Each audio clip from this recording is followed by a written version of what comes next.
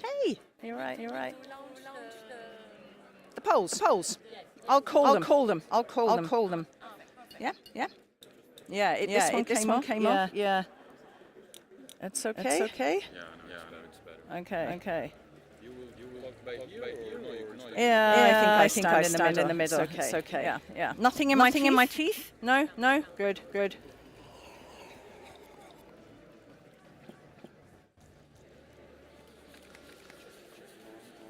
Yeah, go on. Yeah.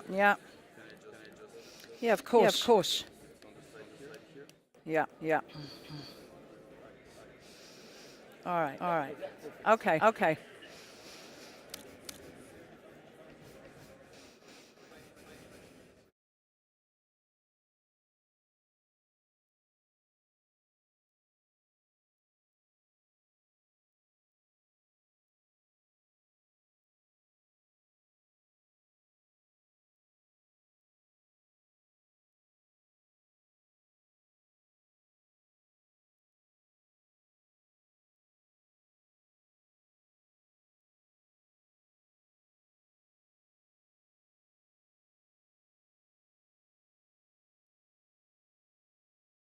Just to ask. There we go. It's just to ask people to please sit. That would be wonderful. If you can please take your seats. I have to say that's remarkable. Normally I have to say to the audience, please. But you are all incredibly, you're like the good kids in school. You've already better, did you say? Better than the good kids in school. Yeah, absolutely. So if you can kindly take your seats. I'm not sure if the web stream is opening. In case the web stream is open, I'm saying hello to everybody at home. Joining us from the comfort of your homes, gardens, offices. I don't know. All right, so if you can take a seat, I shall begin. Dear speakers, where are our speakers? I haven't met all of you yet. No speakers in the room. That's a really good start. Anybody in the room want to volunteer to be a speaker? There we go. All right. So dear audience, you're here. And as I said, all of you online. First thing, phones on silent. Can you please check? That is most important. Can you please check that your phones are on silent? A very welcome to this Cleantech Conference, driving sustainable innovation. Now, throughout a day that is really full of engaging and useful content, together with a lineup of very fine speakers, very diverse, we are going to explore the various pathways for boosting European manufacturing of clean-tech devices and components, technological challenges, don't say that when you're drunk, technological challenges, investment opportunities, the ins and outs of scale-up deployment, and importantly, of course, and I know this is something close to all your hearts, financing, the programs, the mechanisms, the partnerships. Now, the conference is organised, as you know, by the European Climate Infrastructure and Environment Executive Agency, CINEA, in cooperation with CLIMA.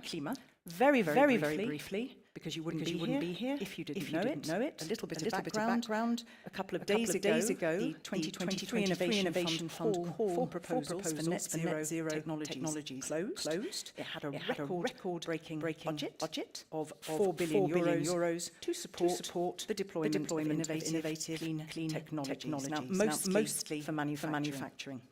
I'm not the expert. I'm going to leave it there, okay? Because our first speaker and more speakers afterwards are going to go into the details. So I'm going to spare you all of that. My name is Katrina Sickle. I'm your master of ceremonies for the whole event. So I'm going to be tying together all of the moving parts. I'm going to be popping back to assist three splendid moderators just to orchestrate some short, sharp Q&As. Okay? So we have three thematic panel discussions, and these are all bolted together with a variety of keynote speeches. Okay? A lot of fertile ground. Now we are going to do our best to let your voices be heard. It is a massively packed schedule. I don't think you'll be surprised, but I will do my best. So on social media anytime, who still does post on social media? Put your hand up. All right. Fairly paltry amount, but nevertheless, I rely upon you. Hashtag IF Cleantech. Okay.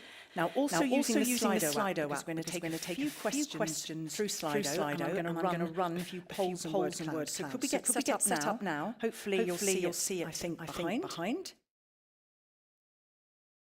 Okay. And there's the first one. So once you're in and on, let's just go for this first poll. Why are you here?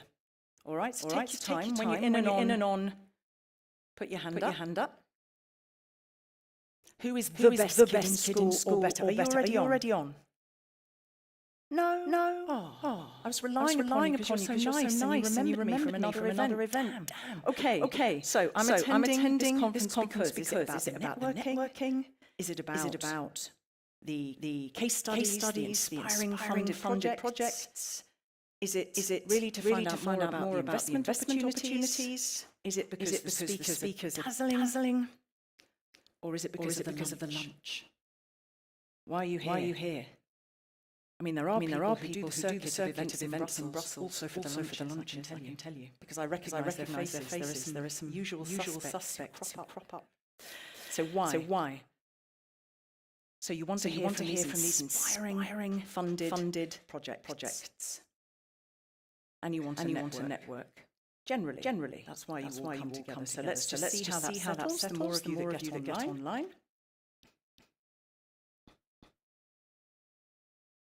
Okay. Well, I'm who's happy about the speaker lineup? Who's one of the 8%? Of course, you could be online. One of the 8%. Fantastic. All right. So that's the first poll. We're going to run a word cloud now, if we may. So let's just take a moment to run that word cloud. Just where are you from? It's always an interesting one. Some people do country, some people do city, not your stakeholder group. Where are you from? I'm a Londoner. But I live in Brussels. I'm also a Belgian. I think you can probably guess why from what happened a few years ago in the UK. Okay. There we go. I love the way the Italians are front and centre. Norway, Athens, Södermalm, Warsaw with that. Okay. Stockholm, Paris, Tokyo. That is very impressive. And slightly show-offy, but we like it. Plovdiv, Seville, Lyon, Papua New Guinea. Okay. That's impressive. Aachen, Venezuela, Croatia. Is the person from Warsaw in the room? That's you. Did you feel it important to do that? I like that. See, you stood out, right? That's great. Switzerland, Reykjavik, North Macedonia. Fantastic. All right. Now, one that isn't an old-fashioned little poll. Okay, let's just have an idea about who you are. I said who I am. Who you are. What stakeholder group? Probably won't manage to catch everybody, but old-fashioned raise of the hand. Who's here from industry at large? Okay. Who's an investor or a banker? Oh, tucked away in the corner there. No, you're cool. You're happy to be there, but they're kind of hiding. All right. Where are the policymakers in the House? Where are the authorities? Where are the regional, local authorities and policymakers? Okay, we have a few of you. Any startups, by chance? Right in the centre. That's where you should be. I like that. Was that a deliberate choice? Oh, you just randomly meet each other. That's great. I love that. Anybody from a coalition? Coalitions? Any coalitions in the House? Academia? Come on, you can be in industry. I love that. That is the best. You just thrust your hand into the air with such pride there. I love that. Okay, the Commission. Who's here from the Commission? Okay, and who's here from CINEA? I've sort of split the two. All right, thank you for playing well. Here's a good one. Who's under 50? That's rude, isn't it? I so don't believe you all. Okay, who's under 27? Oh, that was a late one. I saw it in your face. Yeah, I'm just going to do it. I saw it in your face. Okay, well, I'm just going to keep you with me for a little bit longer because I'm waiting for our opening speaker who is hurtling towards us at great speed, but not yet in the room. So do you know what I'm going to do until I see him enter the room at the back? I'm just going to ask a couple of you, let's test it, just to tell me who you are and why you're here. And I mean a few sentences. I'm a very strict moderator. Who would like to volunteer for that? Come on, when do you get the chance to do that? Normally you're in listening mode.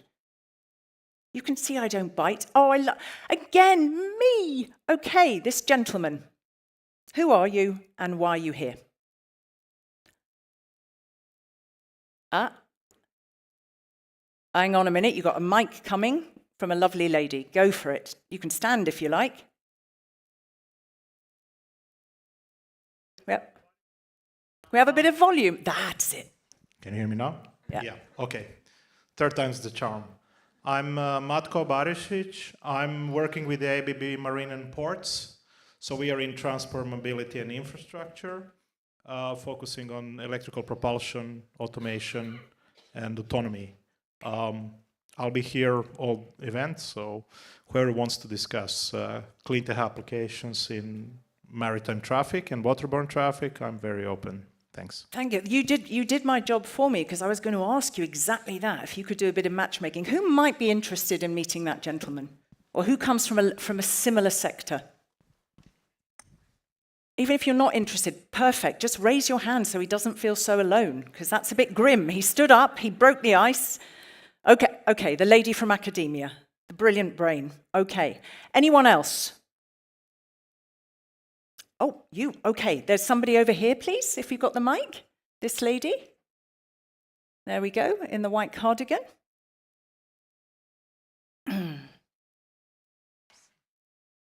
Okay, welcome. Thank you, welcome. Ivana Melillo, Head of Energy Efficiency and Funded Projects for MSC Cruises. Oh, okay. We see in the same ships, more or less. Thank you very much from industry side and also from Asarmatori, that is our association. This is a great opportunity to know and to participate in terms of challenge for the futures in terms of sustainable innovation. Thank you very much. Thank you. Who would perhaps like to meet this lady? Yes, obviously. Okay, she would like to meet you. Okay, from a different sector and from this side of the room. Don't be shy. Oh, okay. You did raise your hand. I will come to you first. The gentleman with the glasses here. If you can kindly bring a mic. Thank you, sir. And then perhaps we can have one more victim from over here. That would be wonderful. Hello, everyone. I'm Jan Legler from LSAT & Partner from Switzerland. I'm the CFO, and we're driving to promote a sustainable way for energy production with our unique turbine that does not emit any CO2. And we drive to have a self-sufficient reliancy with an energy product. Okay, and who would you like to meet? Everyone that is interested in having a green, sustainable, and self-sufficient energy need. Nice. There might be quite a few people in this room. Anybody fancy that? Anybody going to have a chat with this gentleman who is surely under 27? You've got... I am indeed. You are indeed? Oh, okay. God, back in the mists of time for me. That's always in your 20s. Okay. The gentleman in front, and then we'll come here. I think we've got a little bit of time. Okay. Thank you. My name is Hugo Duchemin. I'm a consultant in the aviation sector and in hydrogen. So obviously, I look after sustainable aviation fuel. But I'd like to introduce my German friend here, Klaus-Dirk Hellwig, who is the author of the book Hydrogen Horizons. And in his book, he explains how mid-sized companies, thanks to hydrogen technology, can become clean tech companies. Okay. Is that it? That's the review of the book in one sentence? In one sentence. He's done that very well. It's got 300 pages, so... I'm impressed, thank you. So who might actually dip into that book? For whom would that book be interesting? The Finnish gentleman. Do you want to be the volunteer for this side of the room? Because we've already chatted. Okay. Oh, we've got 2 volunteers in this side of the room. Okay. Our Finnish gentleman. All right, so Markku is the Business Finland, so representing Finnish government, and let's say I'll be buying your book once it's available. And the reason for being here, obviously we are there, let's say, a little bit remote from Finland, but Cleantech, climate change, biodiversity, all important. And why we are here, we are looking for actually investors, companies coming into Finland, Cleantech, clean energy production, hydrogen, e-fuels, battery, and then also large-scale industries. We have the, let's say, the cheapest electricity in the whole Europe. 94% is CO2-free, and it's, let's say, abundant. And we look for getting you also, guys, into the, let's say, the happiest country in the world. So warmly welcome. Although I have to say, I did an event there in November a few years back, and I don't know if anybody else has done that, rocked up in Finland in the winter, and you get this big banner at the airport sort of saying, welcome, bravo, but seriously, why are you here? This is kind of the worst time to be here weather-wise. So I love that. What do we not know about Finland that you could share with the room? What do we not know about the Finns that you could share with the room? Don't talk about saunas.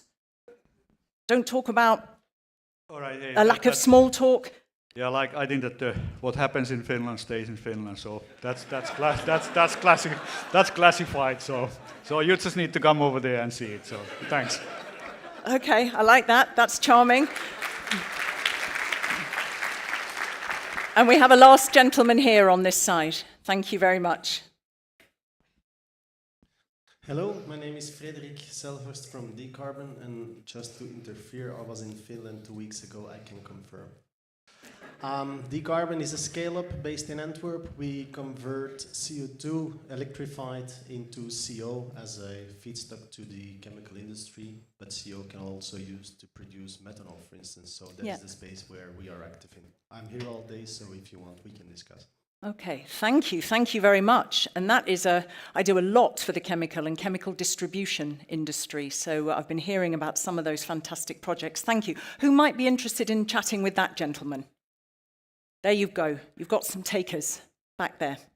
All right, fantastic. You've arrived at the perfect time, can I just say, to the Executive Vice President of the European Commission. We were having fun in this room, not saying that you won't keep it fun, but we were having a lot of fun in this room, so I know almost everything about quite a few of these people, but I'm going to hand over to you now. I think you can sort of take the floor and set the scene. Can you give a very, very warm welcome to the Executive Vice President of the European Commission, Maros Šefčovič. Thank you. Thank you.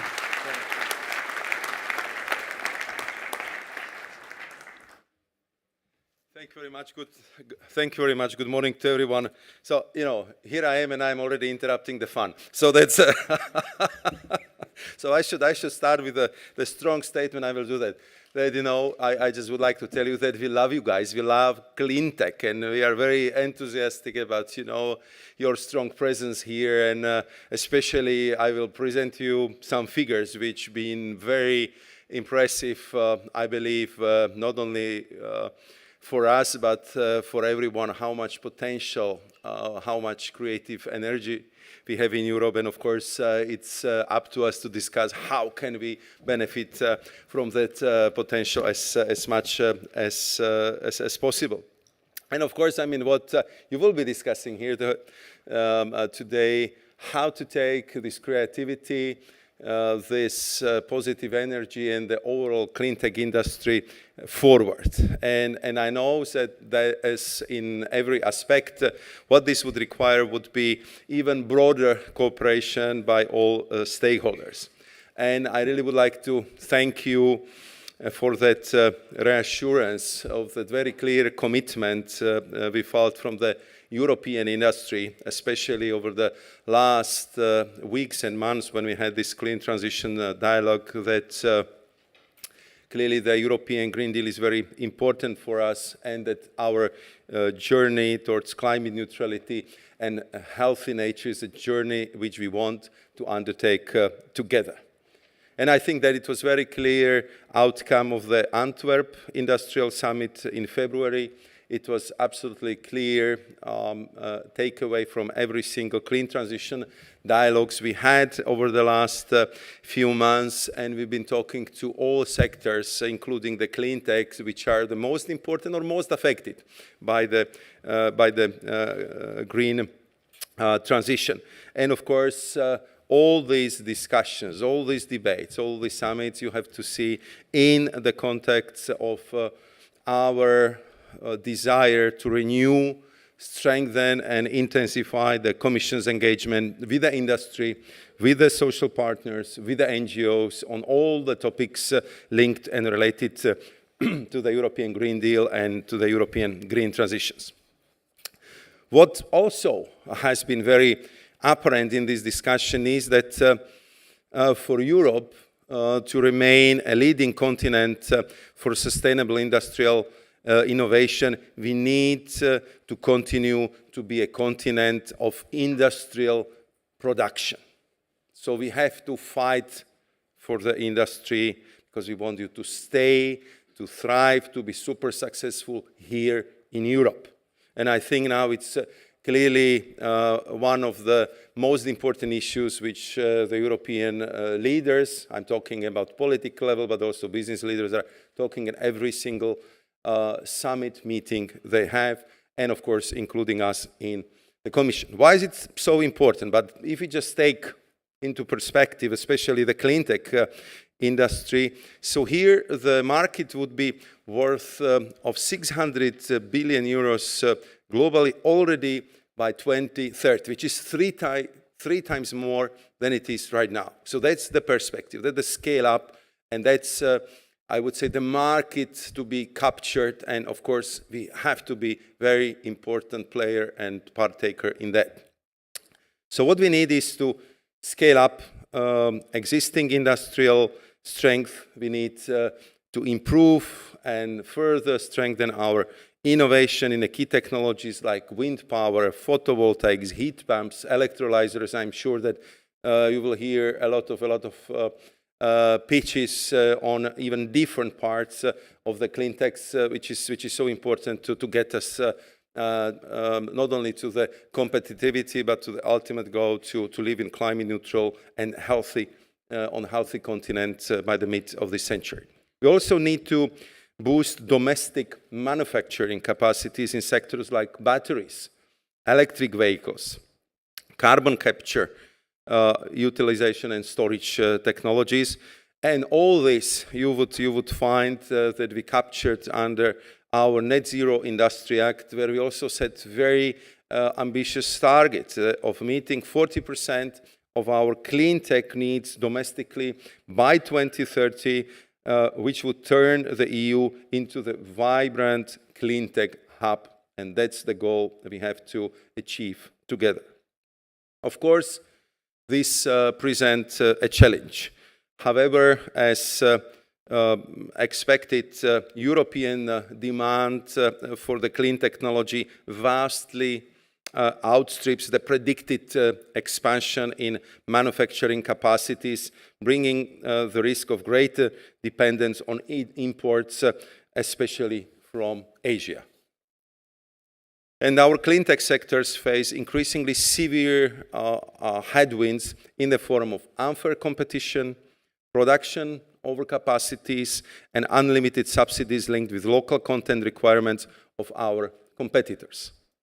So together with the energy costs, they are significantly higher than in other parts of the world, and these factors are threatening the competitiveness of Europe's clean tech industry. But as I told you a minute ago, we want your companies to stay and thrive in the EU, and therefore, we as a European Union, on all levels, European, national, regional, business levels, on all levels, we must be more strategic in focusing investments on innovative, breakthrough projects and building resilient supply chains, including through increased circularity and recycling. At the global level, we need to be more efficient and more flexible in using our trade defense measures to address the dumping of subsidized and non-sustainably produced goods on the EU and global market. And as highlighted in yesterday's communication, laying out the results, the main takeaways of the clean transition dialogues, transitioning from the fossil fuels to clean sources of energy in an affordable and competitive manner is also crucial to the European clean tech sectors.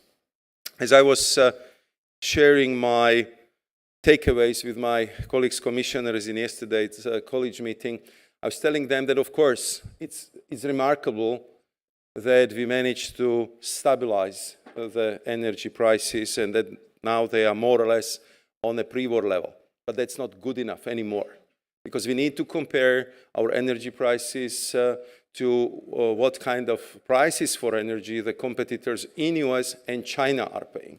So our goal to push them lower, to make them more affordable, to prepare our electricity grids not for 2030 or for 2040, but for being able to transport 3.5 times more electricity than today is absolutely key, and we have to start on this yesterday, because we need to be able to transport this clean, renewable energy to the final consumer, and not to lose the money on curtailment, on bottlenecks, on congestions, and therefore it just shows that how comprehensive, complex challenge this is, and why we need to work on all this together.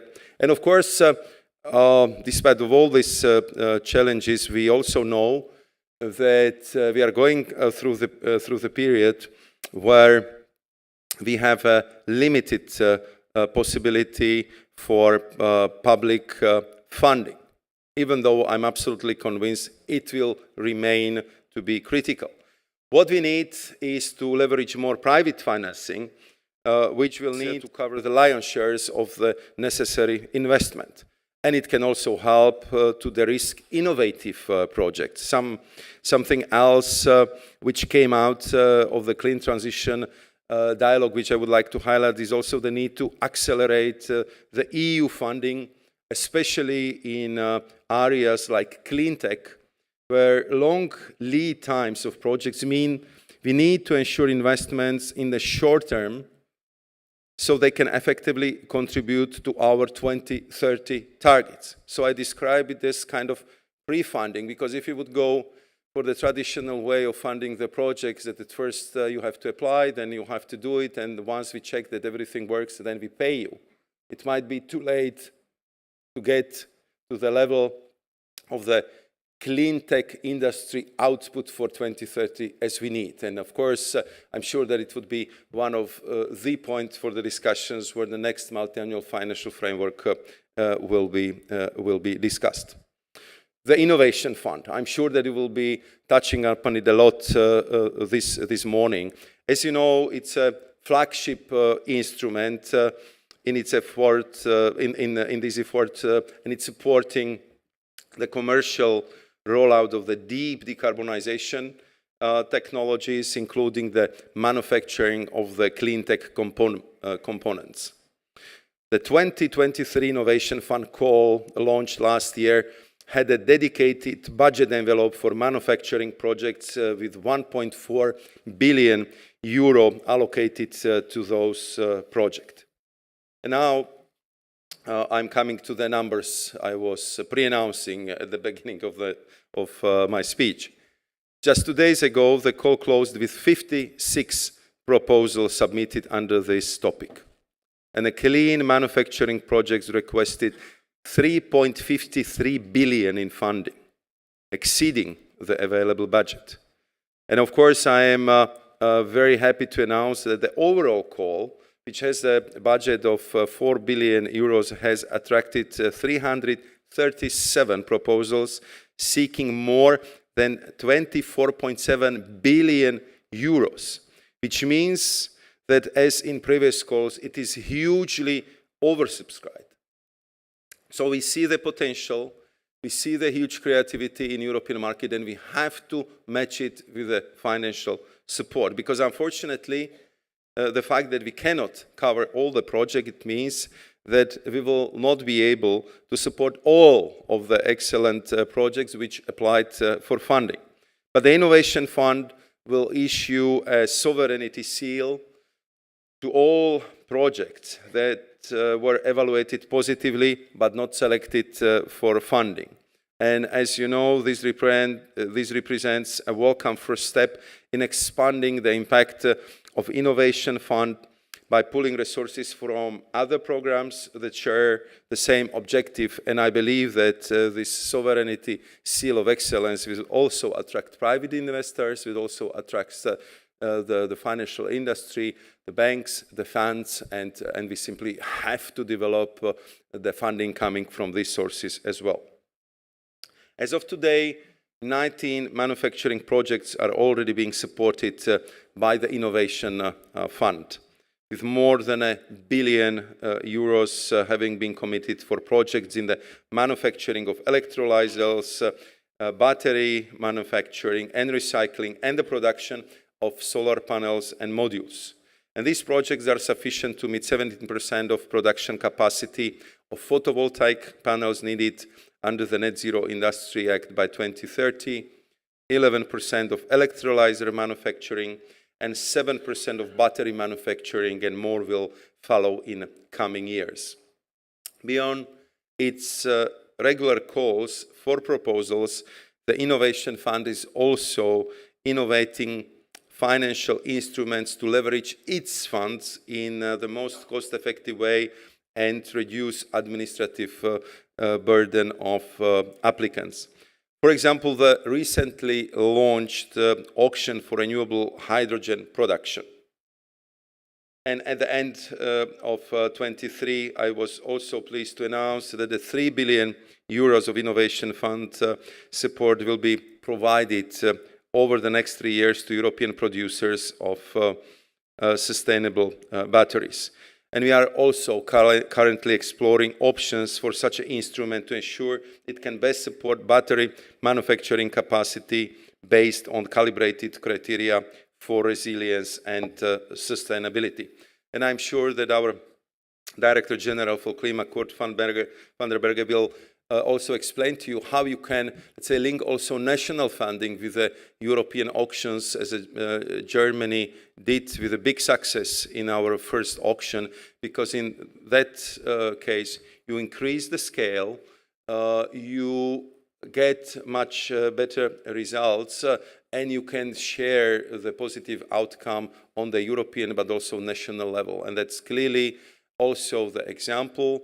It was the investment which we would extrapolate, assess, and recommend also to other member states to join us once we are organizing these public service auctions also for other products, because we need to use much more the scale of the European single market, the economic weight of the European Union, but also political influence when we will be, for example, commonly purchasing some of the commodities like critical raw materials, hydrogen, and other very important commodities which we need for the clean tech sectors in Europe. So to conclude, ladies and gentlemen, I would like to underline once again that there is no doubt that clean tech will lead the way towards sustainable and prosperous European economy of tomorrow. And in talking with industry over these past few months, it's very clear that this is an area where EU holds a distinct competitive advantage. As I heard from one business leader yesterday, if you look around the world, Europe is really only the continent when the real green transition is happening. And that's an attraction point for the investors, and I think that's a motivation point for all of you. So what we need right now is to step up our investment in a fair transition and in clean technology and sustainable production. And I would like to assure you that you would have the whole support of the European Commission, of our President, my personal commitment to help you and help your sectors in any way we can to move your projects forward. After traveling the world over the last year, I became much more convinced than ever that future of the global economic landscape, future of competitiveness of our commitment would be decided in a clean tech. We are not competing with our main competitors in all technologies. We are all competing in who can have more performing solar panels, who would have better performing grids, who will have more efficient electric vehicles, who can produce the hydrogen cheaper with a lower carbon footprint. We are competing who would have the first electric or hydrogen planes. These are the areas which will decide which continent, which economy will be on the top of the global competition. And I'm absolutely sure that we can do it because we have what we need. And to underline once again, we want you to succeed here, to thrive here, and to make sure that the future of Europe is also made in Europe. Thank you very much.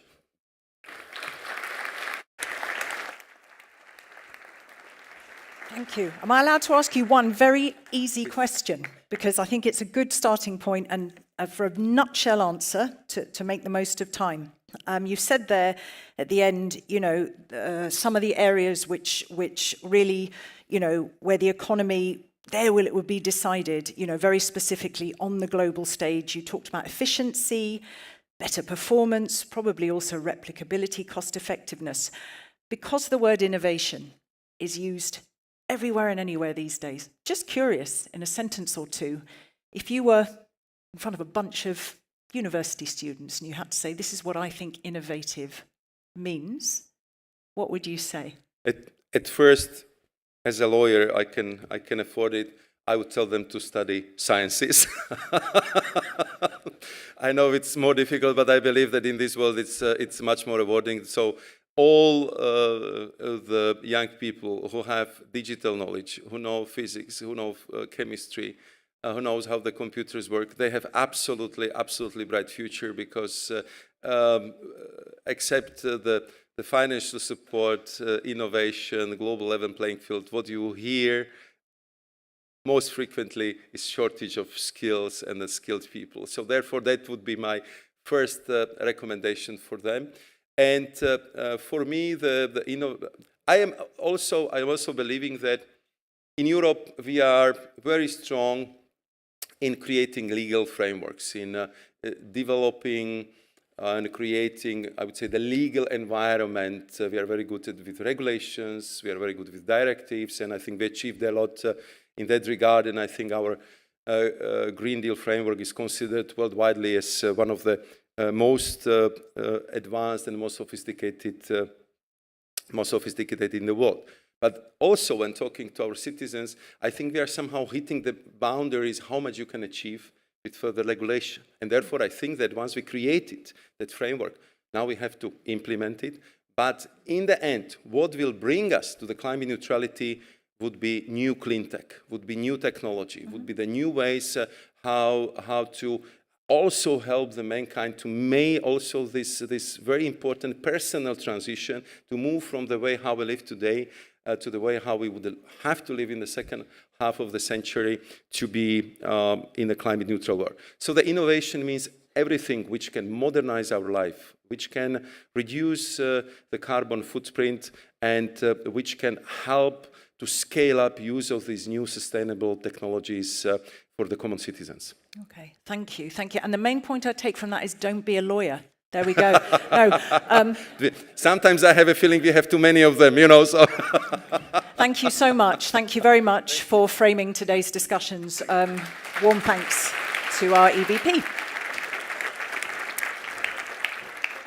We will shortly move into the first of our three headline topics, as I said, that are under discussion today. We've got the panel bit of it with panelists, and we've got framing keynotes. But just to make sure that you are now fueled by coffee and opening words and hearing from your fellow participants, let's just try another word cloud relevant to what we've just heard from the Executive Vice President. Let's try another word cloud. What's the first word that comes to your mind when thinking about European clean Tech. What's the first word? Oh, okay. Yeah, absolutely, technology. Bureaucracy. Breakthrough. Jobs. Heat pumps. Overregulated, lagging. I like that, legging behind Asia. Lagging behind Asia. Made in the EU. Happiness. Who put happiness? Is it someone in the room or someone online? That is somebody who lives and breathes clean tech, right? Complex. Safe future. So as I say, there is a mix of the technology side of things and then the process side of things and the regulation side of things. And you have the more of the optimists, more positive, and those who are, oh, these are some of the barriers. Now, all of that, so that's really helpful. Thank you very much, what you've put in there. And for our moderators, because all of that is going to come out and be unpacked in the discussions today. So thank you very much. We're going to move straight on now. As I said, 3 headline topics. This first one, as I anticipated earlier, technological challenges for clean tech manufacturing and investment opportunities for both international and European actors. Now, as I said, it's a thematic session in 2 parts. Before the coffee break, we have the keynotes. After the coffee break, we have the panelists. So I might be able to take 1 question from the room after each of the keynotes, but I probably will be eating a little bit into your lunch break later, but it shouldn't impact you too much because it is a nice long stretch. So first of all, who is our first keynote speaker who's going to grace the stage? Can you give a warm welcome to Barbara Thierart, who is the president of Battery Systems, Swedish battery developer and manufacturer at Northvolt. There you go.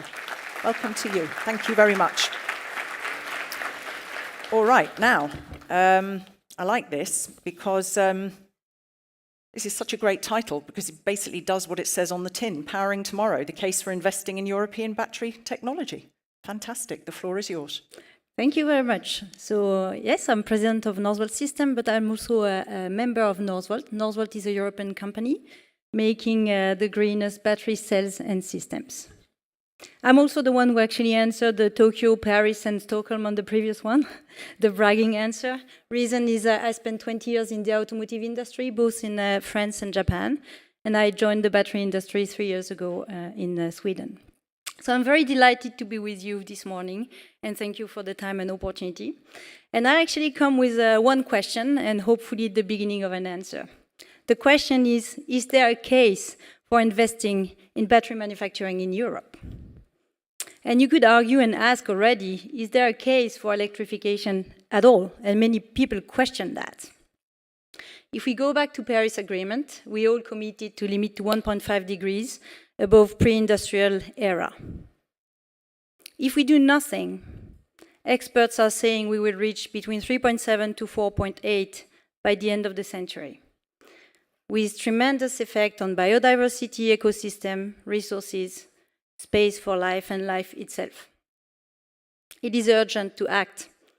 If we look also at Europe's commitment, we are actually all committed to be the first climate-neutral continent by 2050. To reach our commitment, we need drastic emission reduction solutions. There will be several solutions. I heard about hydrogen. I'm happy to read the book as well, by the way, if the book is available. There will be also batteries. Several solutions will coexist, and probably even new solutions will come on the way. I'm going to focus on electrification and batteries. What we see in the transport sector is that this is the key strategic axis for them to reduce their CO2 footprint. When I mean transport sector, I'm talking about cars, buses, and trucks. External and independent studies are actually showing that 2 to 6 times less CO2 emission goes on the total life cycle of a car when you have an electric car versus a combustion engine car. Batteries are the obvious choice for that sector, and this is where we actually have our first and biggest customers and our biggest demand today, definitely. But what we also see, and is quite interesting, and I heard the ABB, the marine, and I heard the aviation as well, we see that other sectors are actually gaining momentum around electrification/hydrogen. The sector moving quite forward at the moment with electrification are already mining, construction, material handling, marine, and early stage in aviation. What does that mean? That means that overall the battery demand is growing and is going to continue growing. In Europe, already next year, we will have a need for 390 gigawatt-hour of batteries. And by 2030, it is expected that the demand is going to reach 1,390 gigawatt-hour. That means that between 2025 and 2030, the demand is going to be multiplied by 5 just in Europe. Today, most of the batteries, as you very well know, comes from Asia. Those numbers also mean that the supply in Europe will remain well below the forecasted demand, at least until 2030. This is due to timelines, how long it takes to get a gigafactory out of the ground and produce. This is due to high level of investment and long ramp-up phases. Speed is of the essence to close that gap. If we now agree, hopefully, that we need batteries for our industries to reduce their CO2 footprint, then the next question is, do we need them in Europe? Or why would we need them from Europe? The very easy single answer is yes, and why? To take our future in our own hands, reduce our dependency. Asia is more than 15 years ahead of us in battery manufacturing and battery development. It becomes a critical and strategic need for Europe when most of our industries need batteries. So the first reason is security of supply and industrial strategy. Regional battery manufacturing and supply chain will facilitate Europe's resilience and industrial position in the global economy. But second, comes also the fact that this will allow us to actually have more sustainable batteries. Batteries, by definition, require raw material and a high level of energy to produce. This we cannot change. This is how it is to make batteries. But what can make a huge difference is how it is done. We have already set a new standard for battery and sustainability in battery industry. We are already using fossil-free energy in all our manufacturing facilities. We push heavily for sourcing maximum locally of all battery components. And we also increase and work hard on circularity, including recycling from the very beginning into everything we do, to go back to the raw material and limit the need for raw materials. We are already today, in our production, able to be at 1/3 of CO2 footprint for an equivalent battery produced somewhere else from our facilities. 1/3. And our target by 2030 is to be at 1/10. This is a reality, and we can make that happen. So if number one is security of supply, and number two is bringing more sustainable batteries to the world, number three is also ability to drive innovation and secure long-term competitiveness of Europe. We innovate already on manufacturing.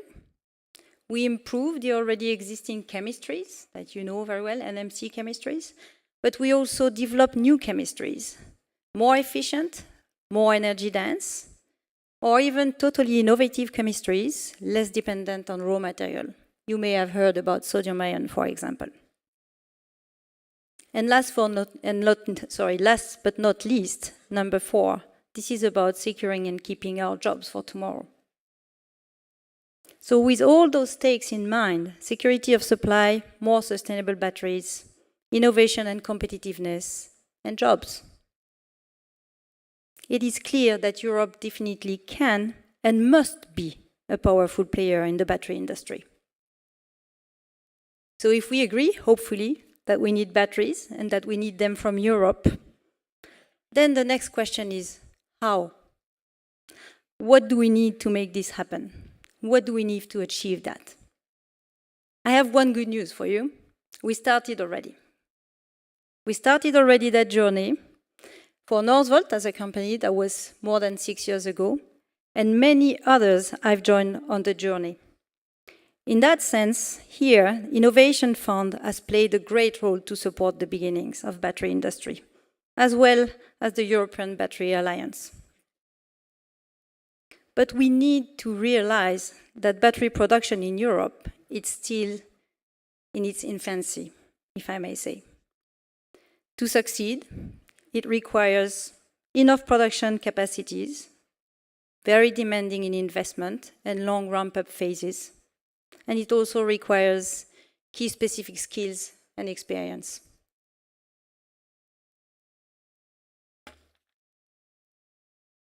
I truly believe this is when innovation, industrialization, policies, and institutions come together that we can create an environment to successfully bring clean tech manufacturing in Europe. Companies like us, they need to develop and innovate chemistries, sustainable manufacturing, recycling. Then, regulatory framework usually gives the kick for the transition to happen.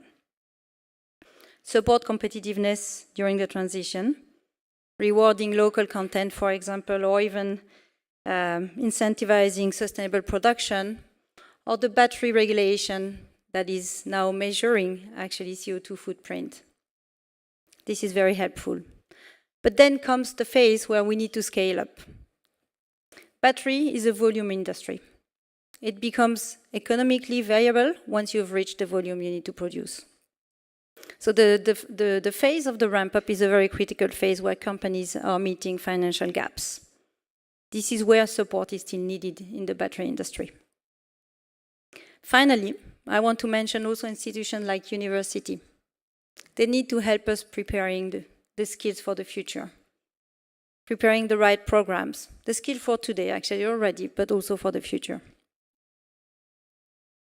We started this race late, as I mentioned, and we can still win it. But speed is of the essence. Let's continue working together to make this industrial revolution happen and ensure an innovative, competitive, and sustainable European clean tech industry. Thank you very much for your support and listening.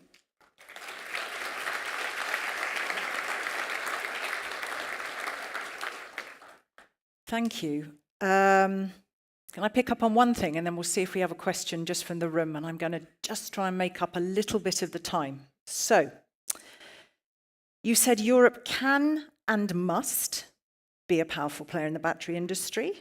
You said battery production in Europe, as these good people also know, is still in its infancy and speed is of the essence. So you identified some of those key areas where there needs to be support, funding, skills, incentives. What about the driving of the change? Who should be in charge? Because it's all lovely, but who's pushing it? That's true. I would say it's an orchestra. Of course, everyone needs to play its part. It cannot happen without solutions. So solutions need to exist. Solutions need to come from company and industry. When I say solutions, it's innovation, technology. That needs to come from there. And it's probably the driving enabler at the very beginning. But then everyone needs to play its parts. That's where comes regulation, supporting to give the kick and ignite for the transformation. And bigger support, financial support, that is needed on the early stages before the industry can stand on its legs. I would say everyone has a role to play, but that's a win-win situation. We need to win as a team, as a European team. And I'm actually happy to be here and also actually happy to have time later today to engage with the different people interested around that topic. This is also part of the journey.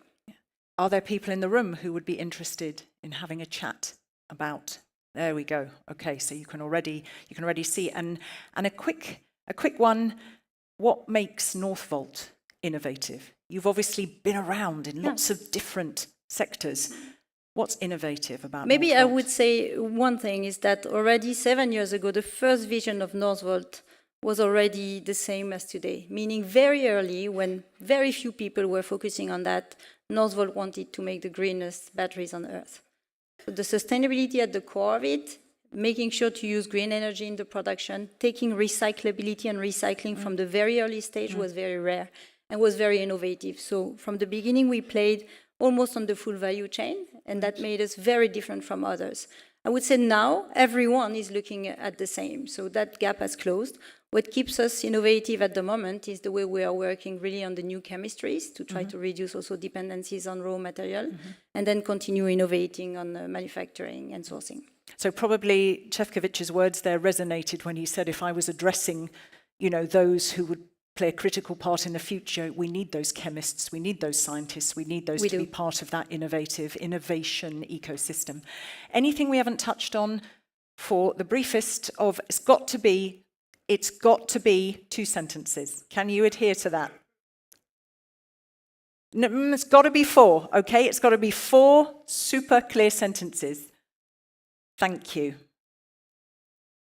Hang on a minute, you're going to get a microphone, and I will flag you down if it goes over 4. Thank you, madam. Good morning, citizens. My name is Angelos Harlaftis, Epafos Advisors. We represent the EcoWaves movement, a pan-European and regional political movement according to the Aristotelian principles.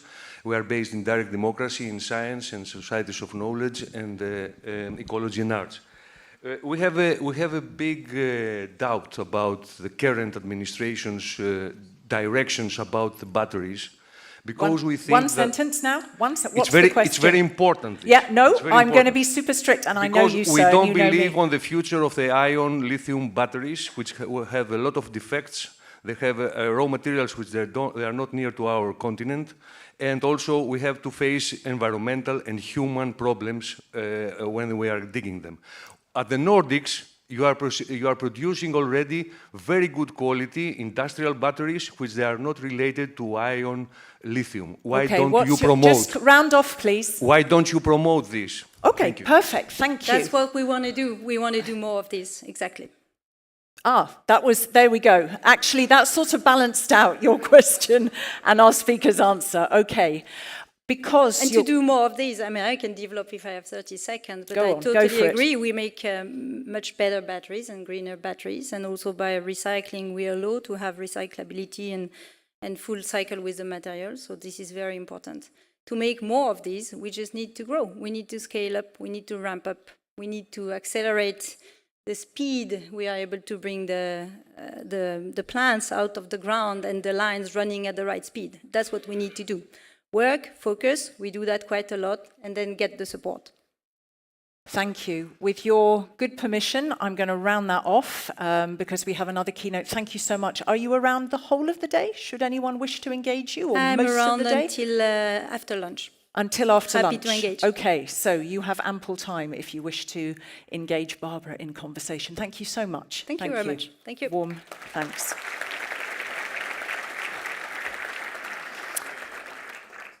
And our next keynote speaker, before we take a coffee break, is Henrik Stiesdal. He is the founder and CTO of, welcome to you, Stiesdal. The company's purpose, but I'm sure he's going to expand upon that, is to develop and commercialize technologies with a high impact on climate change mitigation. Can I say one thing? Is this correct? Wikipedia talks about you, doesn't it? Says you're a Danish inventor. Yes, and businessman in the modern wind power industry, and you designed in the late 70s one of the first wind turbines, representing the so-called Danish concept, which dominated the global wind industry throughout the 1980s.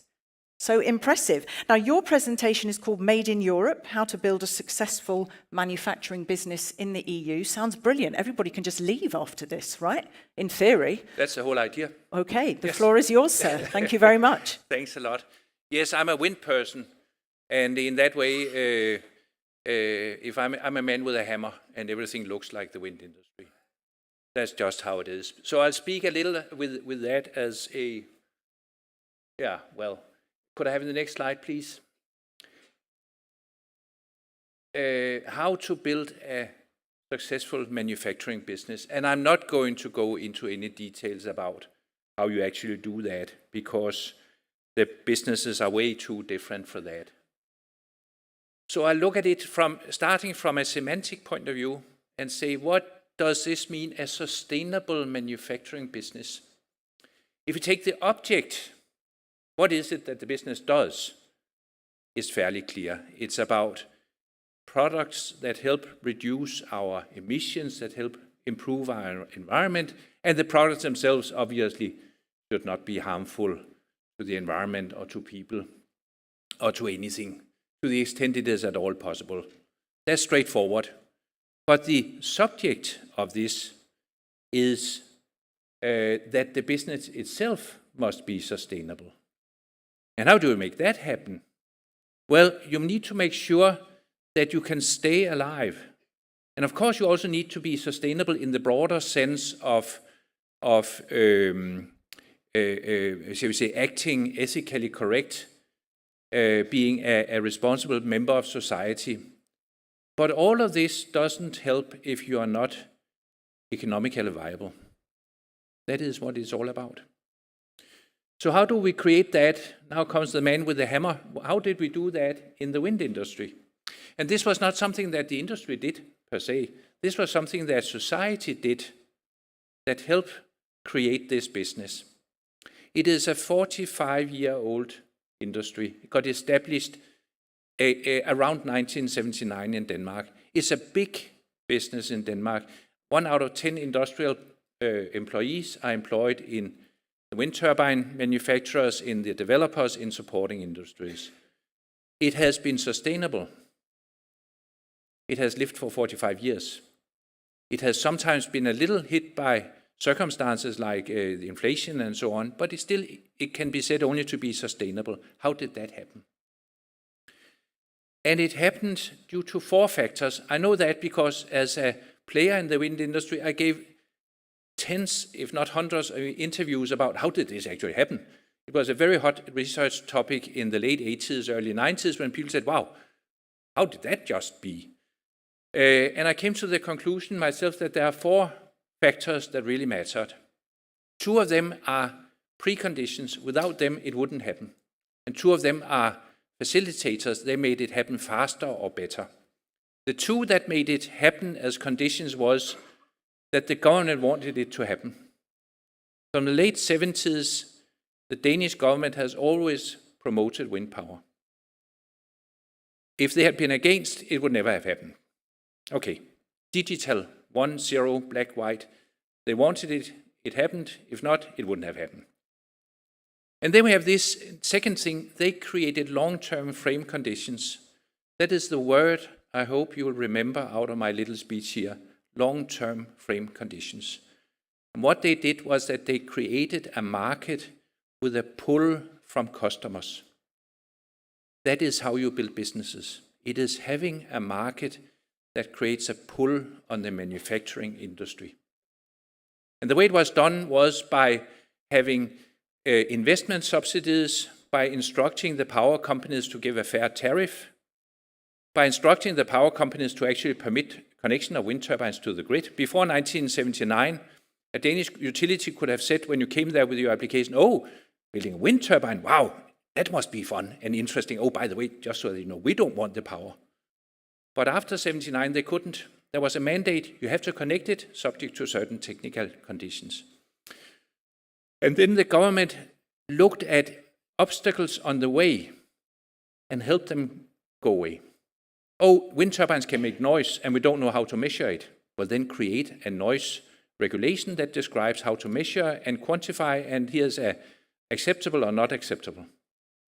We are in difficulties with the planning process. Okay, this is how you should do. Those things facilitated the creation of a market so that there would be clients who came to a manufacturer and said, I would like to buy your product. And then the manufacturer said, great, I can do that. And then his neighbor said, I can do one that's better or bigger or cheaper or whatever. Then you had competition. Competition drives industrial innovation. That's what brought the cost down of wind power. This simple, positive spiral. And then, of course, we have the demonstration projects. A good example is the 2 first offshore wind farms in the world. They had some demonstration subsidy from the Danish government. That's what made them happen. And finally, in Denmark, we had the very good luck that the government early on realized that it should do an effort to connect research to industry. Thereby we got a very, very strong link that we still benefit from now, almost 50 years later. They are the things that made it happen. If you then look at the EU today, what can the EU do? What does the EU do? On point number one, EU does very well. It wants the green, sustainable manufacturing industry to happen. Check. Long-term frame conditions, not so good. There's no limit to the amount of toasting speeches. Yes, we will do 50 gigawatts in the North Sea by so and 300 by so. Check. Cheers. But getting from there to actually implementing, it's not about the toast. It's about the condition. Oh yes, it's clear we are missing kind of a grid.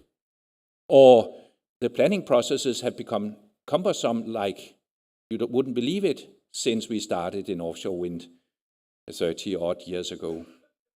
So there's a mismatch.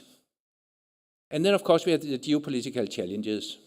We have the unfair competition from particularly one big country, and we also have in some ways when it comes to establishing manufacturing, in a way not unfair, but still influential competition from the Inflation Reduction Act in the US, which is very, very supportive of creating new industries. Then we have the subsidies. There's a well-established support mechanism, or set of support mechanisms, including Horizon, so and so, and the Innovation Fund. But if you compare that with similar systems in the US, it's a very cumbersome process. It requires huge resources. And if you look at the numbers we just had presented today, a little below 4 billion provided to applicants totaling 24.7 or 9, I think it was. It means that 85% of the applicants put in a huge effort and lost. And there we have to say that others have demonstrated that it can be done better than what we do here. And then we have the strong links. I think that's, I don't see anybody else out there, Europe, China, US, China, anybody else doing a better job of trying to do this connection. Here I think we are spot on, performing really well. So, but when you want to establish your manufacturing business, you are suspended from a chain that has these really weak links. That there are these gaps between the ambition and the ability to execute. That we have these geopolitical challenges that are real, present, and they are now. And that we have these support schemes. We all appreciate them, but they are very, very difficult for small and medium-sized businesses, even for large businesses actually, and they are not really supportive of a startup in any good way. So we need to strengthen those weak links. And in principle, of course, it's very simple. We need to close the gaps on the ambition, focus on planning and execution. How difficult can that be? And there I have to say that the EU within the last year really has picked up. And I think that the tendencies, the trends are excellent. But it is the most important thing we need to focus on, in my opinion, is, and now we get back to the windman with the hammer, we need to do like they did back 45 years ago, they being the Danish government's similarity to EU. We need to ensure that there is a market pull for the products we want to manufacture in the EU. And there we have to realize that sometimes the basic market model we are all working under may not work. We all laugh when it comes to Soviet-era plan economy. But if you leave it to the market has an obligation to ensure the cheapest goods coming out of it, electricity, whatever. And if that requires an unfairly competing Asian product, then that's what we take. And there we need really to get our act together and to ensure that unfair competition is treated as it is unfair competition, that something is done. It could be certificates. Are you using any unfairly employed people or resources or whatever? It can be many other things, but we need to ensure that we compete on level grounds. And then, of course, when we come to the support application process, I write here on the presentation, reconsider once more, because this has been spoken about since the 90s, I think, has been reconsidered, but we tend to go back into the groove of these very complex processes. Should not do that. So, all in all, it is not that simple. But I think that we need to face the challenges, and I don't think that it is that difficult once you face what is it that it takes to establish a new manufacturing business. It takes that you establish a market demand in the area that you want to serve for your products, not for Chinese products. You establish a market demand for your products, and you ensure that the planning processes and so on are flexible and will support your business. Yes, that was it. Thanks a lot. Thank you.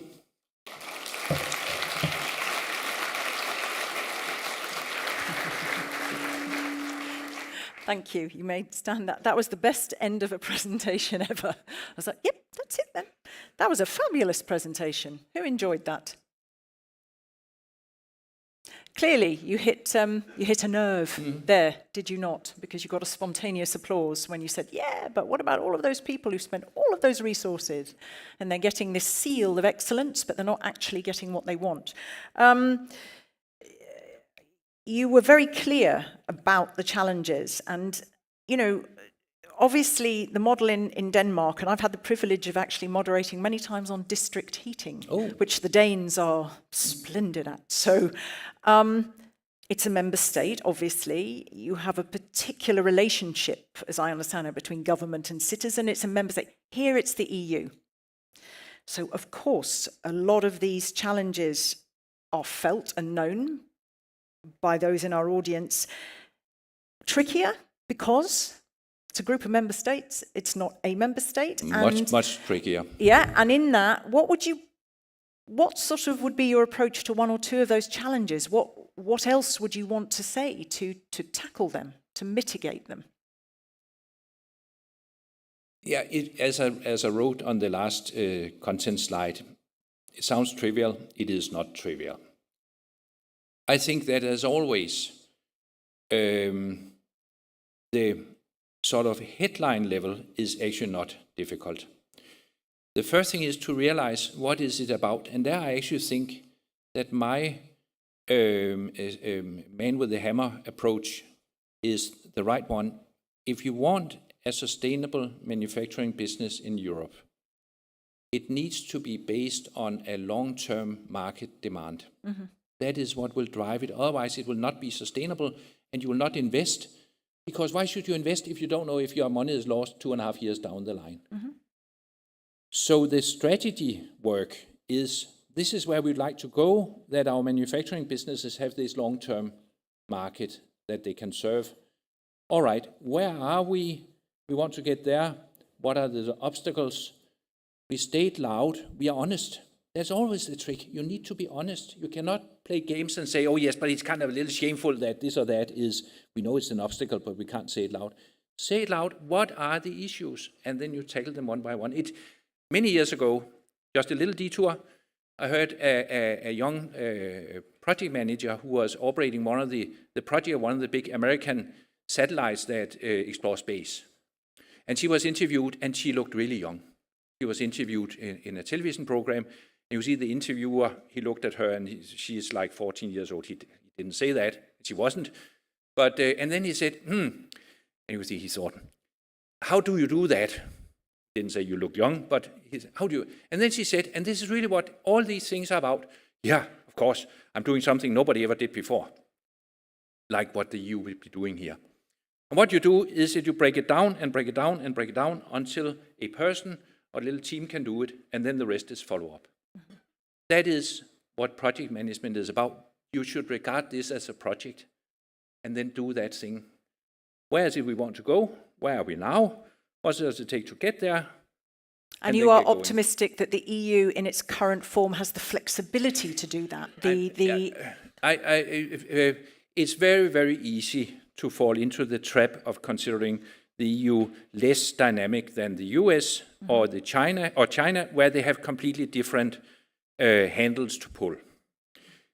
However, I think that what the EU has done, particularly since the Ukraine war started, in actionable decisions that really made a difference, I think it has really risen to the task.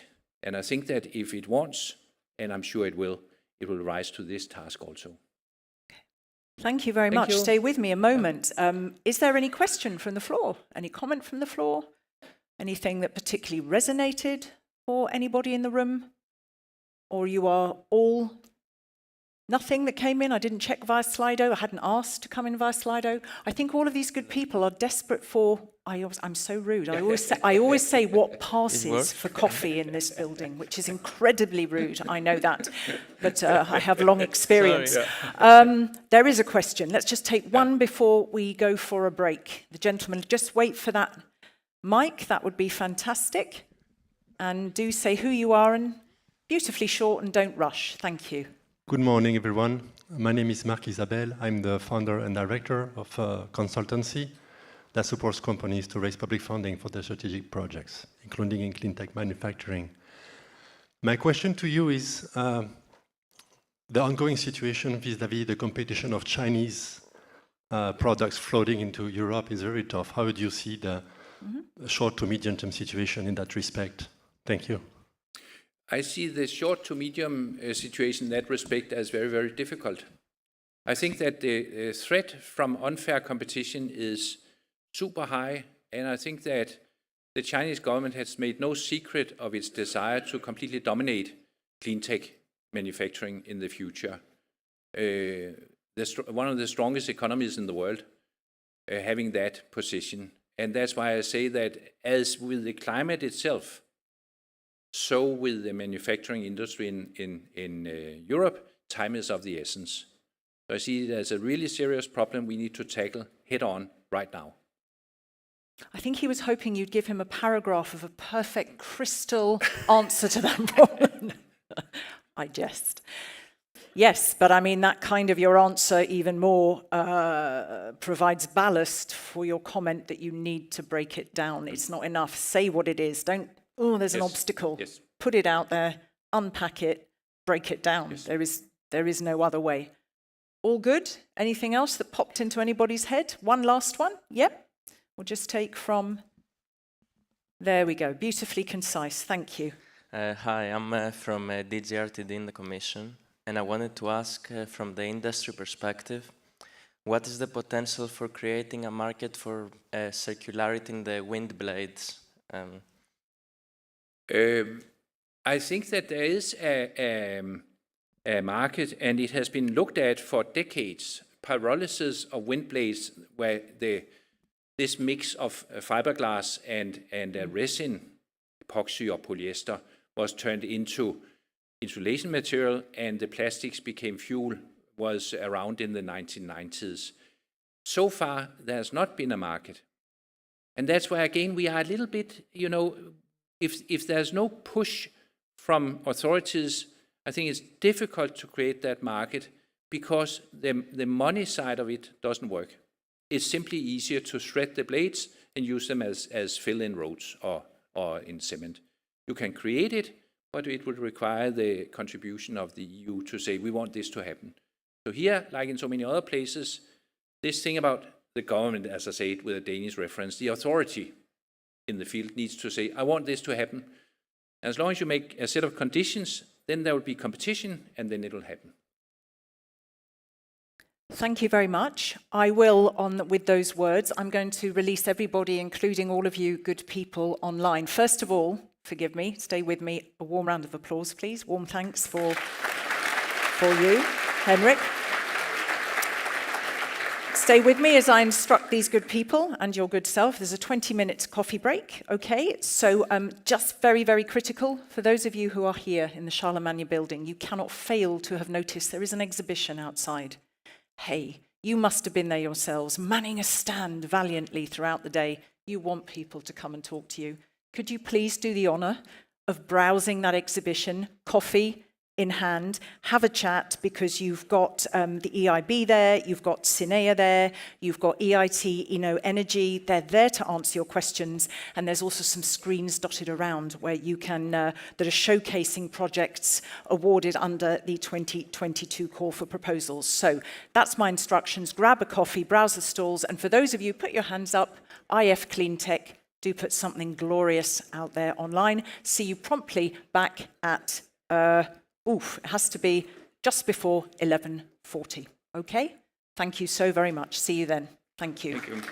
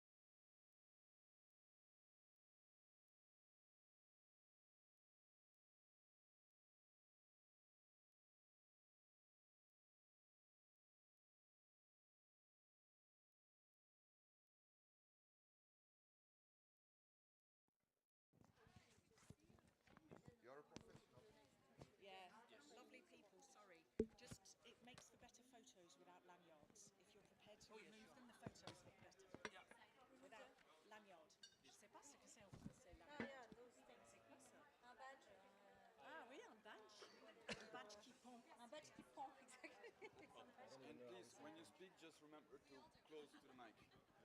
Because if you're like this, it will be hard to amplify you in Like this. No, they're already on. That's fine.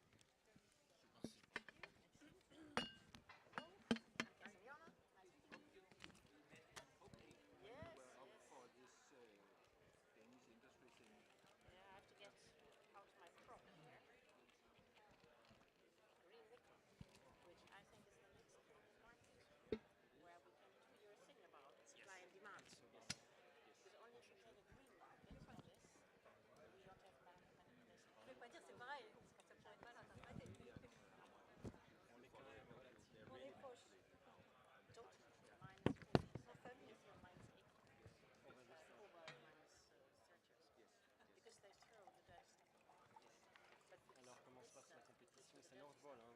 Comment se passe la compétition avec nos amis chinois?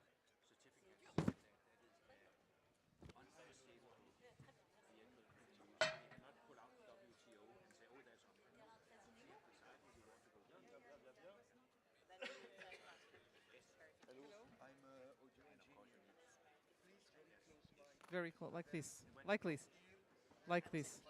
I mean, we Almost touching like that.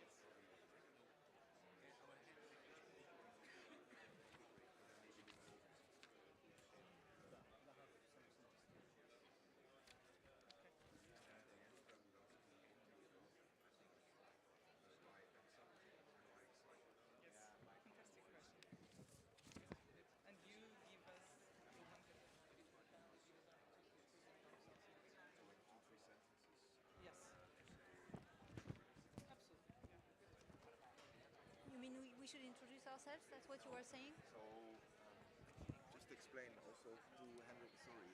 So what I will do is I will first give the floor to Kerstin to explain a little bit what we're doing to make your businesses thrive in Europe. Then I will turn to you and say, how do you see this? Something missing? Should we do it differently, more, etc.? Then maybe I'll ask a question about regulation. Are we regulating too much or too little? Or how do you see it? And then we go to the international side. Protectionism, this kind of thing. And then the last question I will ask to round off is what keeps you awake at night? By anxiety and by excitement? Excellent. Yeah? Okay. Do you want to put my... lovely. All right, good people. We need to sit comfortably because we're about to put the online audience...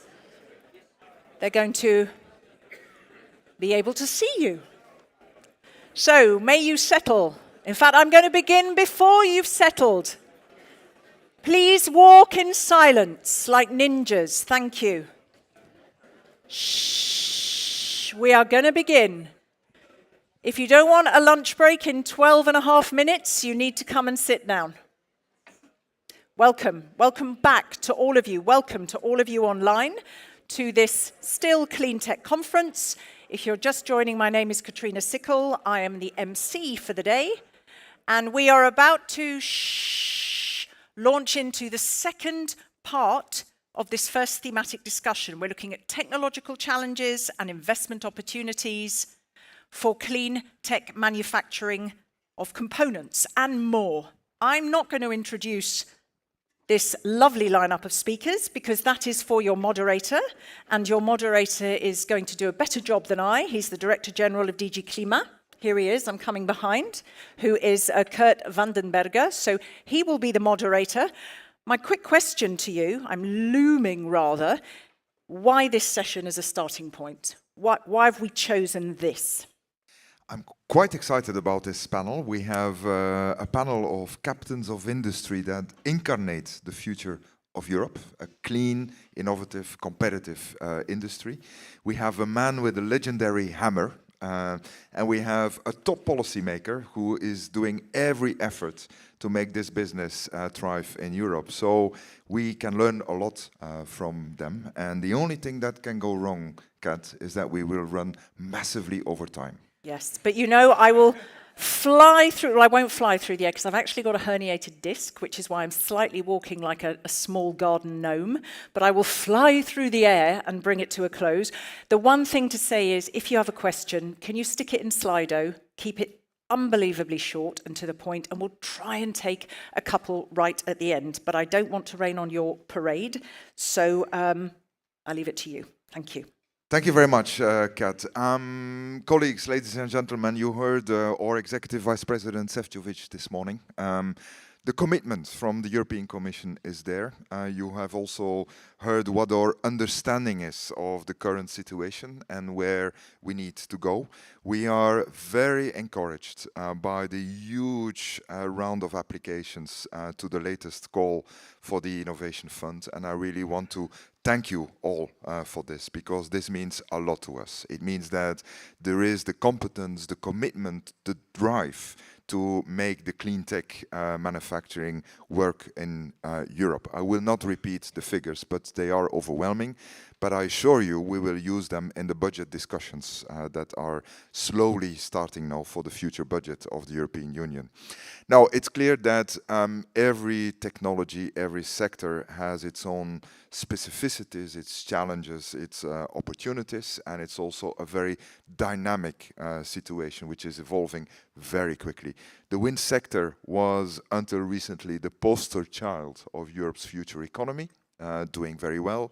We still produce more in Europe than we deploy, but there are headwinds coming, and recently we've seen challenges in terms of performance, supply chains, etc.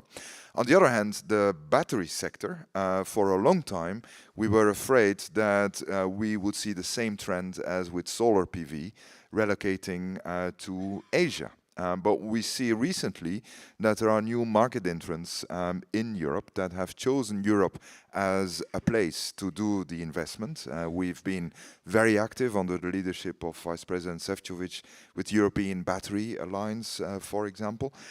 But we also see that we still are hugely reliant on the sourcing of raw materials from other parts of the world, notably Asia. So what I suggest we do with the stellar panel members we have is to dive a bit deeper into the specifics of all these challenges and opportunities.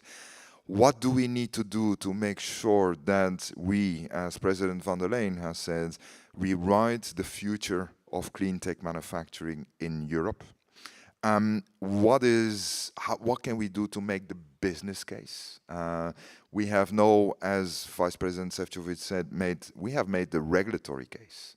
How do we now make the business case? And knowing that we are in a global context where some are saying that Europe plays European football and the rest of the world plays American football. So how do we deal with that global football match in which we are? So I'll start with Kirsten, and I'll ask Kirsten, you are working very hard with our support to make sure that we have the right policy in place for clean tech manufacturing business at large to really prosper in Europe. Can you say a little bit what we're doing, what we have been doing, and how you see the situation evolving? Thank you very much. I'm very excited to be here. I come from DG Grow. That's the DG of the business case and the single market. And I want to say what we've done in two times. One is creating, shaping the value chains of tomorrow, and two, de-risking investment. Now, shaping the value chains of tomorrow is, for example, through product regulation. If you take the battery regulation, this is a new type of regulation which has a life cycle approach, which defines the product, the green product, the premium product that will be used in Europe, including the inputs, including recycling, including how it's being manufactured. And that creates a premium market. Of course, that's not enough. We also need to know where do the inputs come from. And this is the Critical Raw Materials Act, which is the first mining law of its kind globally, which looks at supply and demand, to your point, at the same time. Because it looks at supply, permitting procedures, ultra rapid. It looks at financial access to finance, the superhighway to financing. But it also looks at the off-taker role. You know, those who will use these critical raw materials, battery producers, but car producers. You know, all companies will now have to identify their dependencies. And if there is a dependency that's above 65%, they are required to diversify, which means not only depend on one dirty source.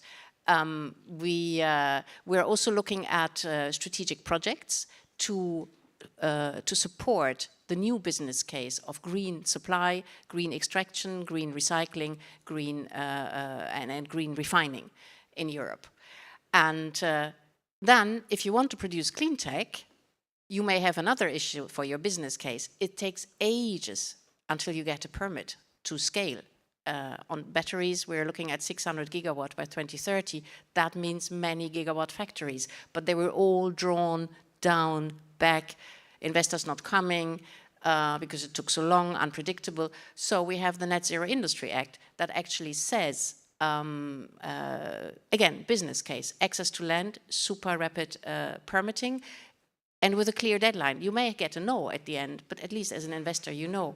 And access to finance, the same one, access to skills, hyper important here, and that's new, framing the market as well, the offtake. We're looking at public procurement, and we're looking at auctions, and we're looking at non-price criteria, because on the price base, difficult to compete, but if you compete on quality criteria, that's more easy. And then there's what some investors said to me is the magic 40.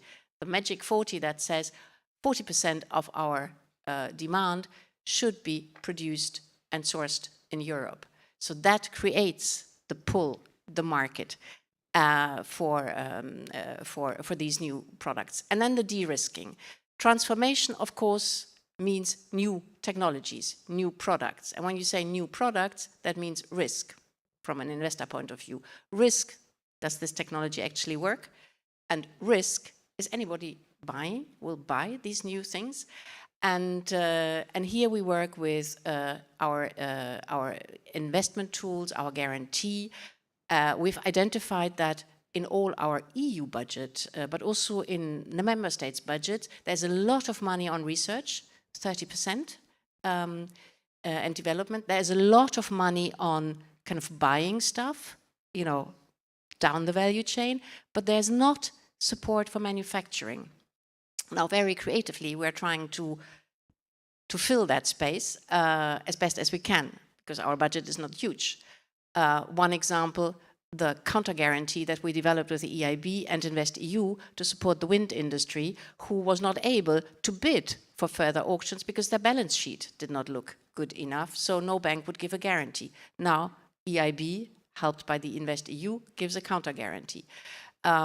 Another problem we have is there is not a match of supply and demand properly. Hydrogen, too expensive green hydrogen for a number of users, potential off-takers, still to pay. So it doesn't fit with their business case. So we come in with the hydrogen bank to actually cover the delta until supply and demand will have kind of balanced themselves out.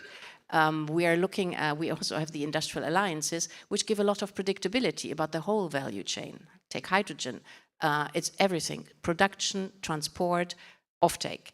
And this visibility, again, creates a business case and the market.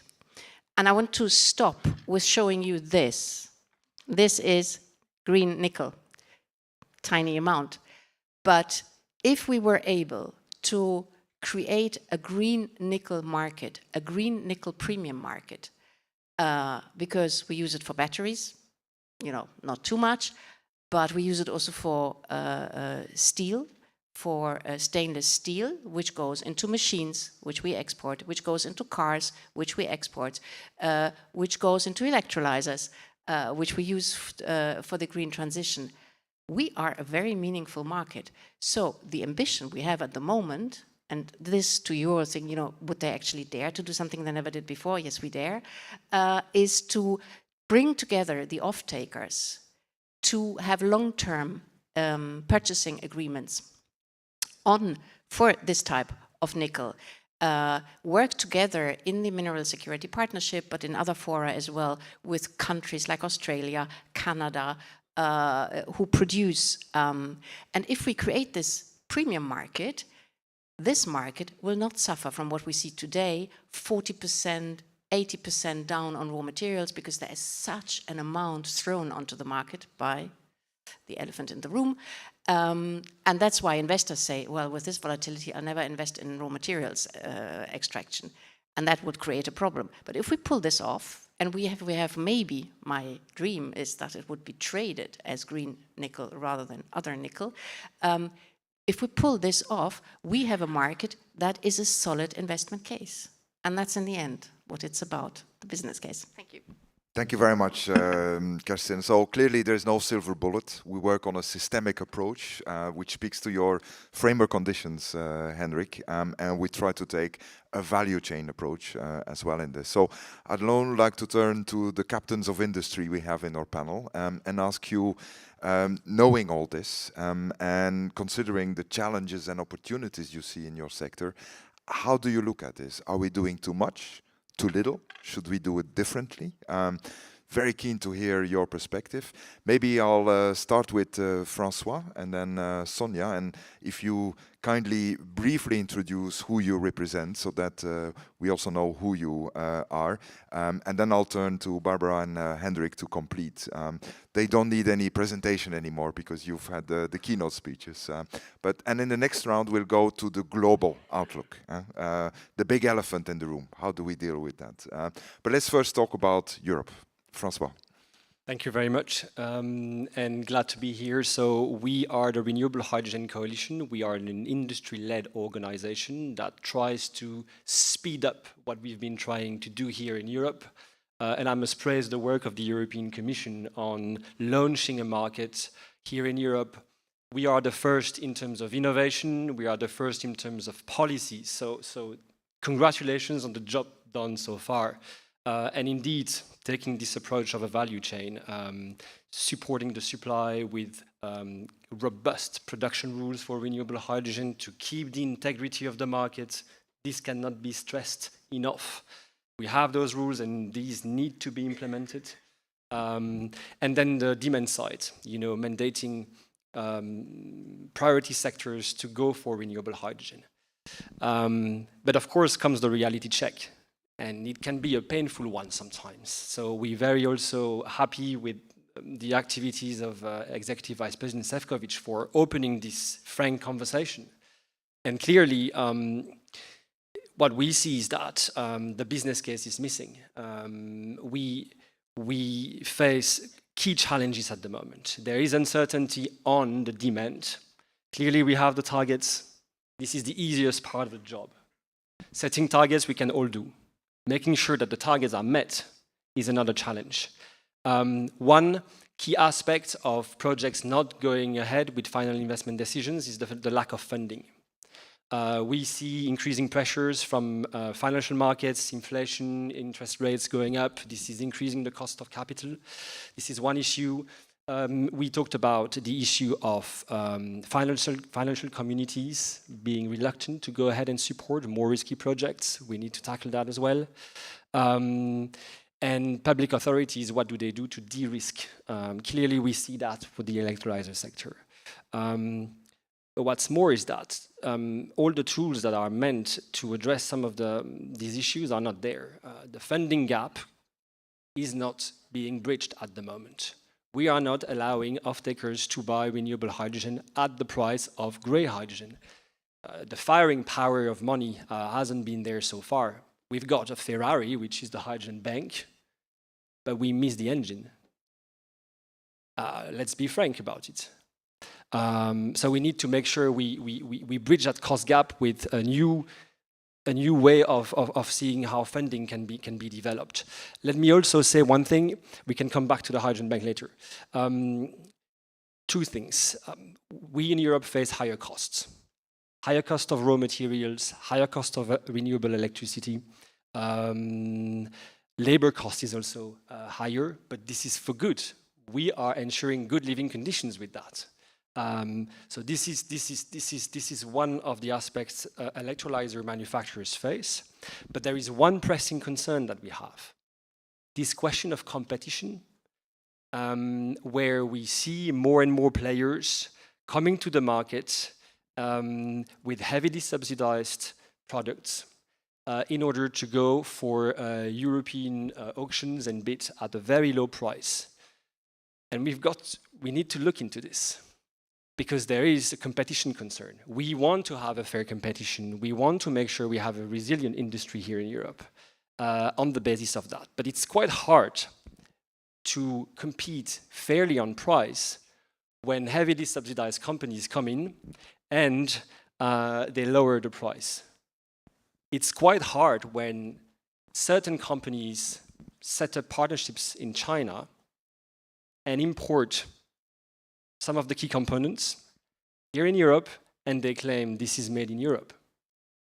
These are very serious competition issues. We need to look into that very carefully. We also see that there are very aggressive commercial practices coming here on the European market with very different funding conditions than ours, offering to cover the capex, offering to cover part of the project financing. And you don't have to pay now. You can pay in 5 years, or 3, 4, 5 years when you start operations. We cannot do that. We don't have the financial means to do this. So we've got a problem. We're very happy that the European Commission has launched an in-depth investigation on the wind industry. And we would encourage that we do the same for electrolyzers. Thank you, Francois. So clearly we're prepared for European football, but we have to play rugby, if I hear you correctly. Sonja, over to you. Thank you, Knut. So I'm representing FREYR, and FREYR is a developer of clean next-gen cell production capacity founded in Norway in 2018. And our mission is to accelerate the decarbonization of power and transportation systems. And we are soon to start our automated cell production in our customer qualification plant in Norway, powered by abundant and cheap hydroelectrical power. And we are also advancing our projects in the United States, which we have started before the IRA and clearly accelerated after the IRA. Speed, scale, and sustainability are our motto. Barbara already touched a little bit upon that in her keynote speech. We need to speed up the efforts in Europe beyond regulation, right? Making the business case right.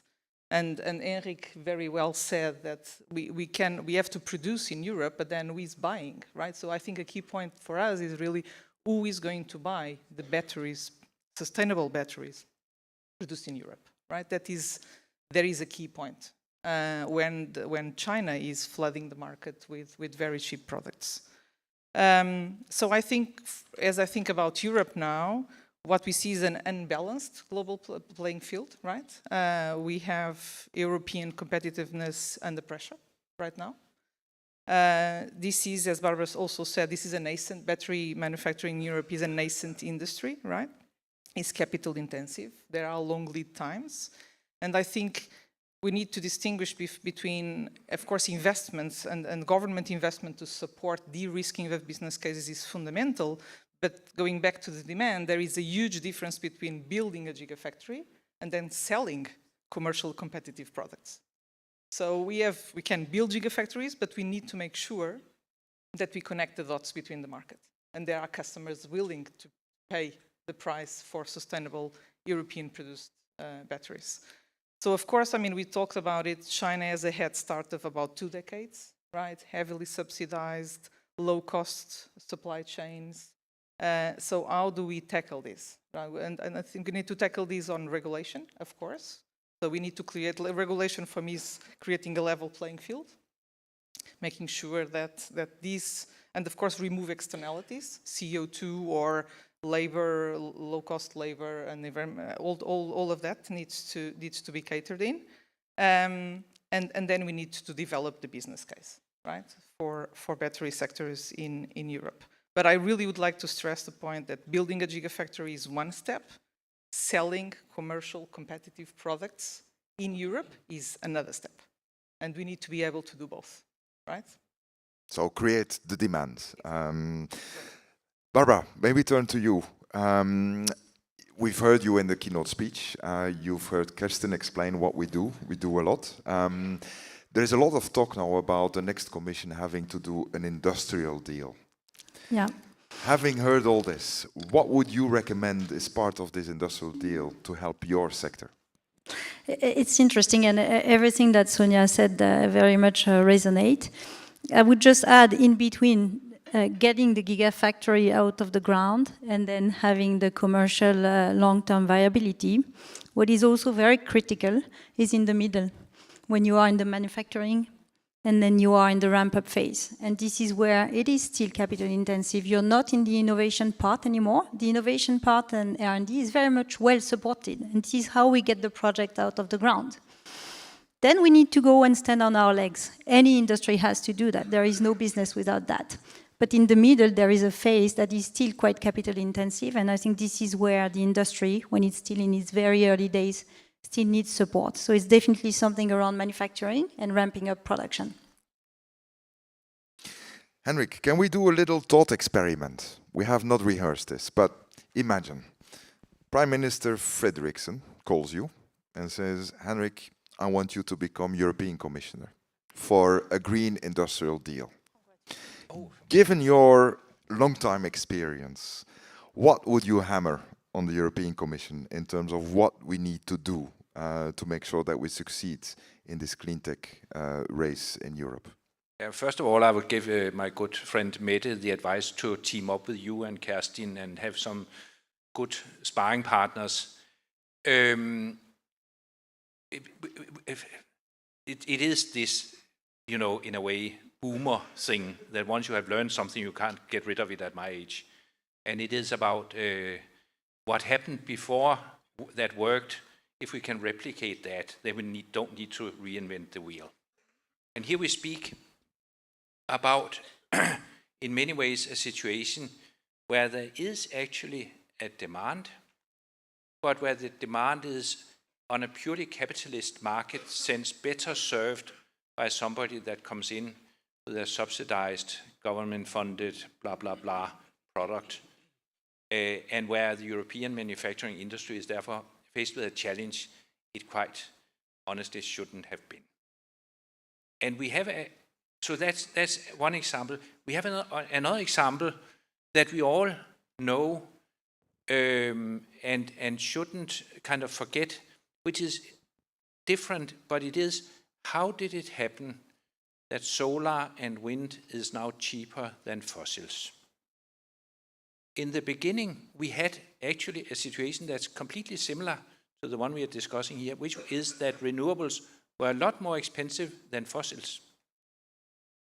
And what then happened was that a market demand was created by the simple tool of giving some sort of subsidy for the product electricity if it came from a green source. That's how society dealt with it. What society did was that it said, we want to foster this industry, we want to create a demand for their products.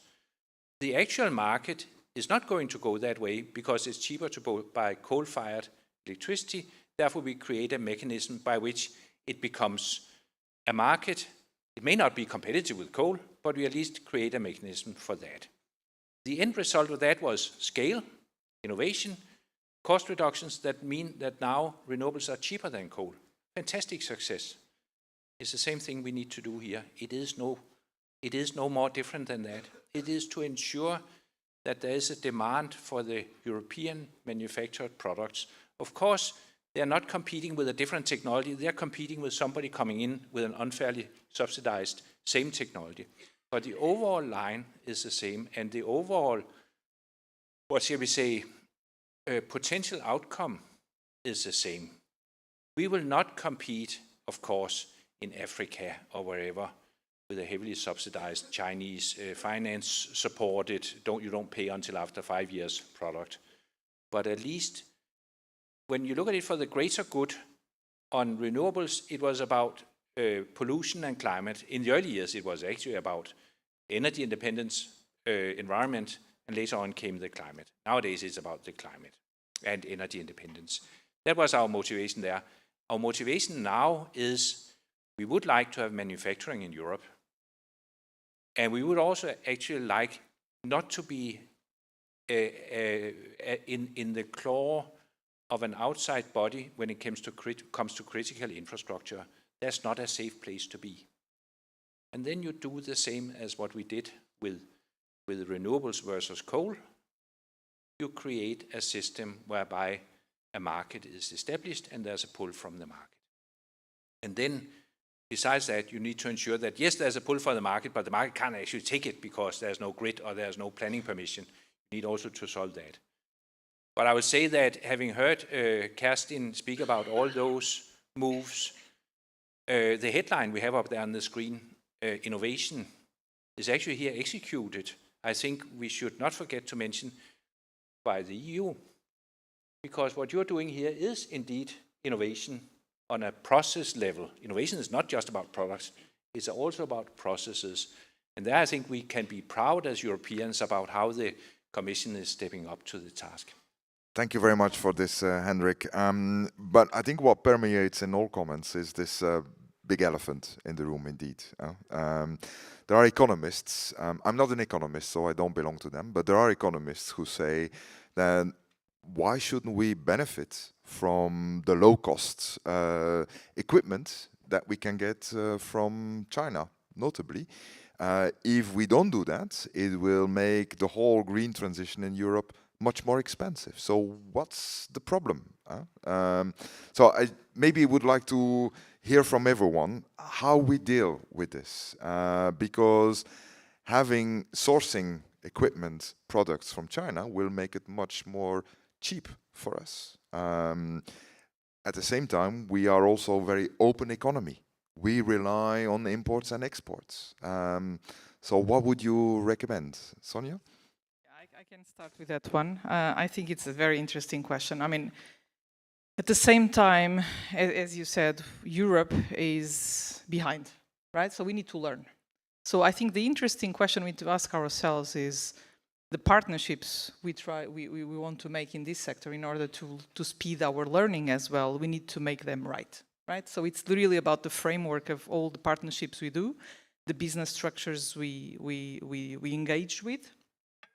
But I think, in my view, the regulation, the policy and the I mean, as Commissioner Šefčovič says, I mean, Europe has been fantastic in putting together the regulatory framework until now, right? US came afterwards, not necessarily about the regulation and the regulatory framework, but with economic incentives, right? And the beauty of the Inflation Reduction Act has been how simple it is, how simple the mechanisms are, right? And last year, just to comment, last year we have seen parity on average battery pack prices with China in the US. But we also probably will see that this year, battery prices from China will probably get to 53 euros per kilowatt hour. And the beginning of 2023, we're talking about 110, 120. This year, we'll probably see 56. So this is really the business case, right?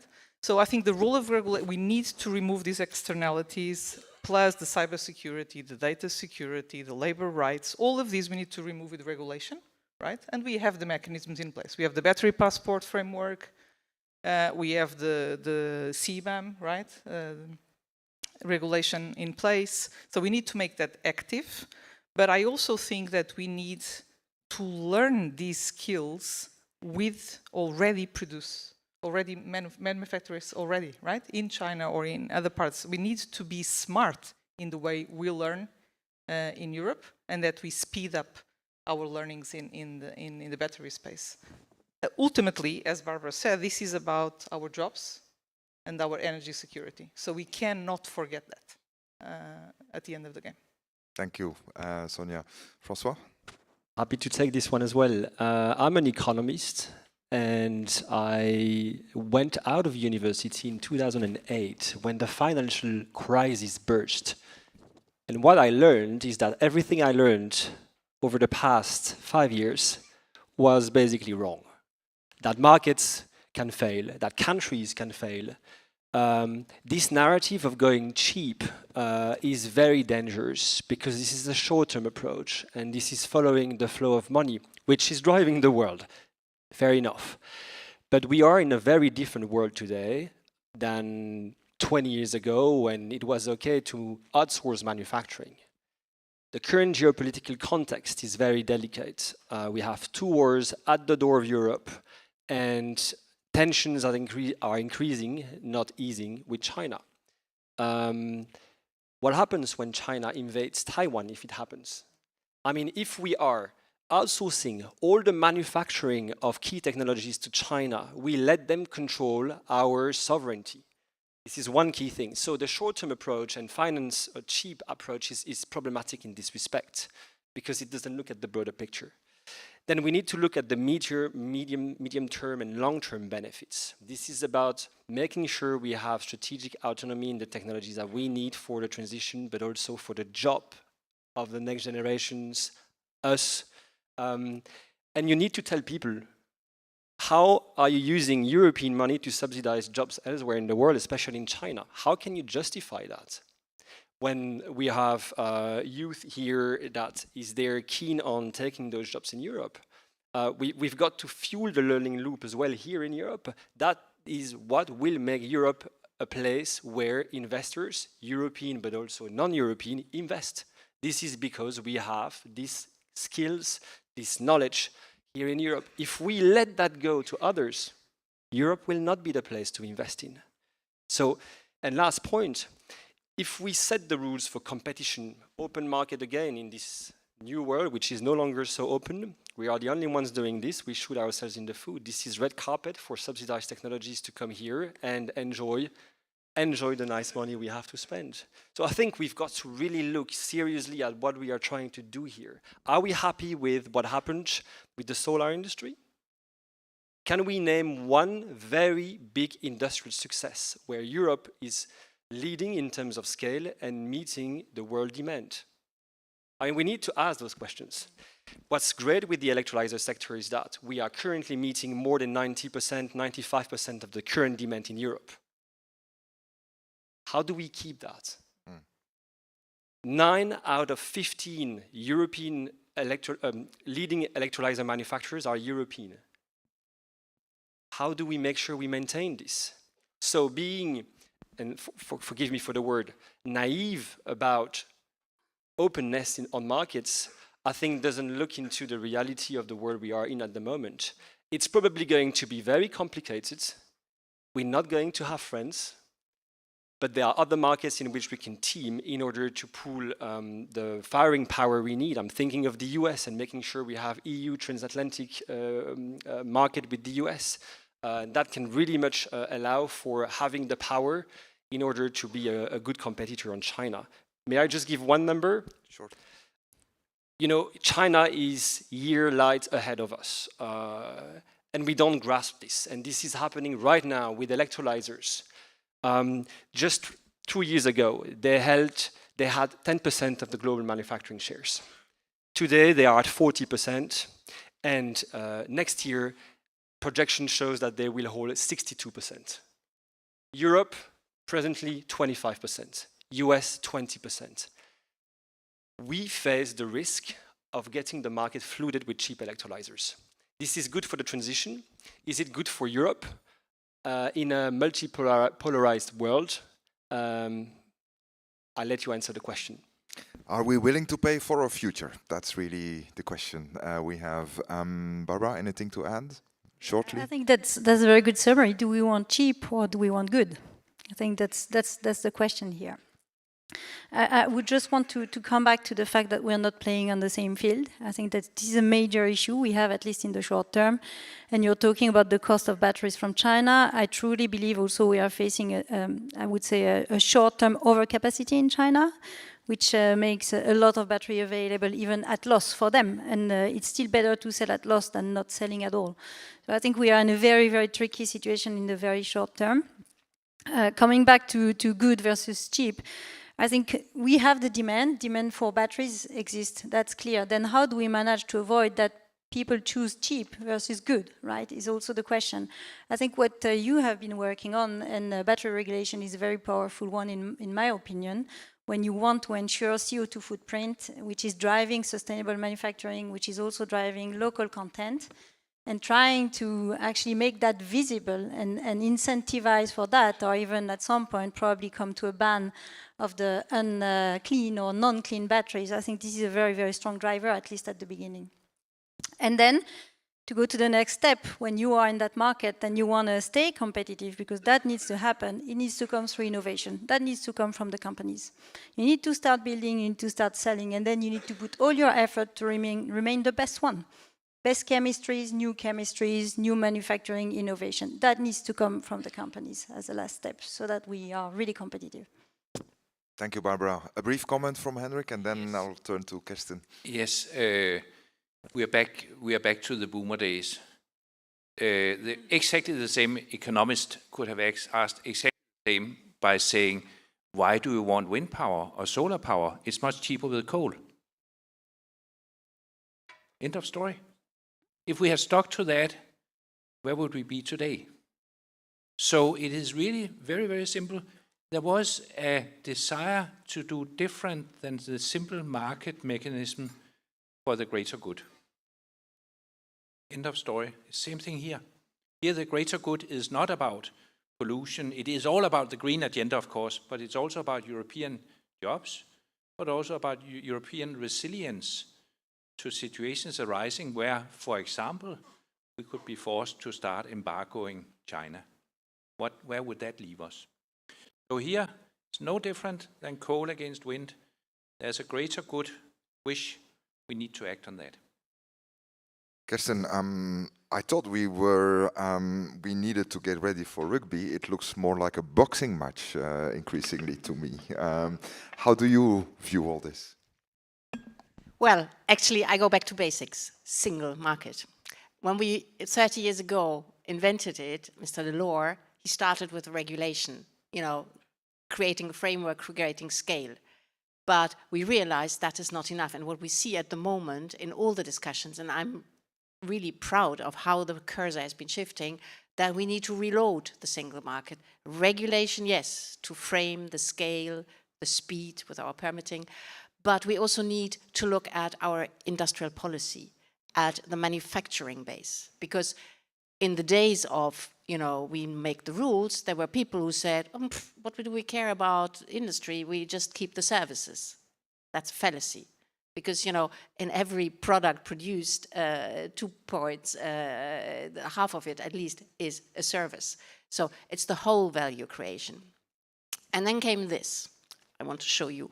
It's my prop day today. This. When we had COVID, we all of a sudden realized we don't have this. We don't have enough of it. Actually, we shipped everything we had to China because that's where it started. And then we realized we don't produce them. And that's when the thinking around resilience came in. And that, I think, is the third part, you know, regulation, manufacturing, and resilience. I mean, clean manufacturing, the green transition, of course, and then resilience. And this resilience part means that, you know, we cannot afford to not have this. And we cannot afford to not have energy. We cannot afford to not have the materials we need to build the batteries, which we need to sustain our renewable energy system. Because without batteries, I mean, when you have renewable energy, you need batteries, because otherwise it doesn't work. You need to get the energy at the factory gate. So this thinking, when you take all of this together, I'm actually very hopeful that we will have a very meaningful discussion, and that the points you made, including on the level playing field with our with other jurisdictions in the world, will work. DG GROW alone has just been vested with two very nice shiny tools. Number one, foreign subsidy regulation. So in every single procurement above a certain thresholds, companies will have to declare that they didn't benefit from foreign subsidy. If they don't, we look closer. And if we find something, they can't participate. Now, we've applied it twice in 200 days of application of this regulation. In the first case, the Chinese bidder withdrew from the market. They didn't like our deep investigation. In the second case, we'll see. Solar panels. It started. And the second shiny tool is forced labor, product ban for products that include forced labor, which will also be, I mean, it will require knowledge about supply chains. We have to beef up our game on this, but we will be able to look into this, and we will be able to ban products that include contributions from forced labor. So, single market reloaded, I think that's the answer. Kat, can I turn to you to see if there are any questions that we can get from the audience, to see if we have left anyone too perplexed? Yeah, perhaps just a couple. I'm going to take one from Slido, and then I'm happily come to you. First of all, who would agree with me that Henrik should probably rule the world? For whom did that resonate? I mean, this is the tough one for me, that desire for the greater good. I couldn't agree more, but one has to be bloody optimistic about that's the groundswell, right? Thank you, and I hate to butt into your conversation. It's just to give these good people time for lunch. Can we just maybe look at this one that came in? There was a question that came in about, well, we've looked at the EU market, but it is an export-driven economy, so products here will be more expensive. How could we promote exports of clean tech? Anybody want to chip in? Yes, François. That's a very interesting question indeed. I mean, looking at the case for electrolyzer manufacturers, I mean, this is about the economic opportunities, not only about meeting the demand here, this is about exporting the quality standards and our technology elsewhere. And so we need to make sure that whenever there is public money that is used outside Europe, the global gateway, etc. We need to make sure we somehow replicate measures that we are doing here in Europe. This industrial policy needs to take that into account. We cannot just offer a paycheck to any type of technology receiving European funds. We can help build industrial champions here in Europe thanks to such instruments. Let me say one last thing. Once an industry is gone, it's gone. It will unlikely come back.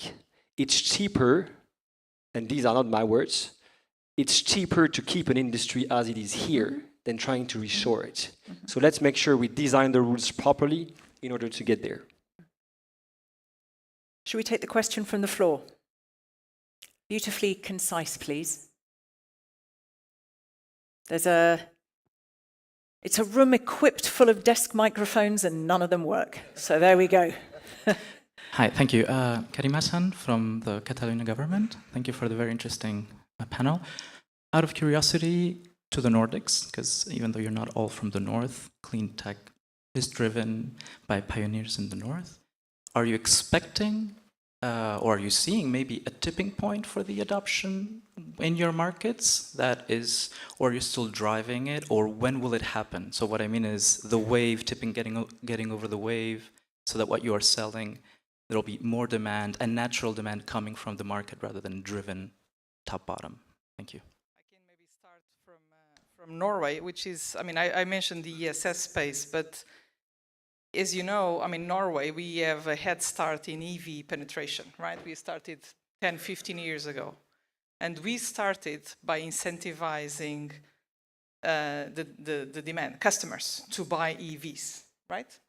So we started on the opposite side. And now, 10, 15 years later, we have 90% of the cars sold are EVs. No one wants to go back. No one wants to go back. We created that market, right? I think we need in Europe, as Kirsten also said, to talk much more about ESS. And we in Freyr, we believe that batteries for ESS are absolutely critical. And we need to be very hand in hand with all the deployment of renewable solar and wind power in order to make this happen. Because if we see that global electricity production will threefold in from 2020 to 2050, the energy mix, renewable in the energy mix will be 20-fold, and then batteries need more 100-fold. So we need to be very, very coupled with this deployment of wind and power with batteries in order to succeed. So I think it's really, as Henrik said, being close to these opportunities and make sure that the demand is there, forcing the demand to be there, as we have done with EVs in Norway. Barbara, maybe you want to say something about Sweden? I totally agree. I think we are quite similar. I would say that on the transport sector, on an EV, the demand is already here. I don't think there is a problem with demand. The demand and the market is here for batteries, and the demand is already here for sustainable batteries, honestly, in many cases for European players. I think I totally agree with you on energy storage, which is the second big market in development at the moment that we didn't cover so much today, where the demand is clearly here, but not yet a fair demand, I would say, and not yet valuing clearly sustainable batteries there. I think this is the big topic for the year to come. Last one from you, yeah. Yeah, wind has been in that, has passed that stage where the ketchup started flowing in a big flow from the flask. And the root of that was that the question changed. Until a certain point in time, the question was, how can we afford this? And after a certain threshold, it was, how can we afford not to? And if we take the hydrogen situation, it's really very simple. Green hydrogen needs to compete with black. It's often called gray, but it is black. The way it needs to do that is that arrangements need to be made with CO2 premiums or whatever mechanisms it takes to make all users of hydrogen saying, how can we afford not to use the green hydrogen? That is the whole trick. Then the ketchup flows. Do the Danes like ketchup? Actually, yes. Hold that thought a moment. I've seen that you've just one. May I come to you, Kirsten? Because I would quite like you actually. There was a question about value chains, which might be interesting because one of the opening words from you was, we are shaping tomorrow's value chains. Clearly, that was one of the key elements, and you talked about de-risking, and that opened doors to further points. But I think we've lost it now, but there was a talk of how you get, in value chain, some of the other industries, glass, some of the others that are not those typical ones that are being, targeted. How do we get all of that sort of seamlessly integrated? Can the value chain approach hold water, be robust? Actually, I wanted to qualify, because I'm from Hamburg, from the north as well, to say that obviously, we need the south, because that's where the sun is. And if you look at the Recovery and Resilience Facility, the amazing projects, for example, in Spain and Portugal, on renewable energy and how to get it to the factories anywhere in Europe. So it's not a north-south thing, I would argue. On the value chains, how it can hold, well, again, we've been piloting something we've never piloted before. It's called transition pathways. where we look at, where we take the whole industrial ecosystem together. We look at where do we want to be in 2030 for digital and green transition, and what would it take to get there? What would it take from the companies, from the investors, from the banks, from the regions, and they all work together, and that creates clarity about who does what and where can I invest.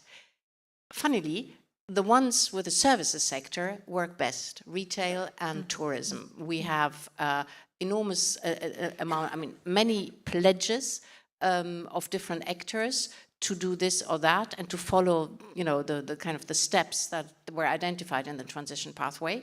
So they have really taken off massively. The one that also is a big success is on chemicals. So the chemical industry, because they need a big investment security, big changes also, sustainability of products, of the materials, but also on the decarbonization. And it's totally and utterly important to have them on board, because materials are the beginning of everything. And if your input is carbon neutral, sustainable, then the rest of the products, and that's to all the off-takers, is as well. Thank you. And by the way, you come from Hamburg. I am jealous. What a city, huh? First time I was there last year. Oh la la. Who's been to Hamburg? Oh, that's it. That's a great city. Very briefly, then one from the floor, and then I need to release them for lunch. Yes. This point about value chain is so important, and the transformative power of renewable hydrogen is sometimes underestimated.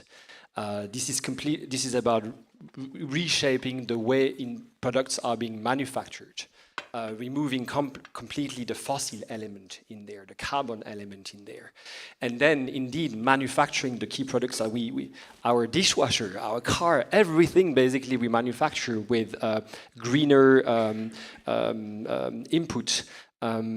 This is also about sustainable food, and this is very important as well, given the environmental footprint of this sector. So making sure we take this value chain approach is important. But I come back to this lack of support for making sure the value chain switch. We have a great system on paper, but until we are covering the funding gap today, not waiting for the right conditions to come, this will unlikely happen, or it will take another 15 years. Okay. But we will have lost the industrial opportunity that is out there. Okay, I'm going to jump to you. I hope it's for one person. Please don't say this is for the whole panel, or you take the consequences when they can't eat on time, okay? So there's a microphone there for you. Thank you. Hi, yes, Leon de Graaf, Sustainable Public Affairs. So what was said on non-price criteria, full support. Maybe question to Ms. Jorna. How do we ensure that Chinese producers, when they try to abide to these non-price criteria, that they are telling us the truth, that the data that they provide is actually correct? We're working on certification. There's something called third-party certification, but we're also increasing our own knowledge of supply chains. And that's what I said, you know, these two new tools, they require us to, you know, learn more and innovate as well in our own processes in the Commission, to have that knowledge and to be able to share, to bring the knowledge together. We will work also with the relevant sectors here. We need also your input. We just published, it's an area of passion of mine, intellectual property. We just published the toolkit to fight counterfeited, for example, products. And what you need for that is follow the money. You need to know the supply chain to be able to coordinate with customs and with market surveillance and all have this knowledge. So I do believe we will be able to build up that knowledge base to be able to distinguish, you know, as you say, good from bad. Okay, and interestingly, and I won't take any more questions, but there were a few here. There was a comment, it's not about cheap versus good, it's about cheap versus fair. So how can we make it fair? That's the primary question. There was also, so whoever raised the question about liquid organic hydrogen carriers as a possible project pilot, perhaps you can come and speak with our individual speakers, perhaps with you, Francois. So I'm going to ask those of you who put stuff in Slido, please seek these good people out. Are you around for a little while? Kurt, I know you are. Kerstin? A little bit, half a sandwich time? Okay, so thank you, and sorry we couldn't take all of them. Can I just run a poll before you sum up? Is that all right? I don't want to sum up. I want to ask a last question from our go for it. members. Go for it. Ask it. Your panel. Briefly, go for very it. Yeah. briefly. I really would like to hear from every one of you in 1 or 2 sentences. Please. What keeps you awake at night? Out of anxiety and out of excitement? One sentence for each, Should please. I start? So out of anxiety is exactly what we spoke about. How do we make this commercially viable? That's the anxiety. The excitement is to imagine Europe in 10 years and writing history and say, we have done it. We have succeeded. There is a market here. There is a space here. We'll make it. So that's the excitement. Thank you. She set the bar very high. Everybody, please follow. A sentence and a sentence. Thank you so much. We have great companies here in Europe. They are shifting, changing the paradigm of efficiency when it comes to converting renewable electricity into renewable hydrogen. Just that is an innovation in itself. We don't face an innovation challenge, but volume and scale. So let's make sure we have the tools to scale. So far, tools were too much focused on innovation, CapEx support. We need something bigger so that we can scale manufacturing and project deployment at the same time. Okay, beautiful. Very long sentence, but I'll take it as a sentence. Okay. Counts only for one sentence in that case, right? It's a nice one. Had a lot of moving parts. Okay. For me, it's the same thing, both for excitement and anxiety. This is speed. So speed, everything about speed. There is a demand, there are solutions. How can we level the playing field? How can we accelerate and bring this to scale? This is what keeps me awake at night. Henrik, you already said, but if you had to pinpoint one challenge and one solution apart from please treat it like excellent detailed project management, what would you say? The challenge is, of course, what keeps me awake is how to make Frederiksen the EU commissioner, of course. It's not. It is the unfair competition. And the exciting thing is all the good people we are working with. That is how we created the renewable industries in Europe. That's through innovation and drive and excitement. And I see that much more now than I saw when we started the wind industry. That is the biggest pleasure of all. That's interesting and reassuring, I think, to hear. Kerstin? I tend to sleep at night because I need a lot of energy in the day. So what keeps me driven in the day is Standort Europe. You know, the business location Europe, the single market that allows to invest, to live well, to have good jobs, to produce in Europe, and to make it really the greatest business location in the world. And I think we have everything it takes. We just have, to make it happen. Thank you very much. Now can I run a poll? You add your thing. No. I'm raining on your parade. Go. Go for your poll. No, you're the Director General. I am a mere MC.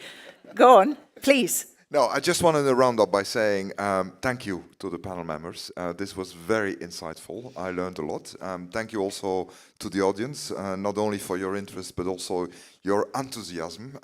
We feel it until here, so thank you for this. In 2 sentences, what I learned from this panel discussion and earlier interventions is scale, speed, and sustainability, 3 S's. And secondly, we need to get this right between cheap, good, and fair.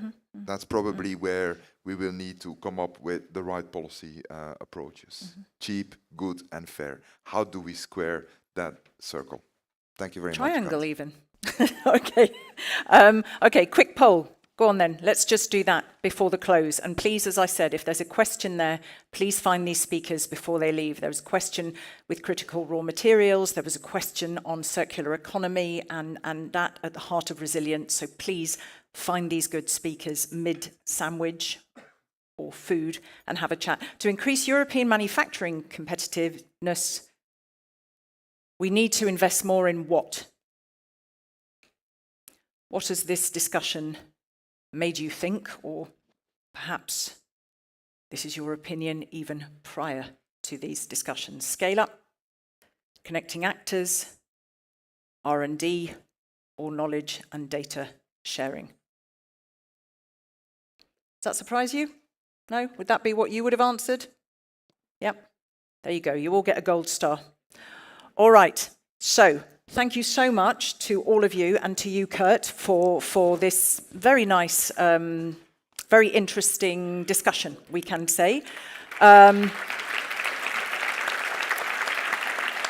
So we probably only have an hour and 5 minutes for lunch. I still think it's a lot. I will come round and herd you lovely cats towards the end. I'm going to give a steer for the good people online. You need to keep an eye from 13:45. Okay, please be there at 13:45. That's very important. And if you are online, we're going to shut down now because we're going to do some photos and people are going to leave the room for food. But there is a video for you on 2020 funded projects. So really, get your sandwich, get your vodka and tonic, and look at that video, okay? You can see those projects. All of you who don't represent a 2022 funded project, go and get food. And projects, can you make your very rapid and ninja silent way forward so we can take a quick family photo and keep the photographer happy, please? Thank you very much. See you again soon.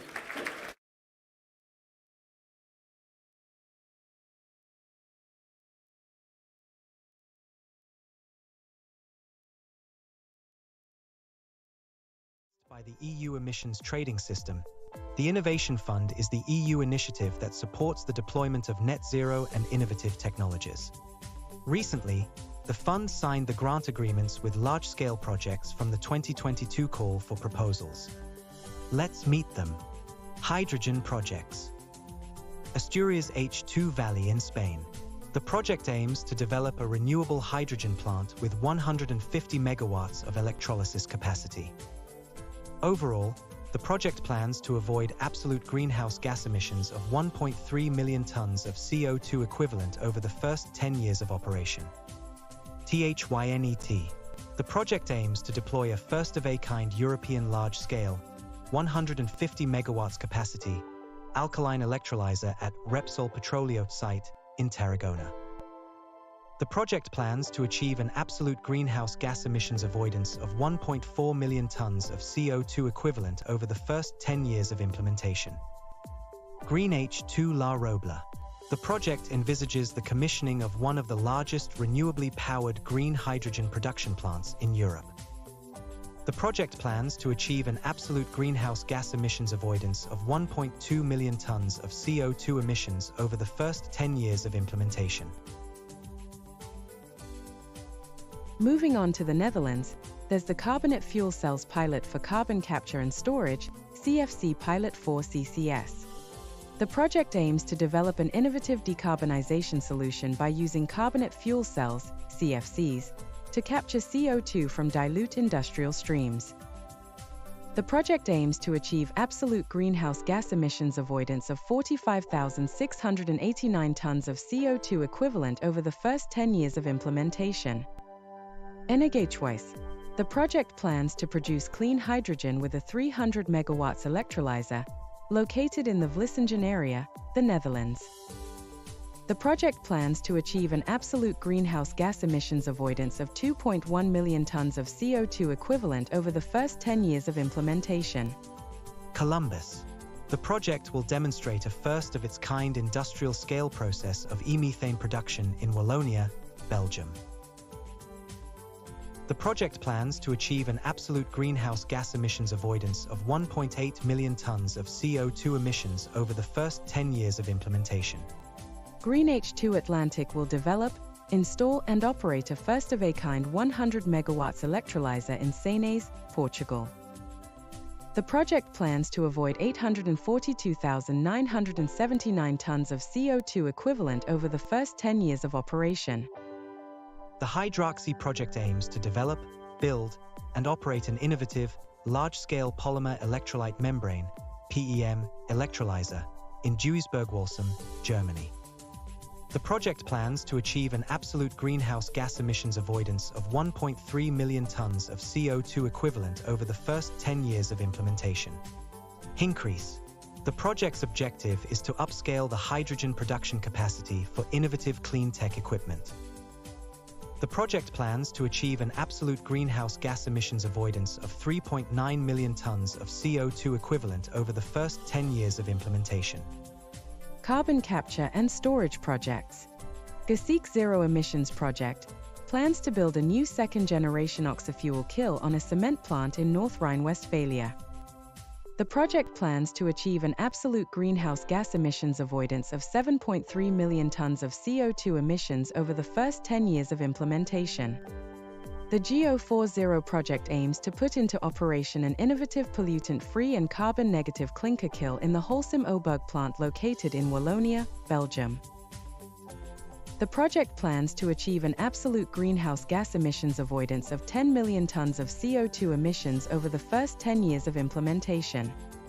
The IRIS project will apply carbon capture technology on its steam methane reformer, SMR, to reduce the carbon footprint of the Argioi Theodoroi refinery, Greece. The project plans to achieve an absolute greenhouse gas emissions avoidance of 8.6 million tons of CO2 emissions over the first 10 years of implementation. KOCO Net Zero. The project aims to achieve the first net zero cement plant in Croatia and in the Mediterranean. The project plans to achieve an absolute greenhouse gas emissions avoidance of 3.7 million tons of CO2 emissions over the first 10 years of implementation. Renewable energy projects. Next Float Plus. The project will revolutionize the offshore energy industry by reducing costs and facilitating technology scale-up with the floating offshore wind technology. The project plans to achieve an absolute greenhouse gas emissions avoidance of 37,013 tons of CO2 emissions over the first 10 years of implementation. SAO. The project will deploy and demonstrate the CorePack, a pre-commercial wave energy array using the CorePower Ocean Wave Energy Converter technology. The project plans to achieve an absolute greenhouse gas emissions avoidance of 26,245 tons of CO2 emissions over the first 10 years of implementation. Seaworthy. The project's technology will revolutionize the offshore Power-to-X market, providing clean and cost-effective dispatchable power to offshore, off-grid and coastal weak grid applications. The project plans to achieve an absolute greenhouse gas emissions avoidance of 25,557 tons of CO2 emissions over the first 10 years of implementation. Chemical projects. EMRONE. The project aims to demonstrate an optimized synergy among renewable hydrogen production, carbon capture, and e-methanol synthesis to produce e-methanol.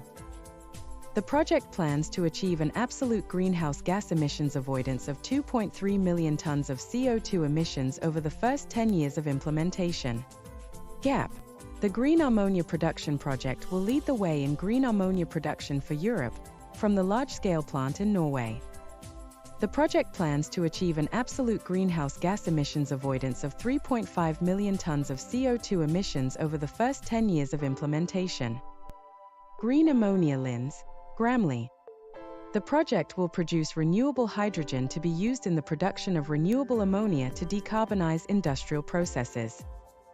The project plans to achieve an absolute greenhouse gas emissions avoidance of 931,123 tons of CO2 emissions over the first 10 years of implementation. Green Mega. The project aims to deploy innovative and integrated technological approaches, clustered in a unique integrated plant, in Galicia, Spain. The project plans to achieve an absolute greenhouse gas emissions avoidance of 2.9 million tons of CO2 emissions over the first 10 years of implementation. The project aims to build a MoReTech Advanced Recycling Technology Demonstration Plant, MoReTech 1, in Wesseling, Germany. The project plans to achieve an absolute greenhouse gas emissions avoidance of 823,484 tons of CO2 emissions over the first 10 years of implementation. SCHOOP. The Sustainable Chemical Recycling through Hoop Technology project is the realization of a pilot plant for the valorization of plastic waste currently not recyclable. The project plans to achieve an absolute greenhouse gas emissions avoidance of 139,838 tons of CO2 emissions over the first 10 years of implementation. Non-ferrous projects. BBRT. The project aims to install and operate a plant for the recycling of black mass from end-of-life batteries and battery manufacturing production scrap. The project plans to achieve an absolute greenhouse gas emissions avoidance of 2.3 million tons of CO2 equivalent over the first 10 years of implementation. Biofuels and Biorefineries Project. Biorefinery Ostrand. The project will contribute to the decarbonization of the transport sector by creating a long-lasting solution for producing advanced biofuels and electrofuels from sustainable solid biomass and renewable electricity. Overall, the project plans to avoid absolute greenhouse gas emissions of 8.8 million tons of CO2 equivalent over the first 10 years of operation. Cement and Lime Projects. Everest. The project will construct a new type of lime kiln and a large-scale industrial separation plant to capture and store CO2 permanently and safely in Flandersbach, Germany. The project plans to achieve an absolute greenhouse gas emissions avoidance of 9.3 million tons of CO2 equivalent over the first 10 years of implementation. Hephaestos. The project aims to set up one of Europe's largest carbon capture and storage, CCS, value chains, with an innovative carbon capture configuration. The project plans to achieve an absolute greenhouse gas emissions avoidance of 20.2 million tons of CO2 equivalent over the first 10 years of implementation. Glass, Ceramics and Construction Material Project. Volta Project. The project's objective is to design and build a novel hybrid glass furnace combining electric melting and oxygas combustion. The project plans to achieve an absolute greenhouse gas emissions avoidance of 92,500 tons of CO2 equivalent over the first 10 years of implementation. Iron and Steel Project. H2 Green Steel, H2GS. The project aims to build a greenfield integrated steel plant in Boden, northern Sweden, for the large-scale production of renewable hydrogen, green iron and green steel. The project plans to achieve an absolute greenhouse gas emissions avoidance of 33.6 million tons of CO2 equivalent over the first 10 years of implementation. Refineries projects. E-Fuel Pilot. The project's objective is to set up and operate a first-in-kind plant for synthetic fuel production at Herøya, Norway. The project plans to achieve an absolute greenhouse gas emissions avoidance of 228,163 tons of CO2 equivalent over the first 10 years of implementation. Triskelion. The project will build an innovative e-methanol production plant in Mugados, Spain. The project plans to achieve an absolute greenhouse gas emissions avoidance of 860,282 tons of CO2 equivalent over the first 10 years of implementation. Manufacturing of components. Hydrogen projects. Gigascales. The project will establish a pioneering industrial-scale hydrogen membrane production plant with up to 20 gigawatt capacity in Belgium. The project plans to achieve an absolute greenhouse gas emissions avoidance of 6.1 million tons of CO2 equivalent over the first 10 years of implementation. TOP-SOEC. The project aims to construct a 500 megawatt solid oxide electrolysis cell stack module manufacturing facility in Herning, Denmark to deliver the highly efficient SOEC electrolyzer technology. The project plans to achieve an absolute greenhouse gas emissions avoidance of 7.5 million tons of CO2 equivalent over the first 10 years of implementation. Manufacturing of components. Energy storage projects. ELAN. The project aims to bring an innovative and highly energy-efficient graphitization technology to commercial scale for the responsible electrification of Europe. The project plans to achieve an absolute greenhouse gas emissions avoidance of 7.3 million tons of CO2 equivalent over the first 10 years of implementation. Giga Arctic. The project aims to establish a state-of-the-art lithium-ion battery gigafactory with an annual capacity of 29 gigawatt-hours in Mo i Rana, Norway. The project plans to achieve an absolute greenhouse gas emissions avoidance of 27.8 million tons of CO2 equivalent over the first 10 years of implementation. Manufacturing of components. Renewable energy projects. Dawn. The project will establish Europe's largest manufacturing plant for flexible and lightweight copper, indium, gallium and selenium thin-film photovoltaic cells and panels. The project plans to achieve an absolute greenhouse gas emissions avoidance of 1.1 million tons of CO2 equivalent over the first 10 years of implementation. Elias. The project will use advanced automation and digitalization technologies for the manufacturing of electrolysis stacks and modules, aiming for scalable, efficient, and sustainable hydrogen generation. The project plans to achieve an absolute greenhouse gas emissions avoidance of 23.4 million tons of CO2 equivalent over the first 10 years of implementation. Hope. The project aims to establish an additional 3.5 gigawatt annual production capacity of high-performance photovoltaic cells and modules in Europe to strengthen European supply chains and energy independence. The project plans to achieve an absolute greenhouse gas emissions avoidance of 17 million tons of CO2 equivalent over the first 10 years of implementation. Sunrise. The project aims to build a new manufacturing factory with an ingot and wafer production capacity of 3 gigawatt. The project plans to achieve an absolute greenhouse gas emissions avoidance of 4.94 million tons of CO2 equivalent over the first 10 years of implementation.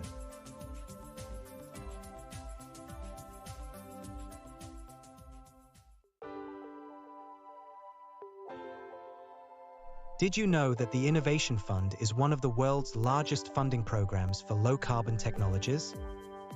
Financed by the EU Emissions Trading System, the Innovation Fund is the EU initiative that supports the deployment of net zero and innovative technologies. Recently, the fund signed the grant agreements with large-scale projects from the 2022 call for proposals. Let's meet them. Hydrogen projects. Asturias H2 Valley in Spain.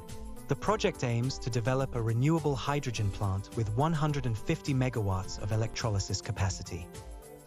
Overall, the project plans to avoid absolute greenhouse gas emissions of 1.3 million tons of CO2 equivalent over the first 10 years of operation. THYNET. The project aims to deploy a first-of-a-kind European large-scale, 150 megawatts capacity, alkaline electrolyzer at Repsol Petroleum site in Tarragona. The project plans to achieve an absolute greenhouse gas emissions avoidance of 1.4 million tons of CO2 equivalent over the first 10 years of implementation. Green H2 La Robla. The project envisages the commissioning of one of the largest renewably powered green hydrogen production plants in Europe. The project plans to achieve an absolute greenhouse gas emissions avoidance of 1.2 million tons of CO2 emissions over the first 10 years of implementation. Moving on to the Netherlands, there's the Carbonate Fuel Cells Pilot for Carbon Capture and Storage, CFC Pilot 4 CCS. The project aims to develop an innovative decarbonization solution by using carbonate fuel cells, CFCs, to capture CO2 from dilute industrial streams. The project aims to achieve absolute greenhouse gas emissions avoidance of 45,689 tons of CO2 equivalent over the first 10 years of implementation. Energiechoice. The project plans to produce clean hydrogen with a 300 megawatts electrolyzer, located in the Vlissingen area, the Netherlands. The project plans to achieve an absolute greenhouse gas emissions avoidance of 2.1 million tons of CO2 equivalent over the first 10 years of implementation. Columbus. The project will demonstrate a first-of-its-kind industrial-scale process of e-methane production in Wallonia, Belgium. The project plans to achieve an absolute greenhouse gas emissions avoidance of 1.8 million tons of CO2 emissions over the first 10 years of implementation. Green H2 Atlantic will develop, install and operate a first-of-a-kind 100 megawatts electrolyzer in CINEA, Portugal. The project plans to avoid 842,979 tons of CO2 equivalent over the first 10 years of operation. The Hydroxy project aims to develop, build, and operate an innovative, large-scale polymer electrolyte membrane (PEM) electrolyzer in Duisburg-Walsum, Germany. The project plans to achieve an absolute greenhouse gas emissions avoidance of 1.3 million tons of CO2 equivalent over the first 10 years of implementation. Increase. The project's objective is to upscale the hydrogen production capacity for innovative clean tech equipment. The project plans to achieve an absolute greenhouse gas emissions avoidance of 3.9 million tons of CO2 equivalent over the first 10 years of implementation. Carbon capture and storage projects.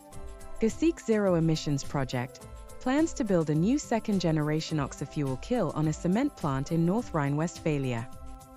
The project plans to achieve an absolute greenhouse gas emissions avoidance of 7.3 million tons of CO2 emissions over the first 10 years of implementation. The GO40 project aims to put into operation an innovative pollutant-free and carbon-negative clinker kiln in the Holcim Oberg plant located in Wallonia, Belgium. The project plans to achieve an absolute greenhouse gas emissions avoidance of 10 million tons of CO2 emissions over the first 10 years of implementation. The IRIS project will apply carbon capture technology on its steam methane reformer, SMR, to reduce the carbon footprint of the Argioi Theodoroi refinery, Greece.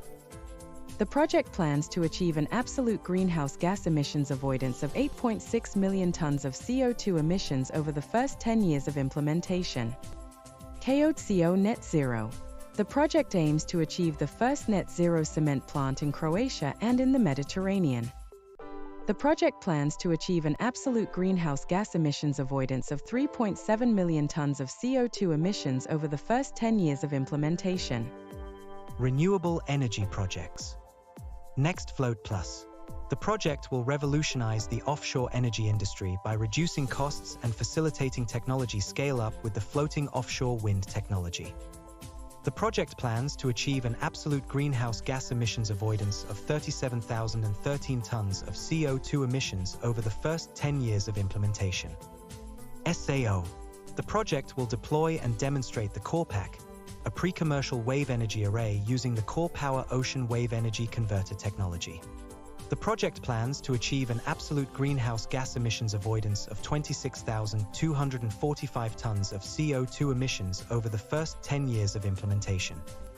Seaworthy. The project's technology will revolutionize the offshore Power-to-X market, providing clean and cost-effective dispatchable power to offshore, off-grid and coastal weak grid applications. The project plans to achieve an absolute greenhouse gas emissions avoidance of 25,557 tons of CO2 emissions over the first 10 years of implementation. Chemical projects. EMRONE. The project aims to demonstrate an optimized synergy among renewable hydrogen production, carbon capture, and e-methanol synthesis to produce e-methanol. The project plans to achieve an absolute greenhouse gas emissions avoidance of 2.3 million tons of CO2 emissions over the first 10 years of implementation. GAP. The green ammonia production project will lead the way in green ammonia production for Europe, from the large-scale plant in Norway. The project plans to achieve an absolute greenhouse gas emissions avoidance of 3.5 million tons of CO2 emissions over the first 10 years of implementation. Green ammonia lines. Gramley. The project will produce renewable hydrogen to be used in the production of renewable ammonia to decarbonize industrial processes. The project plans to achieve an absolute greenhouse gas emissions avoidance of 931,123 tons of CO2 emissions over the first 10 years of implementation. Green Mega. The project aims to deploy innovative and integrated technological approaches, clustered in a unique integrated plant, in Galicia, Spain. The project plans to achieve an absolute greenhouse gas emissions avoidance of 2.9 million tons of CO2 emissions over the first 10 years of implementation. The project aims to build a MoReTech Advanced Recycling Technology Demonstration Plant, MoReTech 1, in Wesseling, Germany. The project plans to achieve an absolute greenhouse gas emissions avoidance of 823,484 tons of CO2 emissions over the first 10 years of implementation. SCHOOP. The Sustainable Chemical Recycling through Hoop Technology project is the realization of a pilot plant for the valorization of plastic waste currently not recyclable. The project plans to achieve an absolute greenhouse gas emissions avoidance of 139,838 tons of CO2 emissions over the first 10 years of implementation. Non-ferrous projects. BBRT. The project aims to install and operate a plant for the recycling of black mass from end-of-life batteries and battery manufacturing production scrap. The project plans to achieve an absolute greenhouse gas emissions avoidance of 2.3 million tons of CO2 equivalent over the first 10 years of implementation. Biofuels and Biorefineries Project. Biorefinery Ostrand. The project will contribute to the decarbonization of the transport sector by creating a long-lasting solution for producing advanced biofuels and electrofuels from sustainable solid biomass and renewable electricity. Overall, the project plans to avoid absolute greenhouse gas emissions of 8.8 million tons of CO2 equivalent over the first 10 years of operation. Cement and Lime Projects. Everest. The project will construct a new type of lime kiln and a large-scale industrial separation plant to capture and store CO2 permanently and safely in Flandersbach, Germany. The project plans to achieve an absolute greenhouse gas emissions avoidance of 9.3 million tons of CO2 equivalent over the first 10 years of implementation. Hephaestos. The project aims to set up one of Europe's largest carbon capture and storage, CCS, value chains, with an innovative carbon capture configuration. The project plans to achieve an absolute greenhouse gas emissions avoidance of 20.2 million tons of CO2 equivalent over the first 10 years of implementation.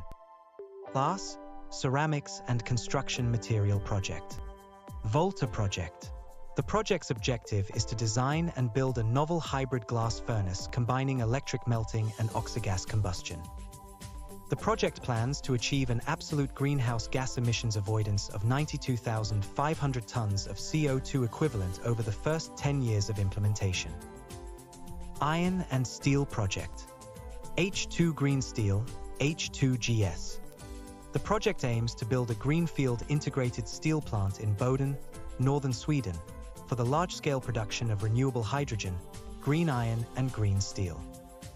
The project plans to achieve an absolute greenhouse gas emissions avoidance of 33.6 million tons of CO2 equivalent over the first 10 years of implementation.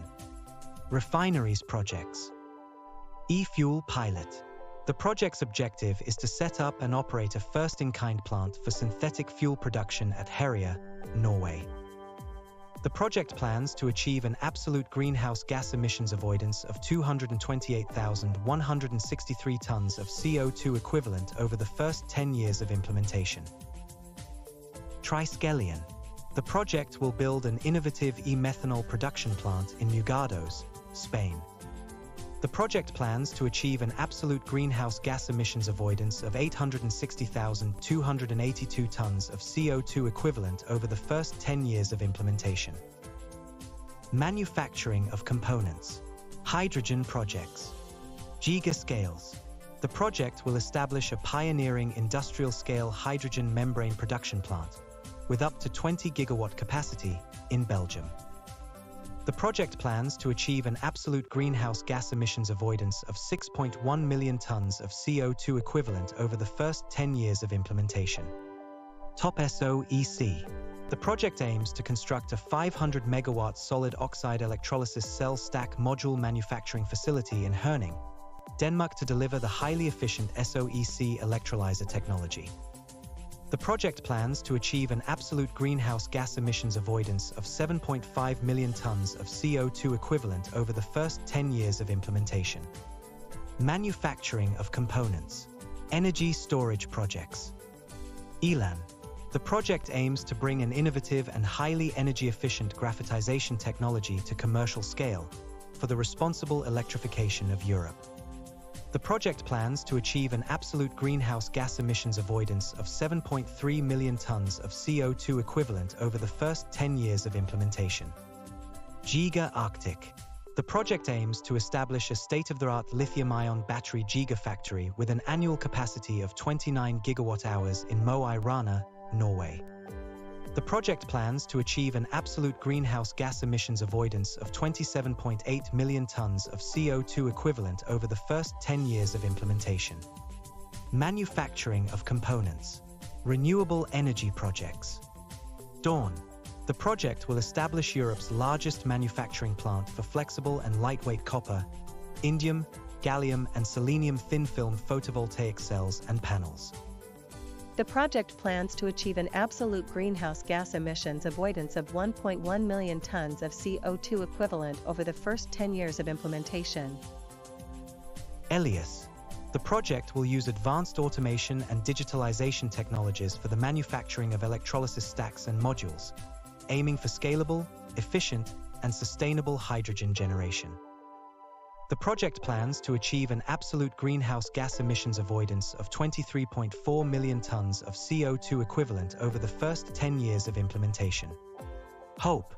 The project aims to establish an additional 3.5 gigawatt annual production capacity of high-performance photovoltaic cells and modules in Europe to strengthen European supply chains and energy independence.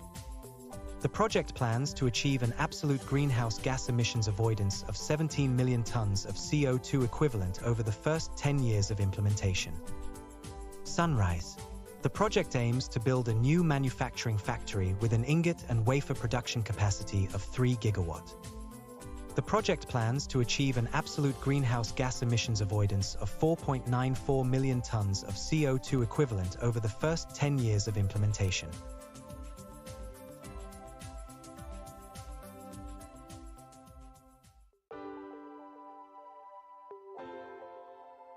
Did you know that the Innovation Fund is one of the world's largest funding programs for low-carbon technologies? Financed by the EU Emissions Trading System, the Innovation Fund is the EU initiative that supports the deployment of net zero and innovative technologies. Recently, the fund signed the grant agreements with large-scale projects from the 2022 call for proposals. Let's meet them. Hydrogen projects. Asturias H2 Valley in Spain. The project aims to develop a renewable hydrogen plant with 150 megawatts of electrolysis capacity. Overall, the project plans to avoid absolute greenhouse gas emissions of 1.3 million tons of CO2 equivalent over the first 10 years of operation. THYNET. The project aims to deploy a first-of-a-kind European large-scale, 150 megawatts capacity, alkaline electrolyzer at Repsol Petroleo site in Tarragona. The project plans to achieve an absolute greenhouse gas emissions avoidance of 1.4 million tons of CO2 equivalent over the first 10 years of implementation. Green H2 La Robla. The project envisages the commissioning of one of the largest renewably powered green hydrogen production plants in Europe. The project plans to achieve an absolute greenhouse gas emissions avoidance of 1.2 million tons of CO2 emissions over the first 10 years of implementation. Moving on to the Netherlands, there's the Carbonate Fuel Cells Pilot for Carbon Capture and Storage, CFC Pilot 4 CCS. The project aims to develop an innovative decarbonization solution by using carbonate fuel cells, CFCs, to capture CO2 from dilute industrial streams. The project aims to achieve absolute greenhouse gas emissions avoidance of 45,689 tons of CO2 equivalent over the first 10 years of implementation. Energiechoice. The project plans to produce clean hydrogen with a 300 megawatts electrolyzer, located in the Vlissingen area, the Netherlands. The project plans to achieve an absolute greenhouse gas emissions avoidance of 2.1 million tons of CO2 equivalent over the first 10 years of implementation. Columbus. The project will demonstrate a first-of-its-kind industrial-scale process of e-methane production in Wallonia, Belgium. The project plans to achieve an absolute greenhouse gas emissions avoidance of 1.8 million tons of CO2 emissions over the first 10 years of implementation. Green H2 Atlantic will develop, install and operate a first-of-a-kind 100 megawatts electrolyzer in CINEA, Portugal. The project plans to avoid 842,979 tons of CO2 equivalent over the first 10 years of operation. The Hydroxy project aims to develop, build, and operate an innovative, large-scale polymer electrolyte membrane (PEM) electrolyzer in Duisburg-Walsum, Germany. The project plans to achieve an absolute greenhouse gas emissions avoidance of 1.3 million tons of CO2 equivalent over the first 10 years of implementation. Increase. The project's objective is to upscale the hydrogen production capacity for innovative clean tech equipment. The project plans to achieve an absolute greenhouse gas emissions avoidance of 3.9 million tons of CO2 equivalent over the first 10 years of implementation. Carbon capture and storage projects. Gesieck Zero Emissions Project plans to build a new second-generation oxyfuel kiln on a cement plant in North Rhine-Westphalia. The project plans to achieve an absolute greenhouse gas emissions avoidance of 7.3 million tons of CO2 emissions over the first 10 years of implementation. The GO40 project aims to put into operation an innovative pollutant-free and carbon-negative clinker kiln in the Holcim-Oberg plant located in Wallonia, Belgium. The project plans to achieve an absolute greenhouse gas emissions avoidance of 10 million tons of CO2 emissions over the first 10 years of implementation. The IRIS project will apply carbon capture technology on its steam methane reformer, SMR, to reduce the carbon footprint of the Argioi Theodoroi refinery, Greece. The project plans to achieve an absolute greenhouse gas emissions avoidance of 8.6 million tons of CO2 emissions over the first 10 years of implementation. KOCO Net Zero. The project aims to achieve the first net zero cement plant in Croatia and in the Mediterranean. The project plans to achieve an absolute greenhouse gas emissions avoidance of 3.7 million tons of CO2 emissions over the first 10 years of implementation. Renewable energy projects. NextFloat Plus. The project will revolutionize the offshore energy industry by reducing costs and facilitating technology scale-up with the floating offshore wind technology. The project plans to achieve an absolute greenhouse gas emissions avoidance of 37,013 tons of CO2 emissions over the first 10 years of implementation. SAO. The project will deploy and demonstrate the CorePack, a pre-commercial wave energy array using the CorePower Ocean Wave Energy Converter technology. The project plans to achieve an absolute greenhouse gas emissions avoidance of 26,245 tons of CO2 emissions over the first 10 years of implementation. Seaworthy. The project's technology will revolutionize the offshore Power-to-X market, providing clean and cost-effective dispatchable power to offshore, off-grid and coastal weak-grid applications. The project plans to achieve an absolute greenhouse gas emissions avoidance of 25,557 tons of CO2 emissions over the first 10 years of implementation. Chemical projects. EMRONE. The project aims to demonstrate an optimized synergy among renewable hydrogen production, carbon capture, and e-methanol synthesis to produce e-methanol. The project plans to achieve an absolute greenhouse gas emissions avoidance of 2.3 million tons of CO2 emissions over the first 10 years of implementation. GAP. The Green Ammonia Production Project will lead the way in green ammonia production for Europe, from the large-scale plant in Norway. The project plans to achieve an absolute greenhouse gas emissions avoidance of 3.5 million tons of CO2 emissions over the first 10 years of implementation. Green Ammonia Lines. Gramley. The project will produce renewable hydrogen to be used in the production of renewable ammonia to decarbonize industrial processes. The project plans to achieve an absolute greenhouse gas emissions avoidance of 931,123 tons of CO2 emissions over the first 10 years of implementation. Green Mega. The project aims to deploy innovative and integrated technological approaches, clustered in a unique integrated plant, in Galicia, Spain. The project plans to achieve an absolute greenhouse gas emissions avoidance of 2.9 million tons of CO2 emissions over the first 10 years of implementation. The project aims to build a MoReTech Advanced Recycling Technology Demonstration Plant, MoReTech 1, in Wesseling, Germany. The project plans to achieve an absolute greenhouse gas emissions avoidance of 823,484 tons of CO2 emissions over the first 10 years of implementation. SCHOOP. The Sustainable Chemical Recycling through Hoop Technology project is the realization of a pilot plant for the valorization of plastic waste currently not recyclable. The project plans to achieve an absolute greenhouse gas emissions avoidance of 139,838 tons of CO2 emissions over the first 10 years of implementation. Non-ferrous projects. BBRT. The project aims to install and operate a plant for the recycling of black mass from end-of-life batteries and battery manufacturing production scrap. The project plans to achieve an absolute greenhouse gas emissions avoidance of 2.3 million tons of CO2 equivalent over the first 10 years of implementation. Biofuels and Biorefineries Project. Biorefinery Ostrand. The project will contribute to the decarbonization of the transport sector by creating a long-lasting solution for producing advanced biofuels and electrofuels from sustainable solid biomass and renewable electricity. Overall, the project plans to avoid absolute greenhouse gas emissions of 8.8 million tons of CO2 equivalent over the first 10 years of operation.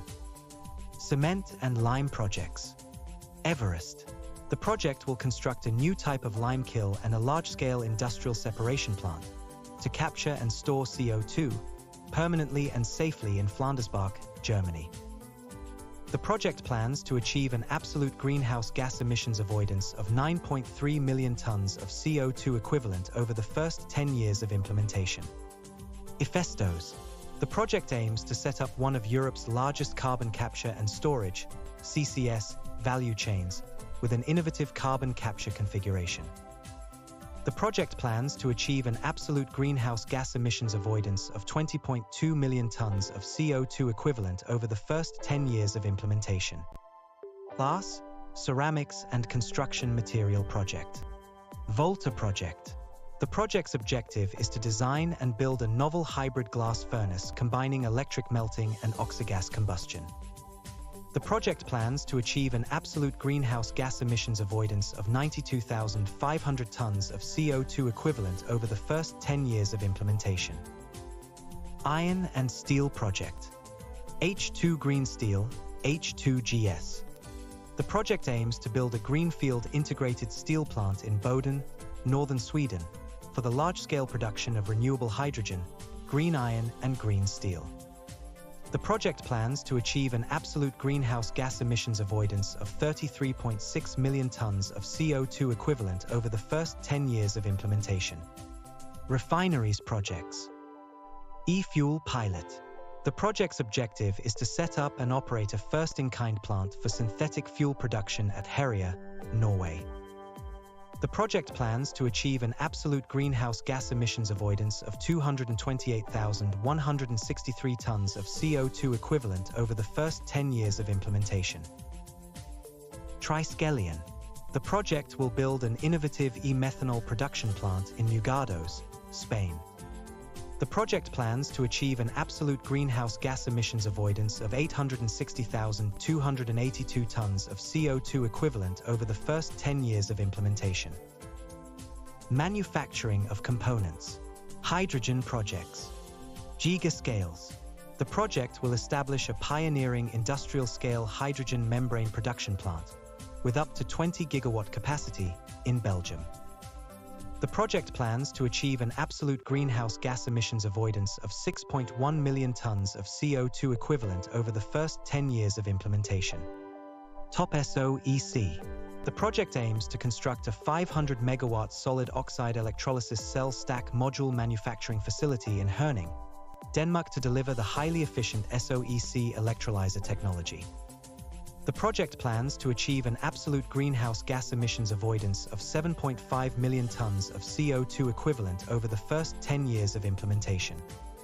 Manufacturing of components. Energy storage projects. ELAN. The project aims to bring an innovative and highly energy-efficient graphitization technology to commercial scale for the responsible electrification of Europe.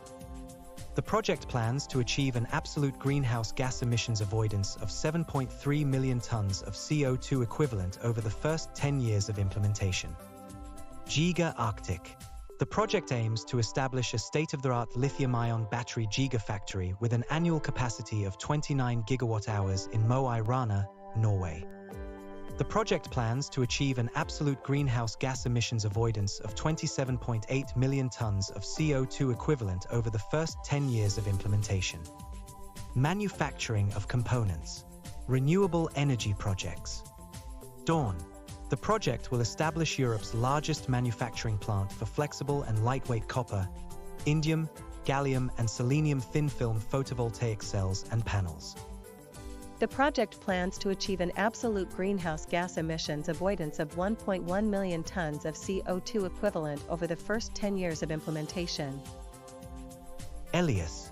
The project will use advanced automation and digitalization technologies for the manufacturing of electrolysis stacks and modules, aiming for scalable, efficient, and sustainable hydrogen generation.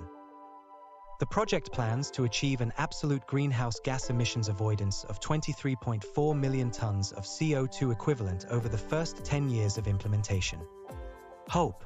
The project aims to establish an additional 3.5 gigawatt annual production capacity of high-performance photovoltaic cells and modules in Europe to strengthen European supply chains and energy independence. The project plans to achieve an absolute greenhouse gas emissions avoidance of 17 million tons of CO2 equivalent over the first 10 years of implementation. Sunrise. The project aims to build a new manufacturing factory with an ingot and wafer production capacity of 3 gigawatt. The project plans to achieve an absolute greenhouse gas emissions avoidance of 4.94 million tons of CO2 equivalent over the first 10 years of implementation.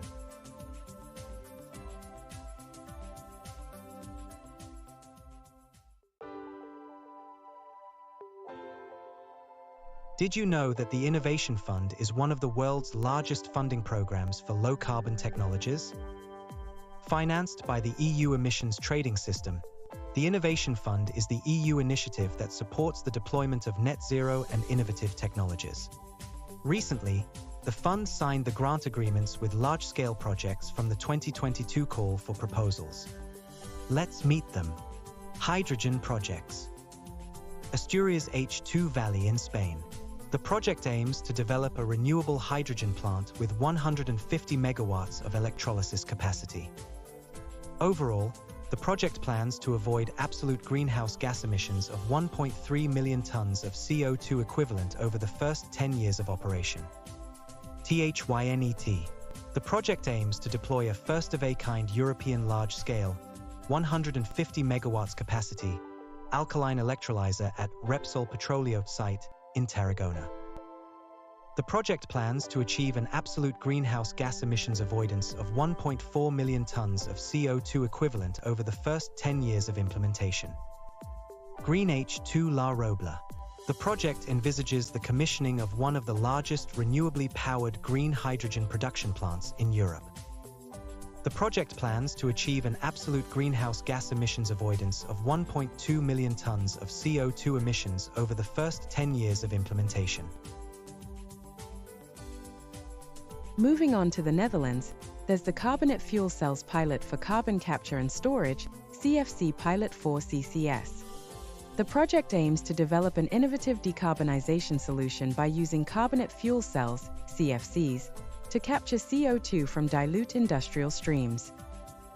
The project aims to achieve absolute greenhouse gas emissions avoidance of 45,689 tons of CO2 equivalent over the first 10 years of implementation. Energiechoice.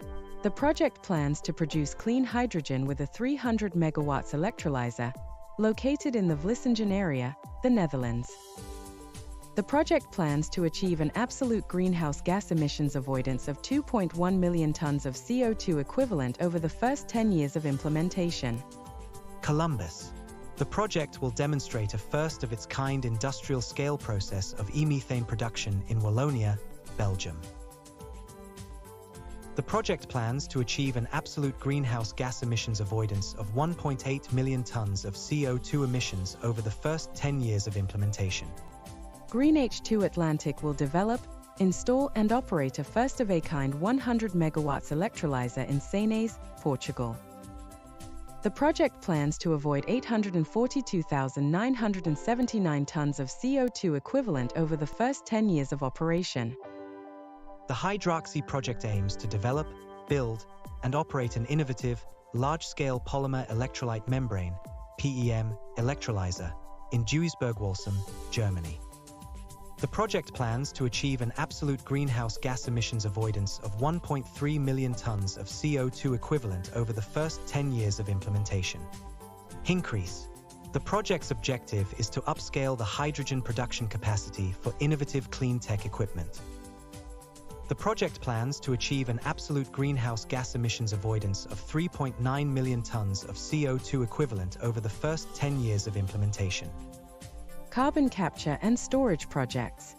GASIC Zero Emissions Project plans to build a new second-generation oxyfuel kiln on a cement plant in North Rhine-Westphalia. The project plans to achieve an absolute greenhouse gas emissions avoidance of 7.3 million tons of CO2 emissions over the first 10 years of implementation.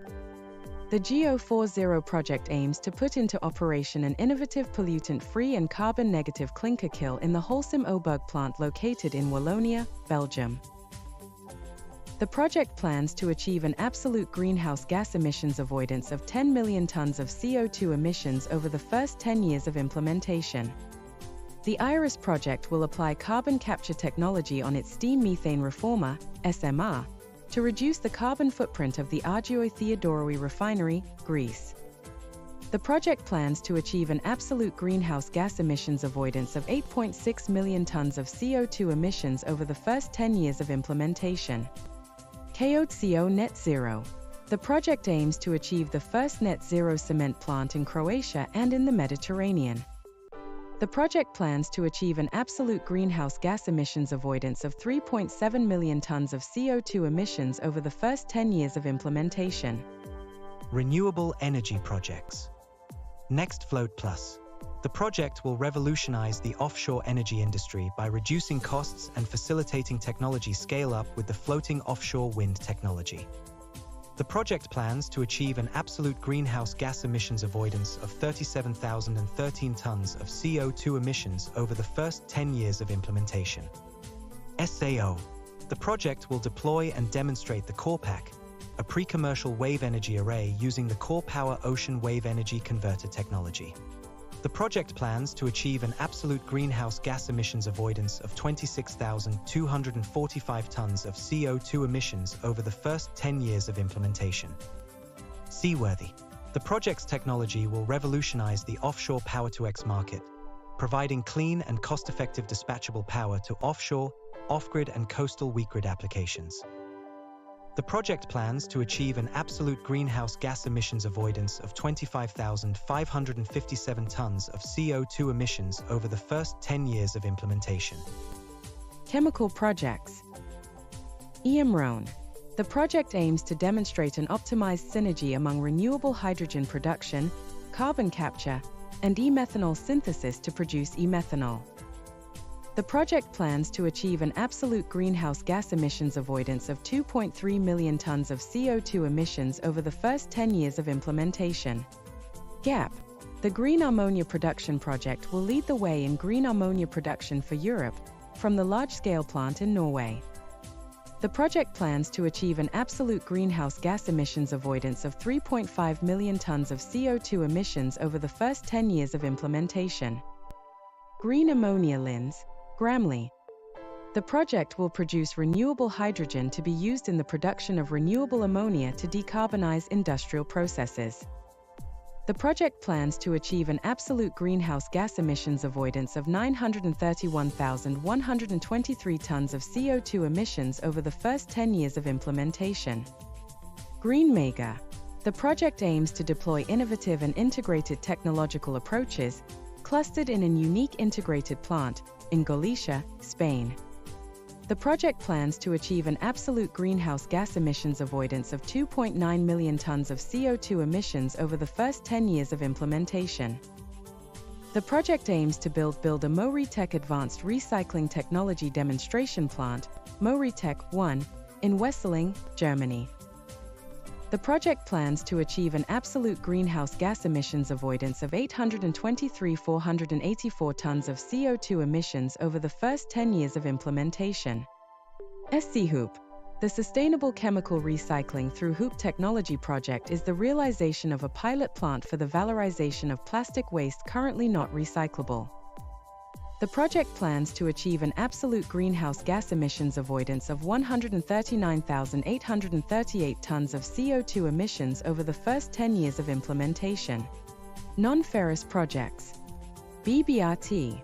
The project aims to install and operate a plant for the recycling of black mass from end-of-life batteries and battery manufacturing production scrap. The project plans to achieve an absolute greenhouse gas emissions avoidance of 2.3 million tons of CO2 equivalent over the first 10 years of implementation. Biofuels and Biorefineries Project. Biorefinery Ostrand. The project will contribute to the decarbonization of the transport sector by creating a long-lasting solution for producing advanced biofuels and electrofuels from sustainable solid biomass and renewable electricity. Overall, the project plans to avoid absolute greenhouse gas emissions of 8.8 million tons of CO2 equivalent over the first 10 years of operation. Cement and Lime Projects. Everest. The project will construct a new type of lime kiln and a large-scale industrial separation plant to capture and store CO2 permanently and safely in Flandersbach, Germany.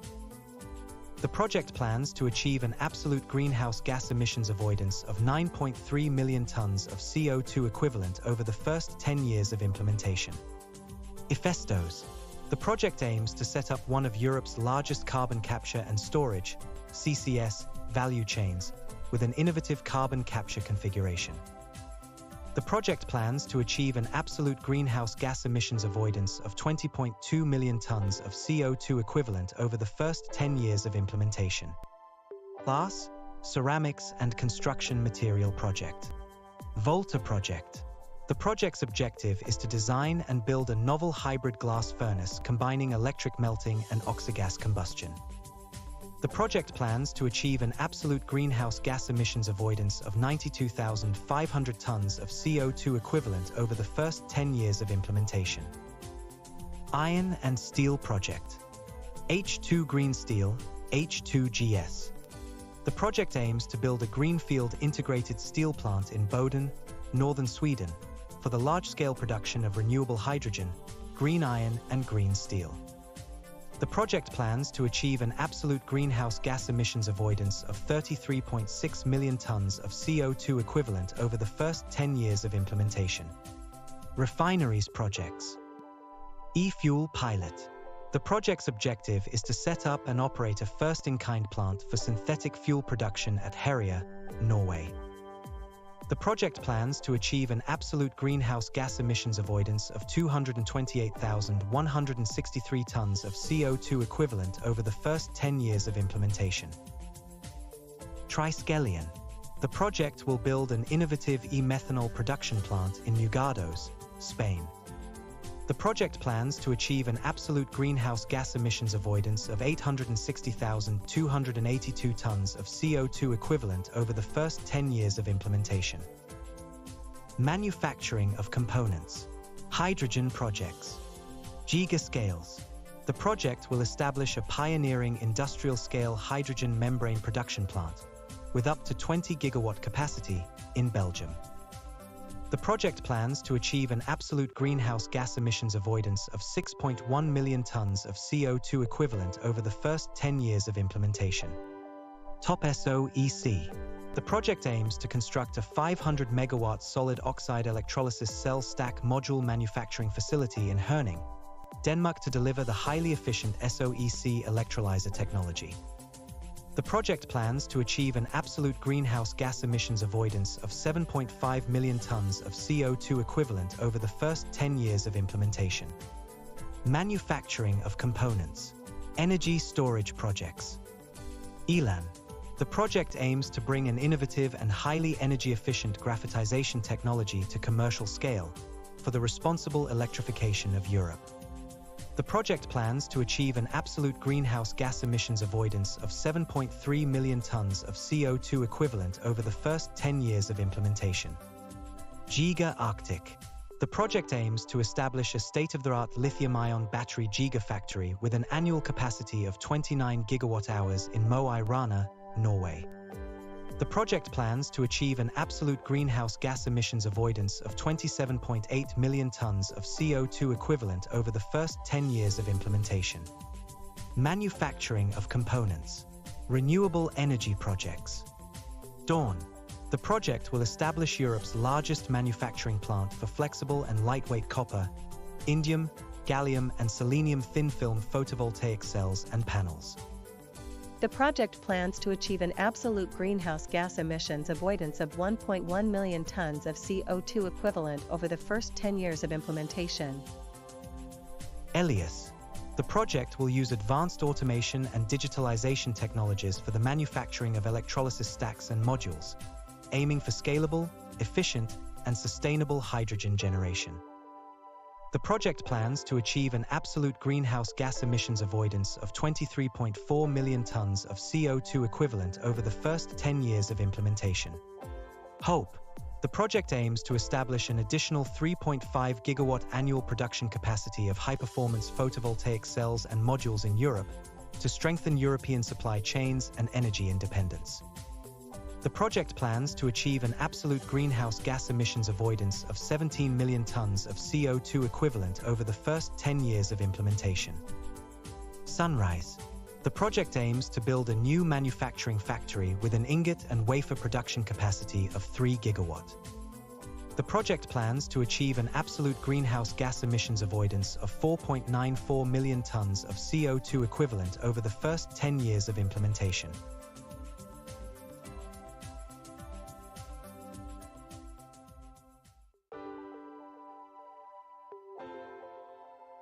Did you know that the Innovation Fund is one of the world's largest funding programs for low-carbon technologies? Financed by the EU Emissions Trading System, the Innovation Fund is the EU initiative that supports the deployment of net zero and innovative technologies. Recently, the fund signed the grant agreements with large-scale projects from the 2022 call for proposals. Let's meet them. Hydrogen projects. Asturias H2 Valley in Spain. The project aims to develop a renewable hydrogen plant with 150 megawatts of electrolysis capacity. Overall, the project plans to avoid absolute greenhouse gas emissions of 1.3 million tons of CO2 equivalent over the first 10 years of operation. THYNET. The project aims to deploy a first-of-a-kind European large-scale, 150 megawatts capacity, alkaline electrolyzer at Repsol Petroleum site in Tarragona. The project plans to achieve an absolute greenhouse gas emissions avoidance of 1.4 million tons of CO2 equivalent over the first 10 years of implementation. Green H2 La Robla. The project envisages the commissioning of one of the largest renewably powered green hydrogen production plants in Europe. The project plans to achieve an absolute greenhouse gas emissions avoidance of 1.2 million tons of CO2 emissions over the first 10 years of implementation. Moving on to the Netherlands, there's the Carbonate Fuel Cells Pilot for Carbon Capture and Storage, CFC Pilot 4 CCS. The project aims to develop an innovative decarbonization solution by using carbonate fuel cells, CFCs, to capture CO2 from dilute industrial streams. The project aims to achieve absolute greenhouse gas emissions avoidance of 45,689 tons of CO2 equivalent over the first 10 years of implementation. Energiechoice. The project plans to produce clean hydrogen with a 300 megawatts electrolyzer, located in the Vlissingen area, the Netherlands. The project plans to achieve an absolute greenhouse gas emissions avoidance of 2.1 million tons of CO2 equivalent over the first 10 years of implementation. Columbus. The project will demonstrate a first-of-its-kind industrial-scale process of e-methane production in Wallonia, Belgium. The project plans to achieve an absolute greenhouse gas emissions avoidance of 1.8 million tons of CO2 emissions over the first 10 years of implementation. Green H2 Atlantic will develop, install and operate a first-of-a-kind 100 megawatts electrolyzer in CINEA, Portugal. The project plans to avoid 800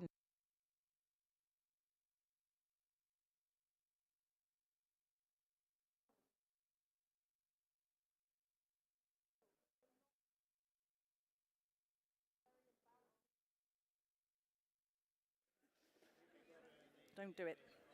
All right. Okay. Oh, yes. Goody. We're on. All right. Welcome. Welcome, welcome. Can you please just, I don't mind you taking time to walk to your seat. Shh. But we need to rock on because we have people joining us online. And it is only fair to say hello to them, to welcome them, to say thank you. Hope you had a good lunch. We had some phenomenal cookies here, which you probably didn't. Who had more than 2 halves of cookie?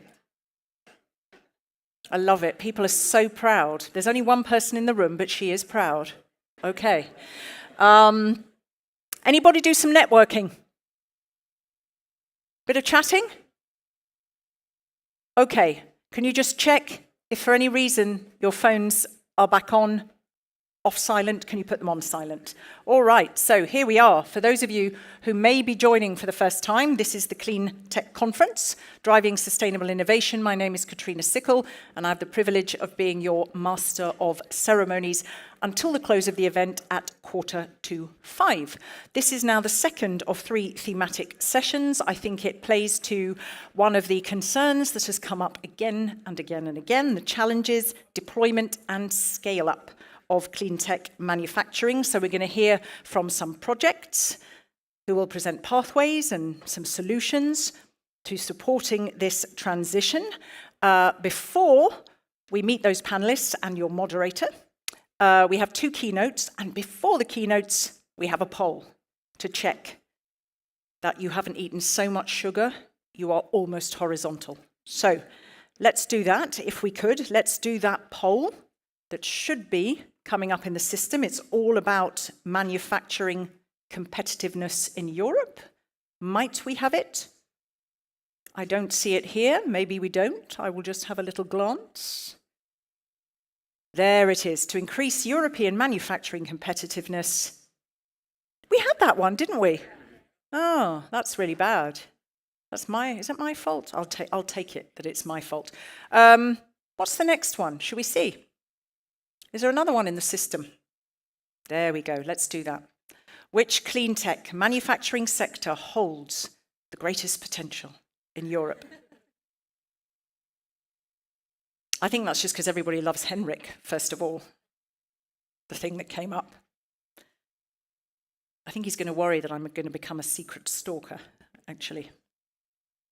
Which manufacturing sector holds the greatest potential? So let's have a look where it will settle. We'll give it a couple more seconds. There is a lot of options there. Is it wind? Is it electrolyzers? Are we looking at hydrogen? Are we looking at... Where are we looking? Okay. Okay. I'm sure Barbara managed to push the batteries percentage up a bit. All right, so at the moment, electrolyzers, closely followed by wind power. So almost neck and neck. All right. I'm very pleased to introduce the first of 2 keynote speakers. A warm welcome, please, to Vaitea Cowan. She is co-founder in, I believe, 2017, so not so very long ago, of Enapter. And if we look at their vision, I love this, when you go on websites, the vision is to make green hydrogen affordable and accessible to all. So a warm welcome to you. Thank you. We can have a warm round of applause.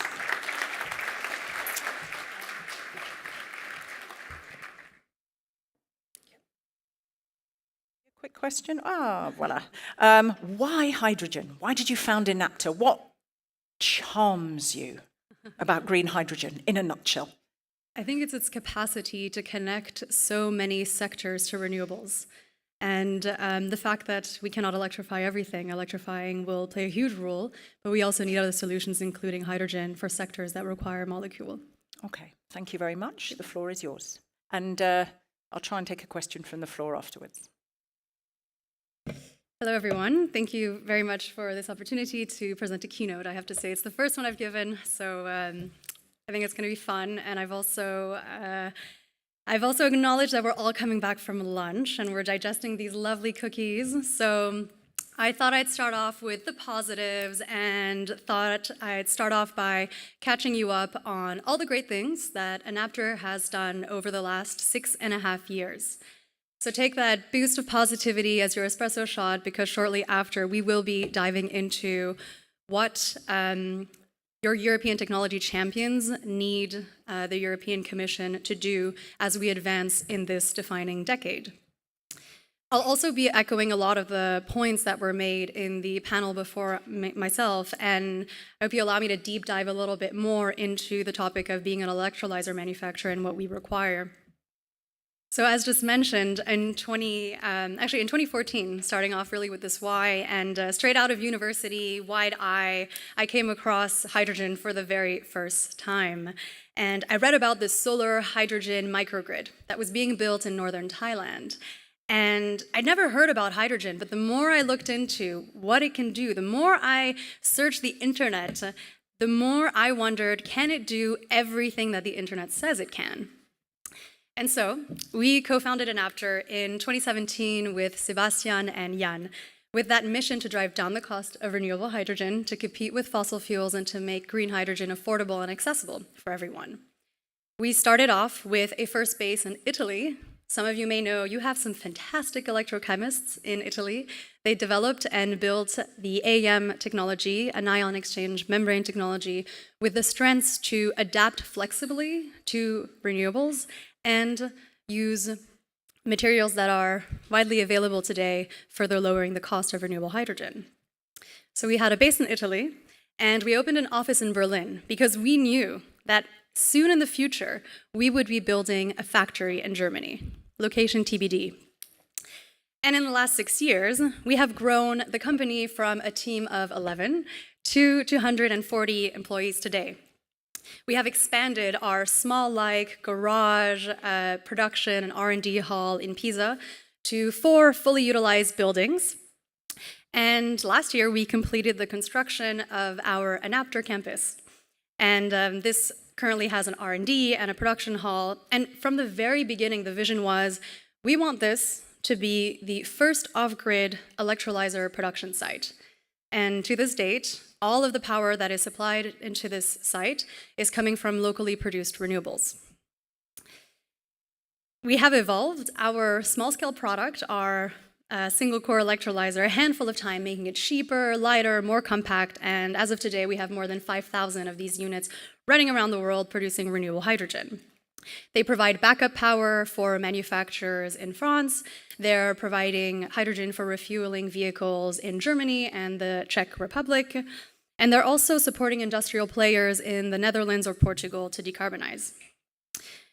Our role in the hydrogen value chain has been really to enable players to get started with hydrogen today. With a small, compact product that doesn't really require any project financing, it enabled a whole ecosystem to start being alive already back in 2017. And to date, we have more than 100 partners in our global network of partners that are learning how do we integrate electrolyzers into wider energy systems. We've been going through the learning curve of what does it take when we replace when we replace fossil fuels with hydrogen. And so we've been going on this learning curve with industrial players to help them start using electrolyzers, while making sure that when they're using renewable hydrogen, their end product, what they're making money from, remains unchanged. For example, we've worked with a European plastic mold producer, and they've been piloting green hydrogen on their way to further scaling up their own decarbonization effort. And that's the beauty of building a modular and scalable product. You can just add as many as you need as you grow.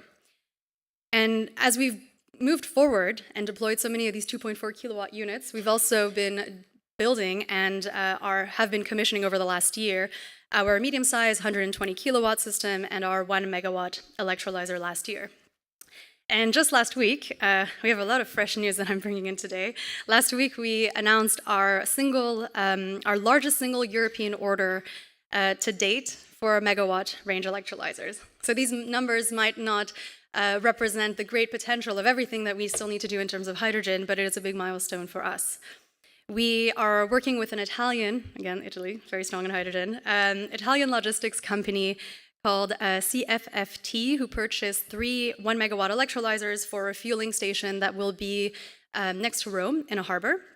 And another Italian company, part of the OMCD group, specializing in hard metal parts. And what we're enabling them to do is to produce on-site renewable hydrogen instead of the conventional hydrogen that they were getting delivered previously.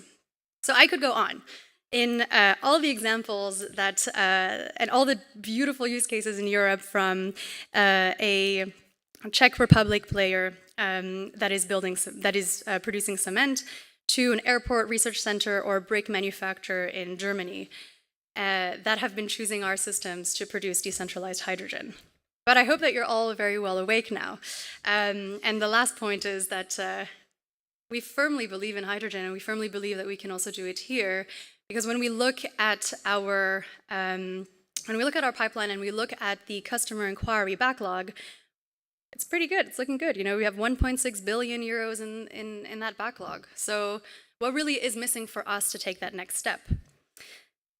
So now, I also want to take the time to thank the European Commission for all the work that they have done to date. Over the last 6 years, Enapter has accomplished all these things thanks to the solid foundation that the European Union set in the form of a climate agenda. Europe is the one that put hydrogen at the forefront of the global agenda.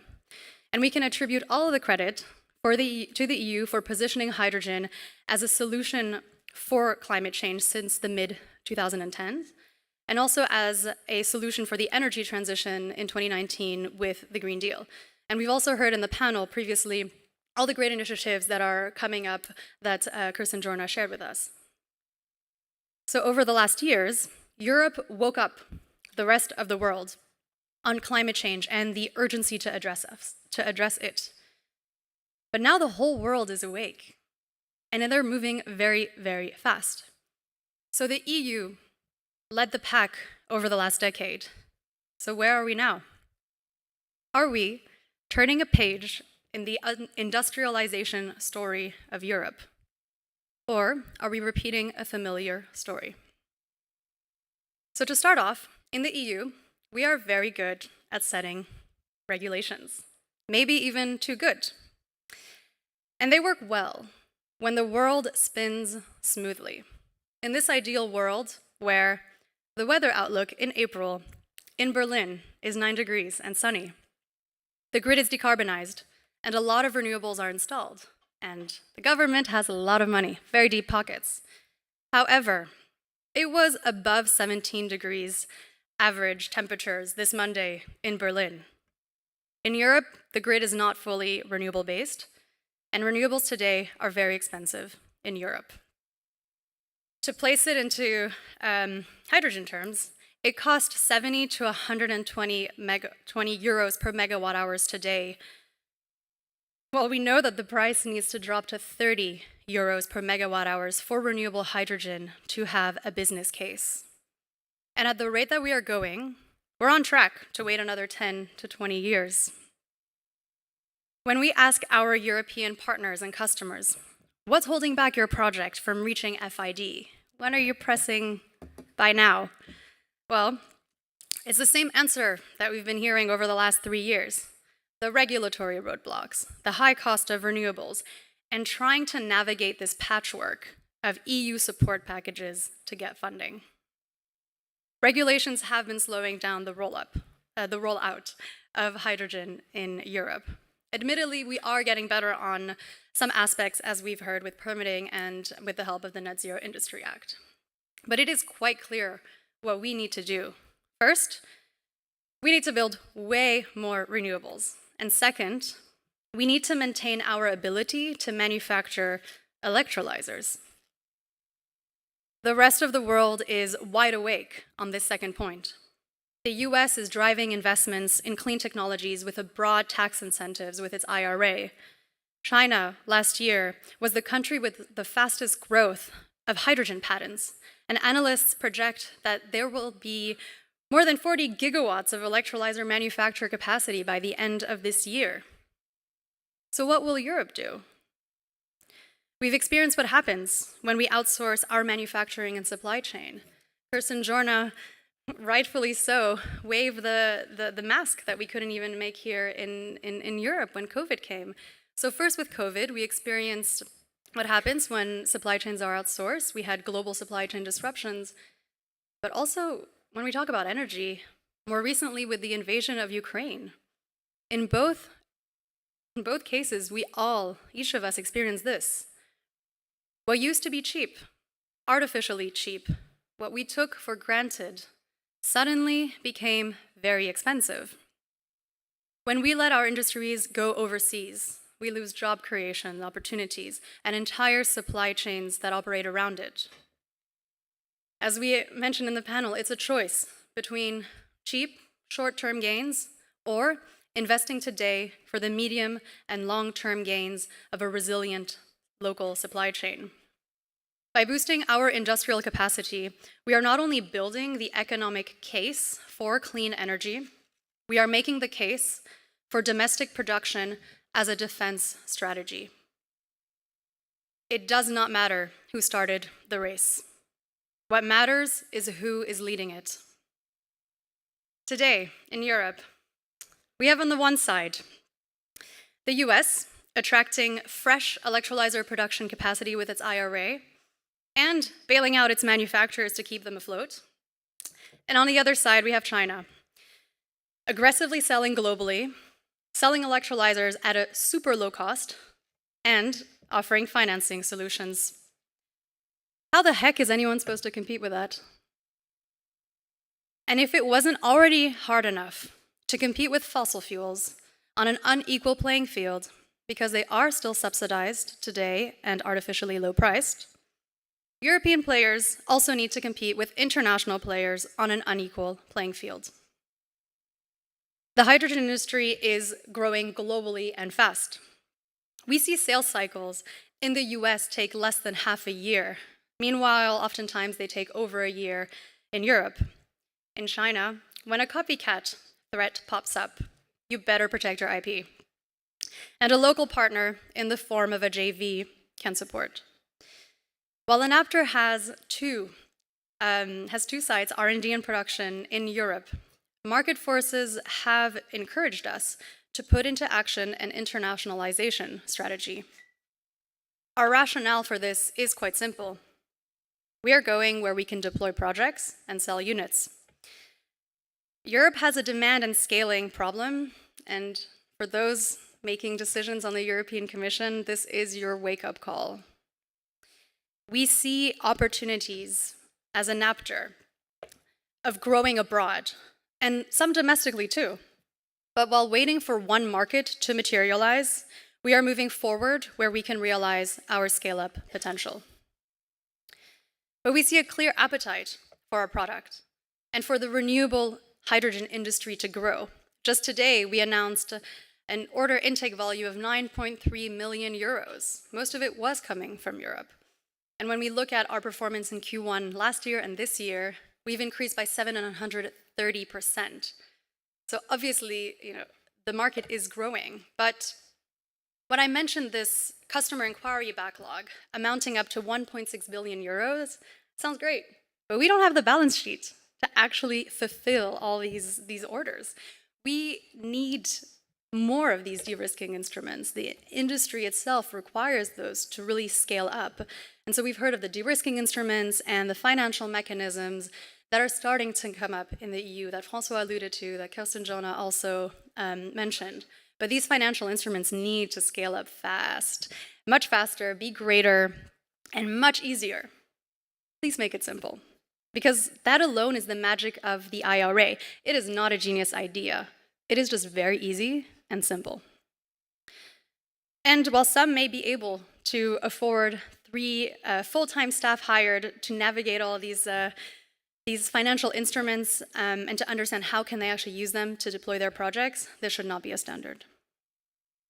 It takes a whole village to build successful hydrogen projects. One needs to build stable electrolyzers. Another should deploy and commission them on the customer side, integrate it into its energy system, operate it and maintain it. One should also be finding these off-takers, creating that demand. And those with the most experience in doing so started off or are still mainly in Europe. We have everything we need to foster a robust electrolysis and climate sector in the EU. If climate emergency doesn't resonate with you, and neither is being an industrial leader, then at the very least, I hope national security and energy is. Now is your moment to open your eyes and stop history from repeating itself and seize the climate, economic, and security opportunity which could be yours. Thank you.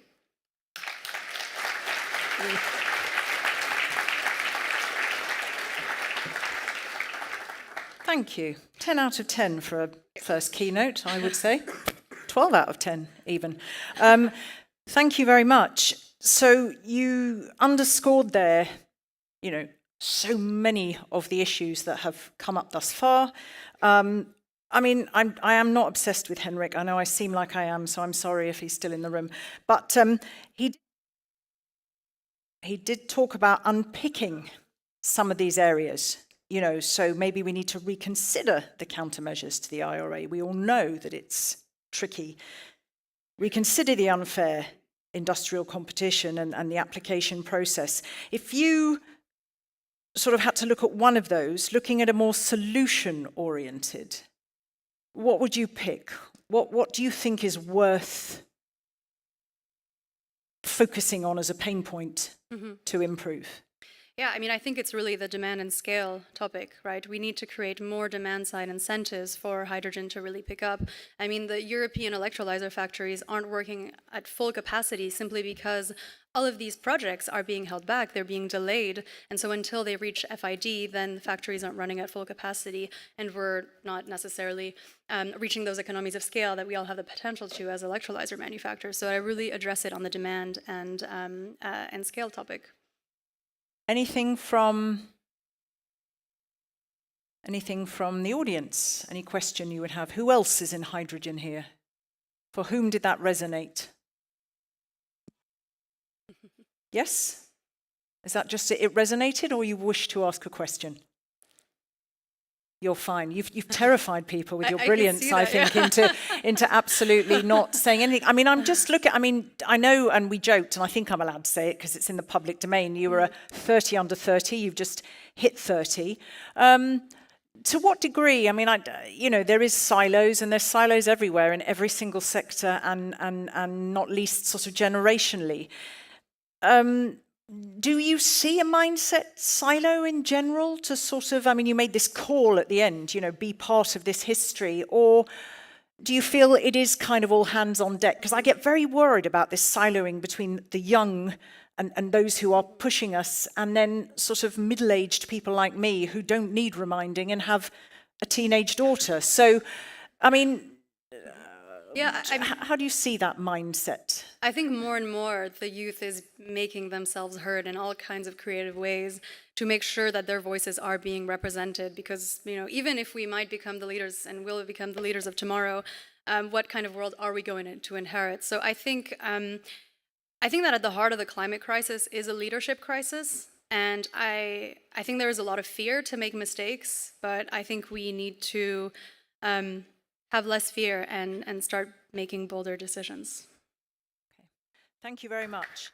Warm thanks to you. I think you are an advertisement for those bold decisions and for that energy. So thank you. Very much a breath of fresh air. Plus, of course, you dressed in the right colour, which is always good. All right. So before we get to our panel, our second speaker is from CINEA, the director of CINEA. Can I welcome you, please, to the stage, Paloma Garrote. Warm welcome to you. Thank you.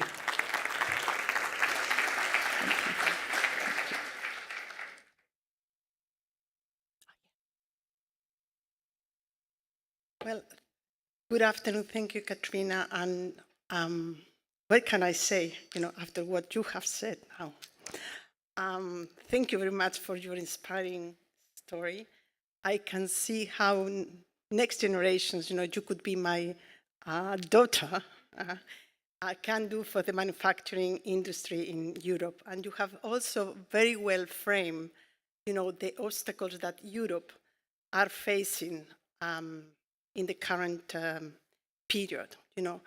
We have also heard this morning some of these obstacles. We talk about the current international context and the strong competition that are putting clean tech manufacturing investments in Europe at a challenging crossroad.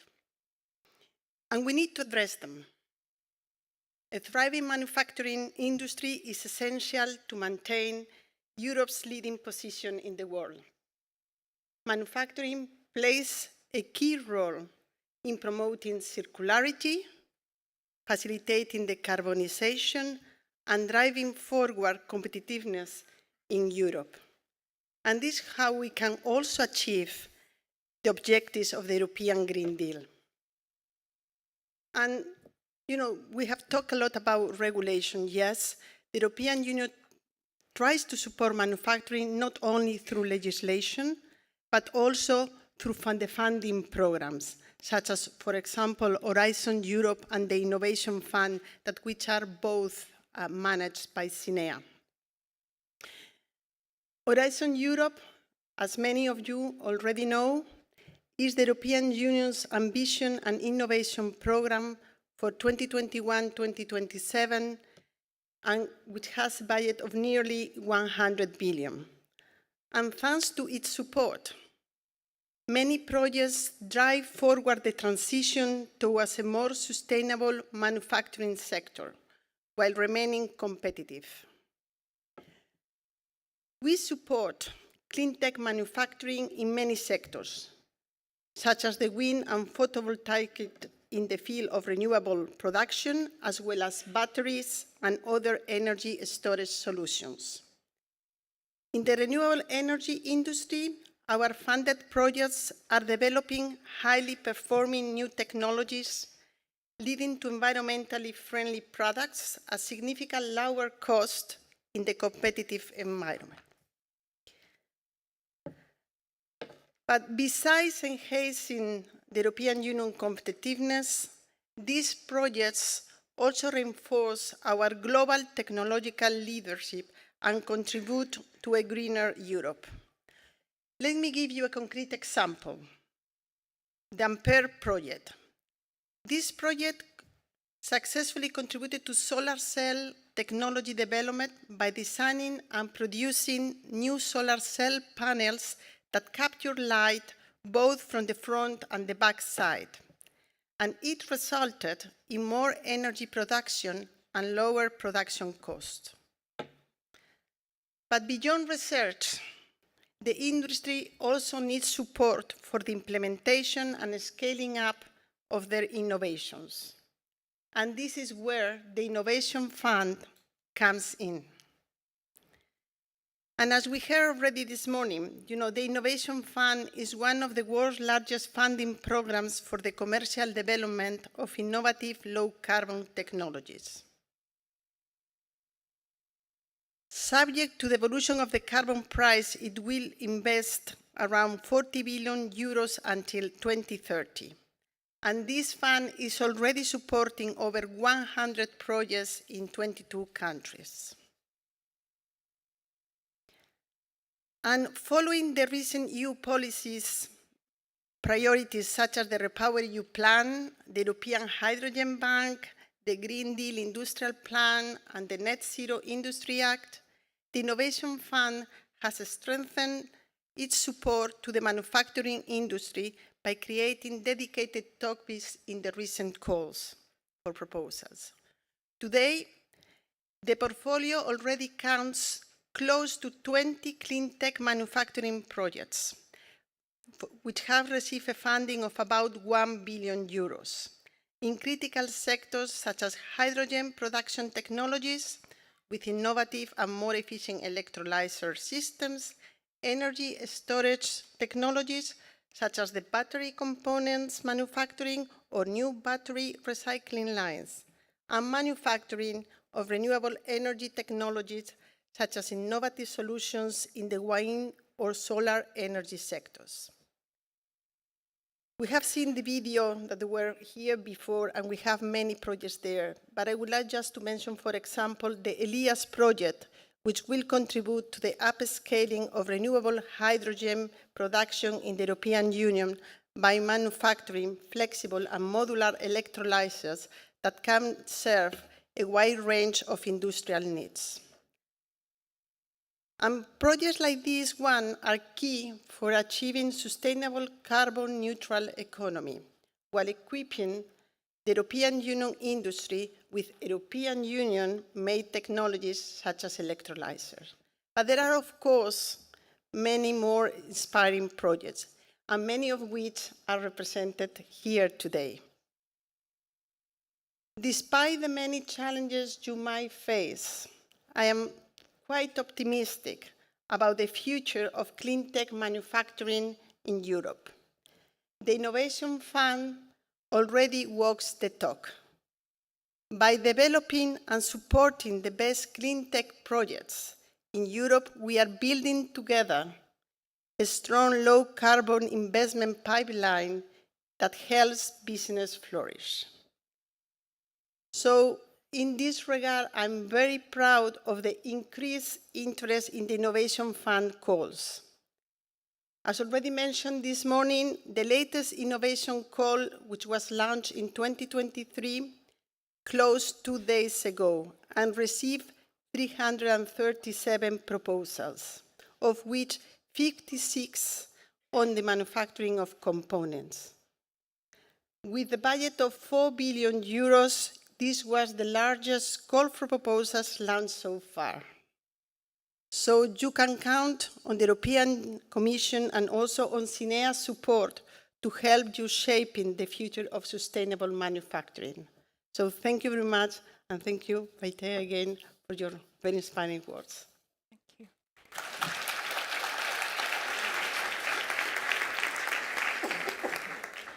Thank you. Thank you very much, Paloma. And you generously gave me the nod to say, don't worry about a follow-up question, give the spotlight to the panelists. So thank you for that. I'm able to do that. So there we go, some scene setting, and let's hear more about those projects because we want to drill down more into the details. We want to have a look here. I talk deployment and scale up. You know, how can we advance the state of the art in clean tech manufacturing? So I'm going to invite the panelists to join me first. I'm not going to say a tremendous amount about you because that is for the moderator. But first of all, can I invite Sven Lindström, please? Co-founder and Executive Vice President, Midsummer Innovation Fund Project Dawn. So maybe here. Thomas Thiemann, Senior Vice President, Energy Transition Technologies at Siemens, Innovation Fund Project Hippo. There we go, you may sit. That is very polite, but you may sit. Jesper Hulda Silva Francisco, who is the Chief of Staff to the CEO at Topsoe, Innovation Fund Project Topsoe. A warm welcome to you. And Andreas Forfang, Vice President of Sustainability and ESG, Vianode Innovation Fund Project Elan. Voila. Okay, I've kept it short because I'd like you now to give a very warm welcome to your moderator, Head of the Innovation Fund Unit. What could be better at CINEA? Warm welcome to you, Roman Dubrava. So, the best person to moderate this session, the same, if you don't mind, that I asked Kurt, you know, why. It's a bit facile to ask why this, because it's on everybody's minds, deployment scale up, but why is it so important? And maybe what have you picked up from today already from questions and comments about why it's so important? Thank you so much, Katrina, and also thanks a lot to Vaitea for an excellent speech, which I think will be becoming very viral soon and hope will inspire others in the new generation of inventors who are joining us today and in the future.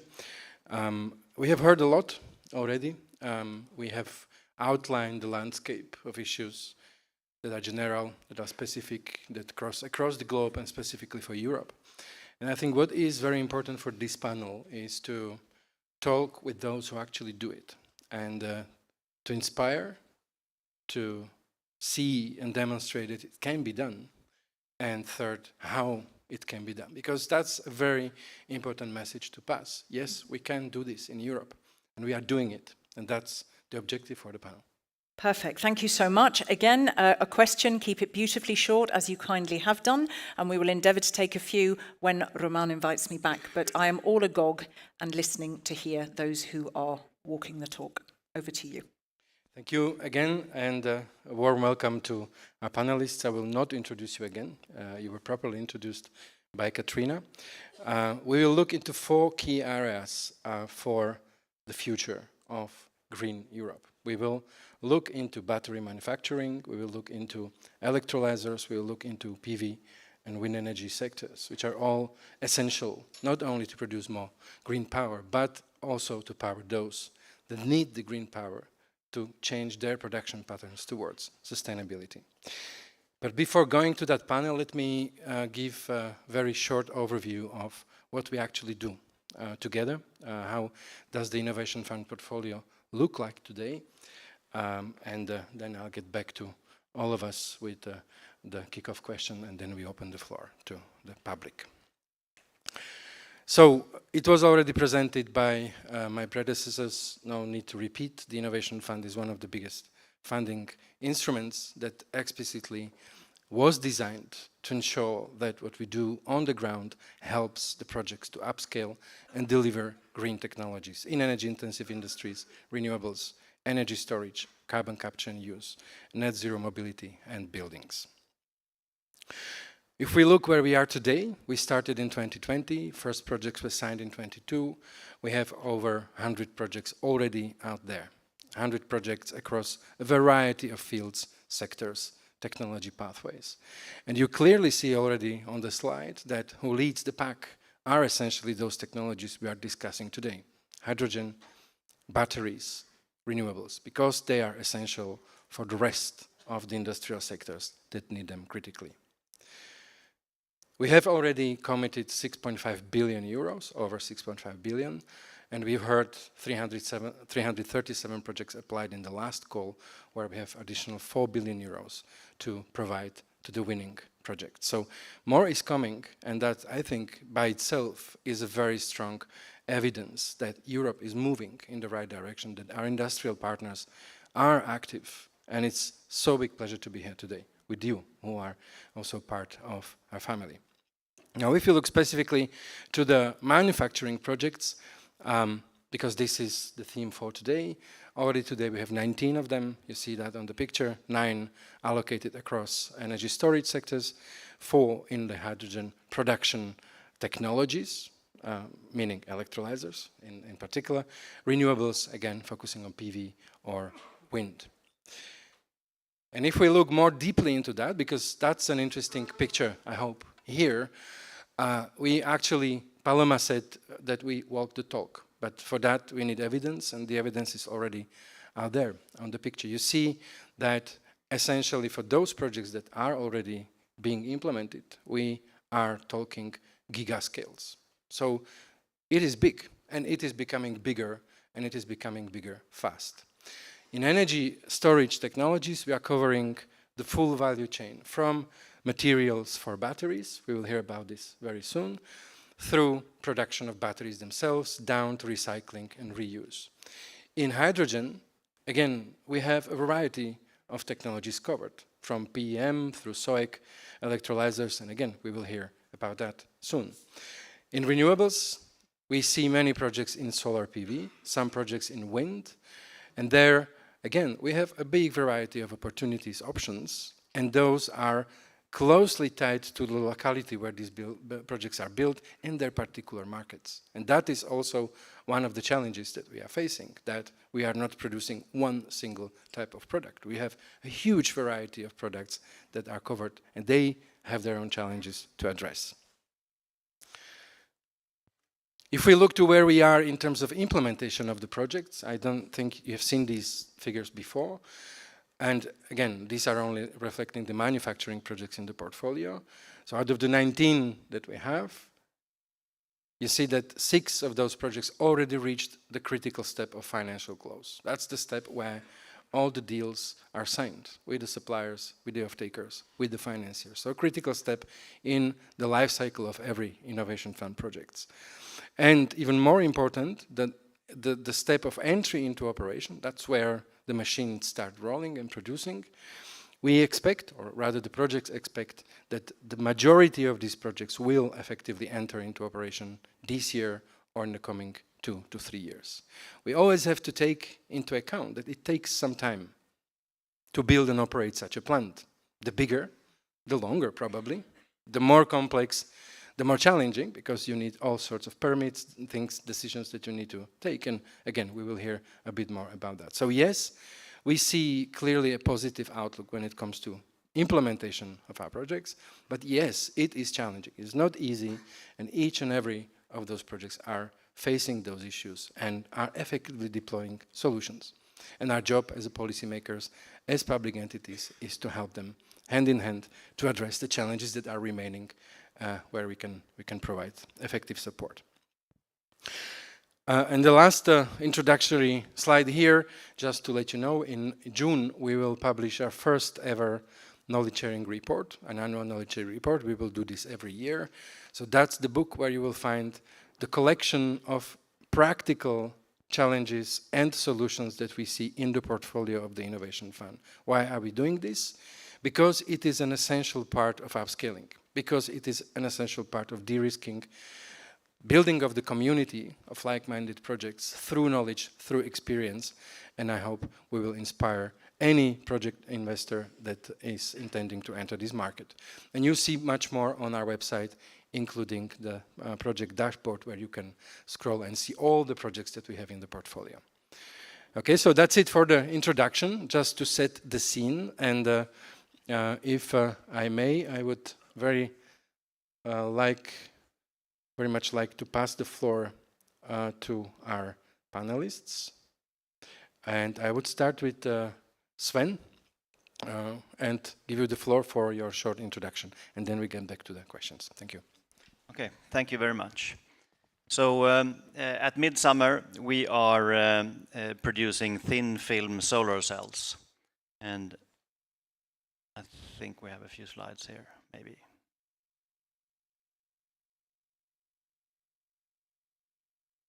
Okay, I was just not pressing hard enough. So this is what we do. We make lightweight thin film solar panels that can be installed on any roof, adding almost no weight, with an extremely low carbon dioxide footprint, and we don't have to penetrate the waterproofing layer. And as I pointed out, we can install it almost anywhere. We've done several hundreds installations, mostly in southern part of Sweden, but all the way up to the north of the Arctic Circle, to Jordan, US, France, Portugal and Finland, etc. So it's all the panels are, of course, certified and for IEC and UL, etc. So we have developed 3 different products that based on this technology. So the Midsummer Bowl, which goes on large area flat roofs, and then we have also integrated these solar panels into standing seam metal roof. So when you replace the roof with a new standing seam metal roof, the solar panels are already integrated. And then Midsummer Wave, which then can be installed on regular tiles without almost being visible. So this is what it looks like on a large area bitumen roof. And this is an installation in Bangladesh where you have a corrugated steel roof. And most of these roofs cannot take the weight of traditional silicon panels. So that's really our market niche, which, as you can see from the other roofs in the area, there's a huge potential here. And most of these factories, they also supply their electricity from diesel generators. So it's a tremendous carbon dioxide offset. The Midsummer Slim looks like this, and then the Midsummer Wave, which you can actually see the panels where it's a little bit more glossy. So that's the products we have developed. And we own the whole supply chain. So the thin film consists of copper, indium, gallium, selenium, materials that are readily available all over Europe. And then we control the rest of the supply chain. So we sinter these materials, we build our production machines, we produce the cells, we produce the modules, and we of course support our partners for making the installations as well. And this is very important. If you look at how much carbon dioxide is emitted if you produce 1 kilowatt hour of electricity with coal, you know it's 800 to 900 grams. Traditional silicon panels are between 40 and 60 grams of carbon dioxide per kilowatt hour seen from a life cycle perspective, whereas hydropower and wind power in Europe is normally considered around 10 grams of carbon dioxide. With midsummer solar panels, the light absorbing layer is only a few micrometer thick, and we use no glass, we have no aluminum frame, we use only renewable energy sources. So we consume very little electricity and very little energy and very little material. So the life cycle, if we install it in Sweden, the carbon dioxide emission is 6 grams per kilowatt hour. And if we would install it in southern part, it would be 3 to 4 grams. So this is really a tremendous benefit compared to traditional or actually any other renewable energy source.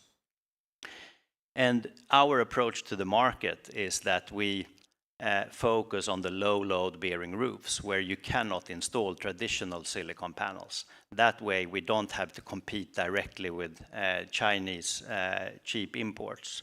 And then of course we have the integrated roof and retrofit, which is very good for residential, and then companies who really care about the sustainability aspect. So that's how we try to approach this market, and now thanks to the Innovation Fund we can scale the production and reach really the mass market and deploy this at a larger scale. So we today have a small production facility in Sweden. We just opened a 50 megawatt factory in Italy, and now we have received funding for a 200 megawatt factory in Sweden. And this is of course only the beginning. So, thank you. Thank you very much, Sven. And if I may, I would pass the floor to Andreas, who will speak a bit about the project Elan. Thank you, Roman.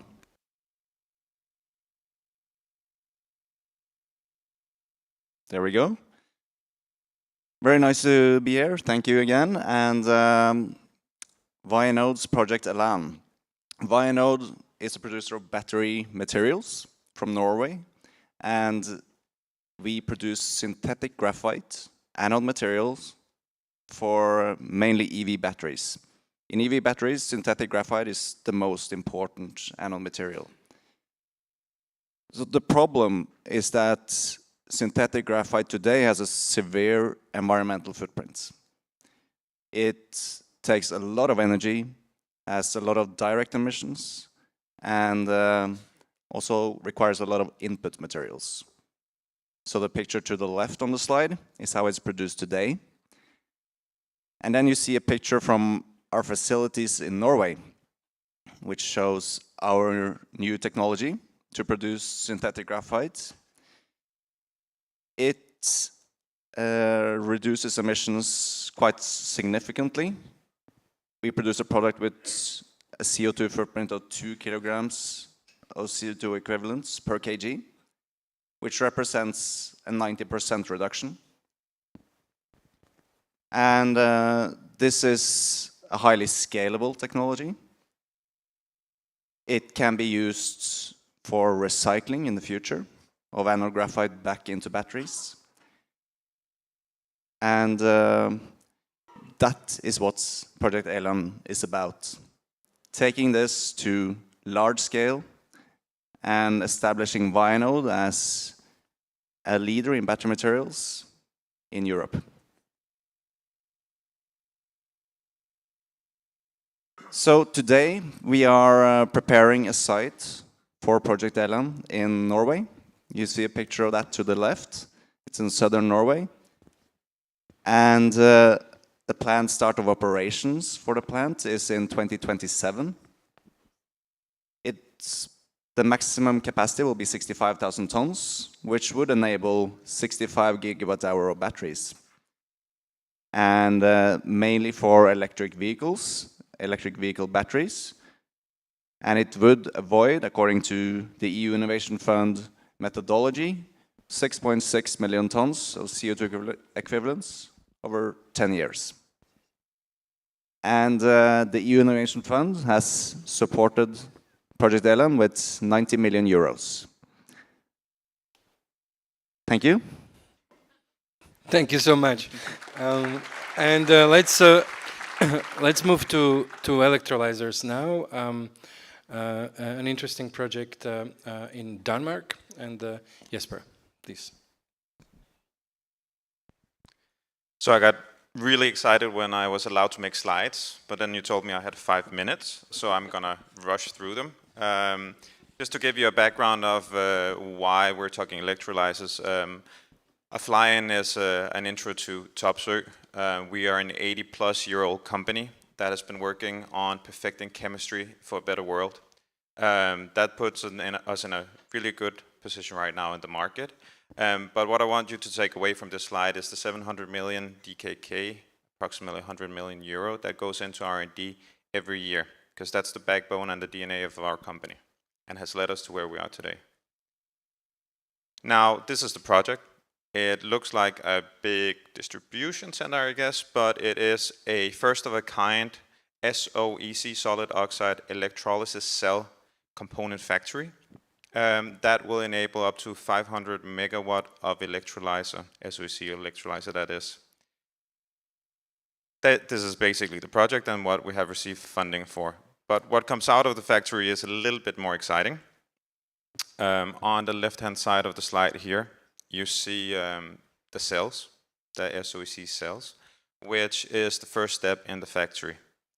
We take those cells and we stack them on top of each other, and we get a stack. 2 of these stacks makes a module. That is basically what will come out of the factory, but then we put them into a core, which is the bottom illustration. The core runs at around 700 to 800 degrees Celsius. And you might think, why 700 to 800 degrees Celsius? Well, that is explained on the right-hand side of the slide.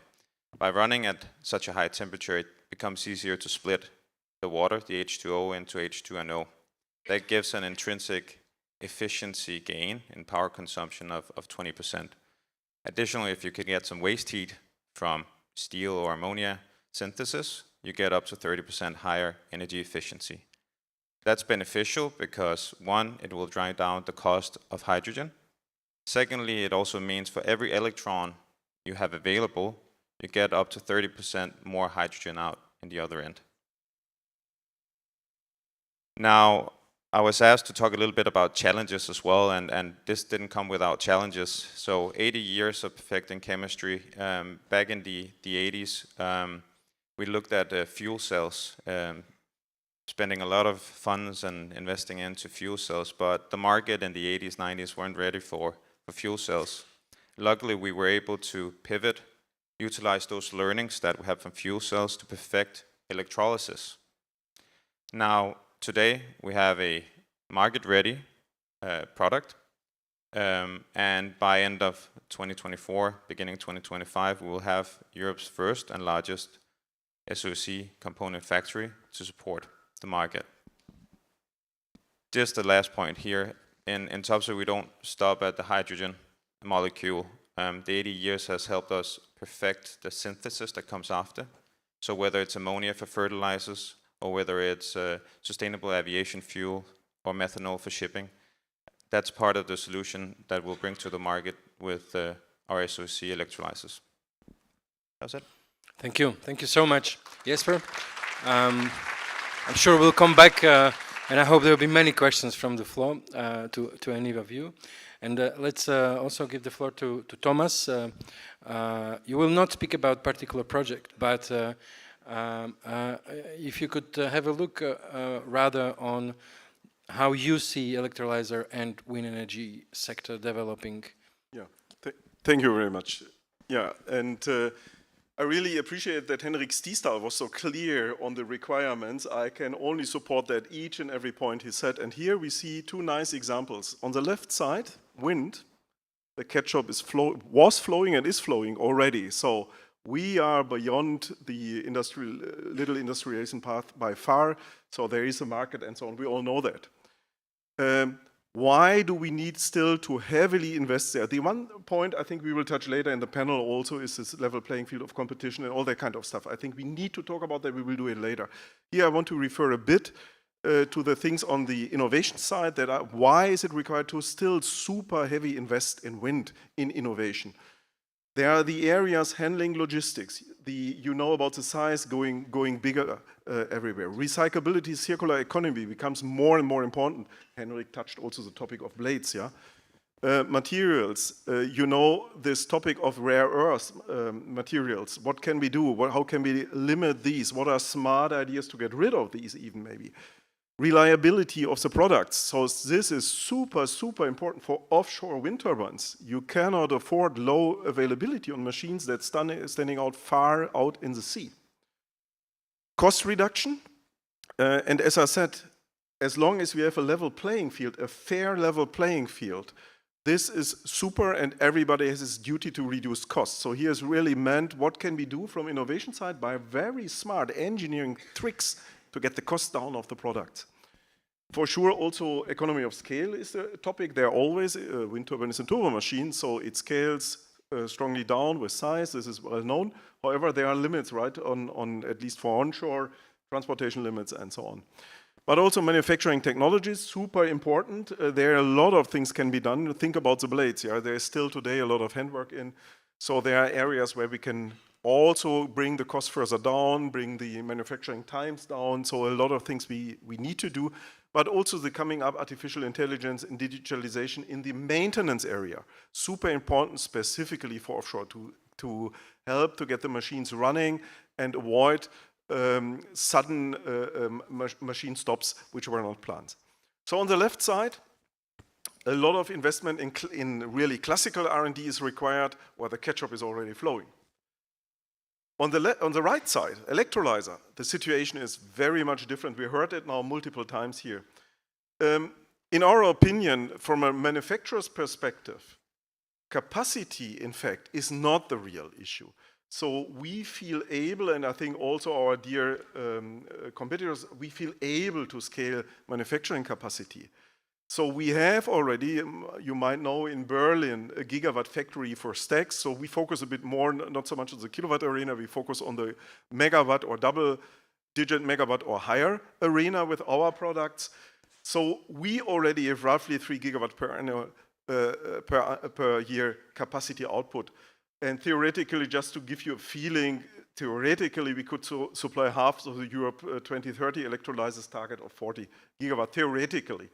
Hopefully we will all do that in a fair competition. So capacity, I think also the others, we can ramp up. The issue here is the market pull, the hen and egg problem. And so we need here more help from public side, from policy side, to get the market pull for this kind of products, to attract capital. So the challenges, to make it a bit more specific, is, for example, on funding approval delays. We heard IRA, it's a super simple scheme, and they are pretty fast. Here, IPCEI, let me mention IPCEI, it's not the topic of today here, but we have delays of up to 3 years.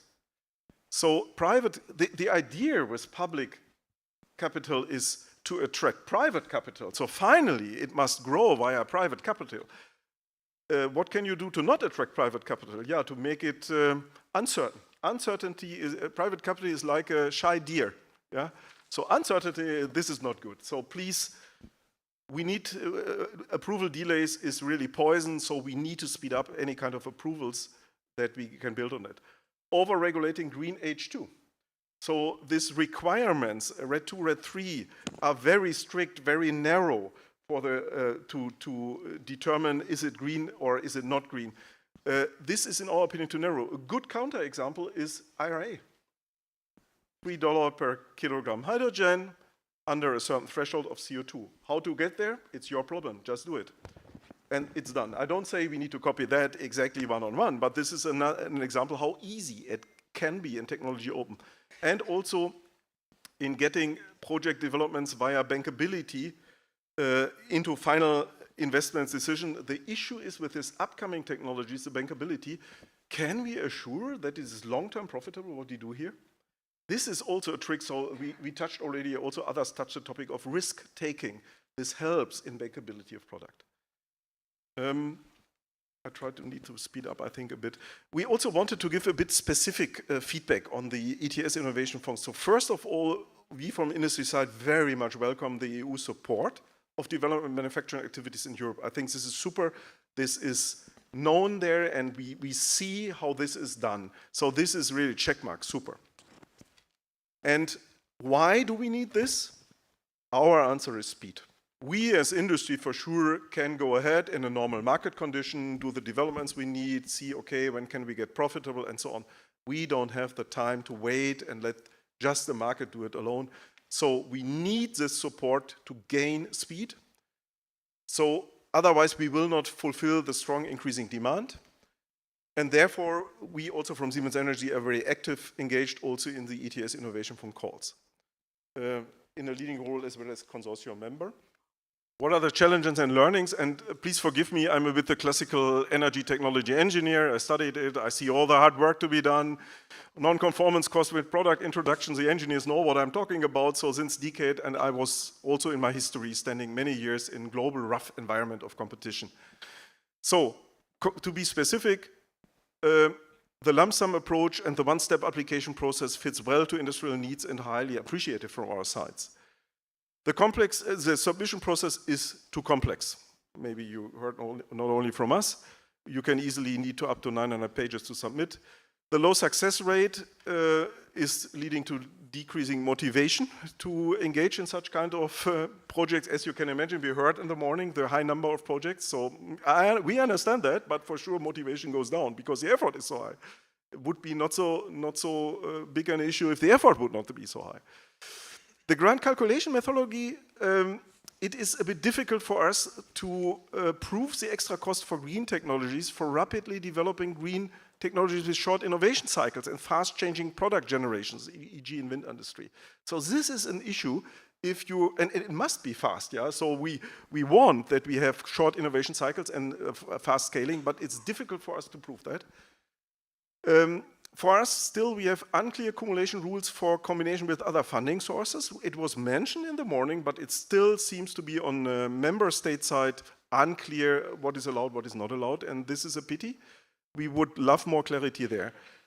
So what is our feedback? Please try to make the submission process simpler.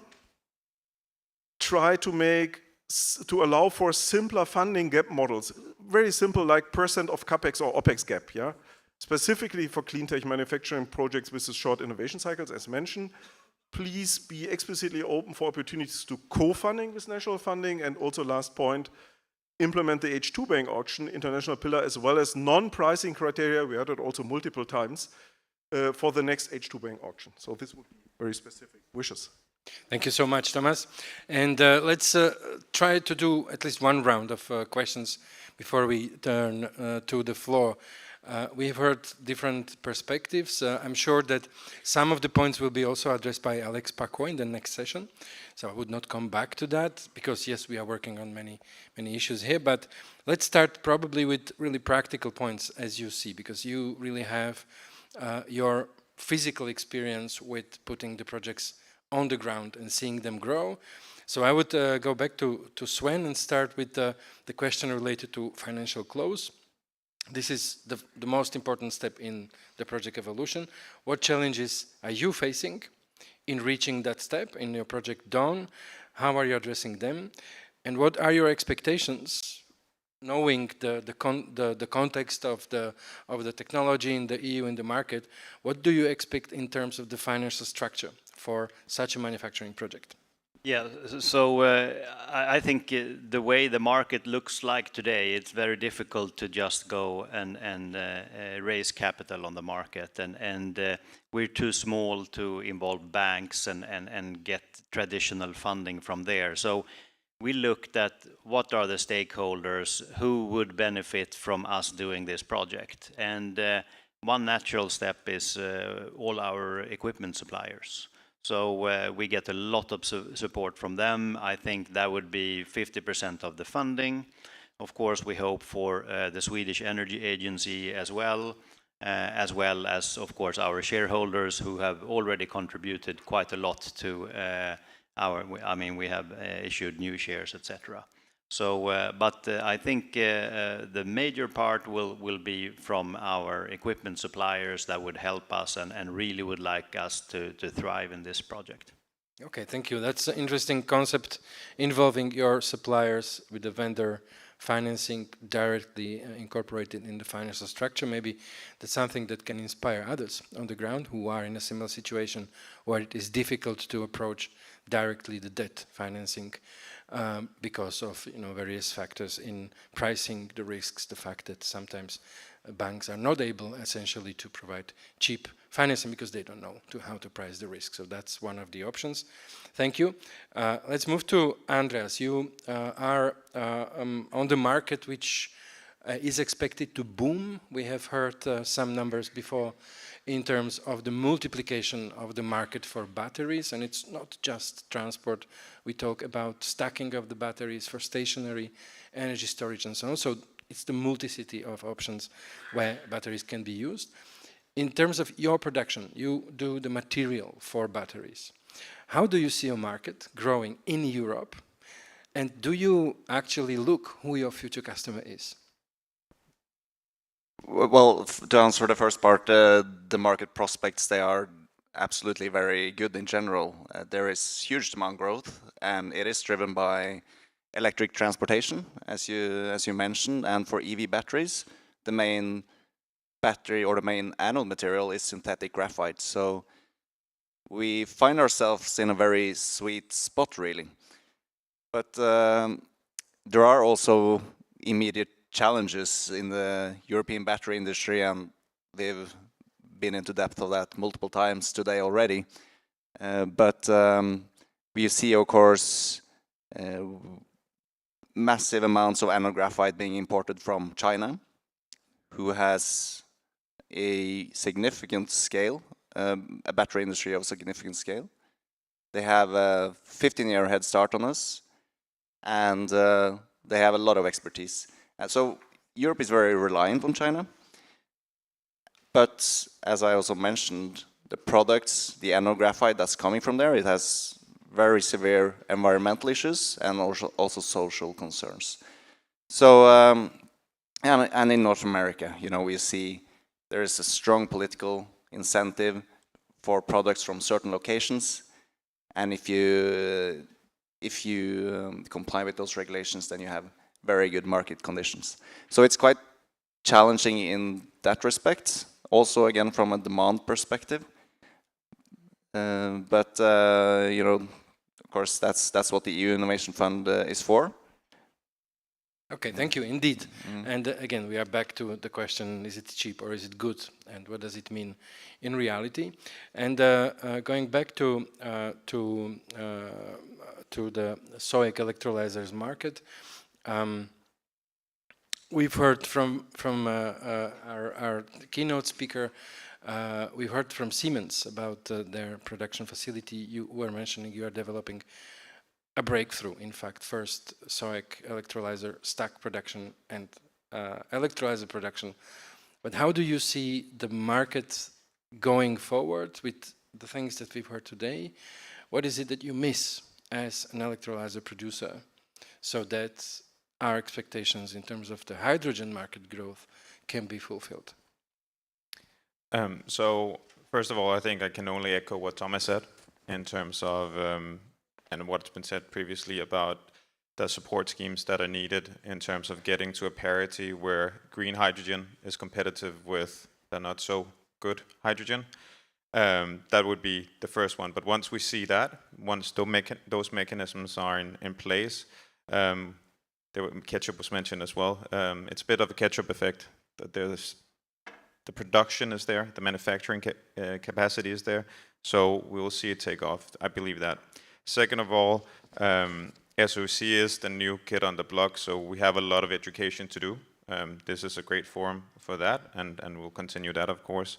And then the third thing is that, as I alluded to in terms of the efficiency, we've also heard about the build out of renewable electricity is needed, and if you want to adhere to low carbon hydrogen production, you need renewable electrons, and getting getting those electrons and getting the most out of them demands high efficiency. So the competitiveness of the solution fits into that as well.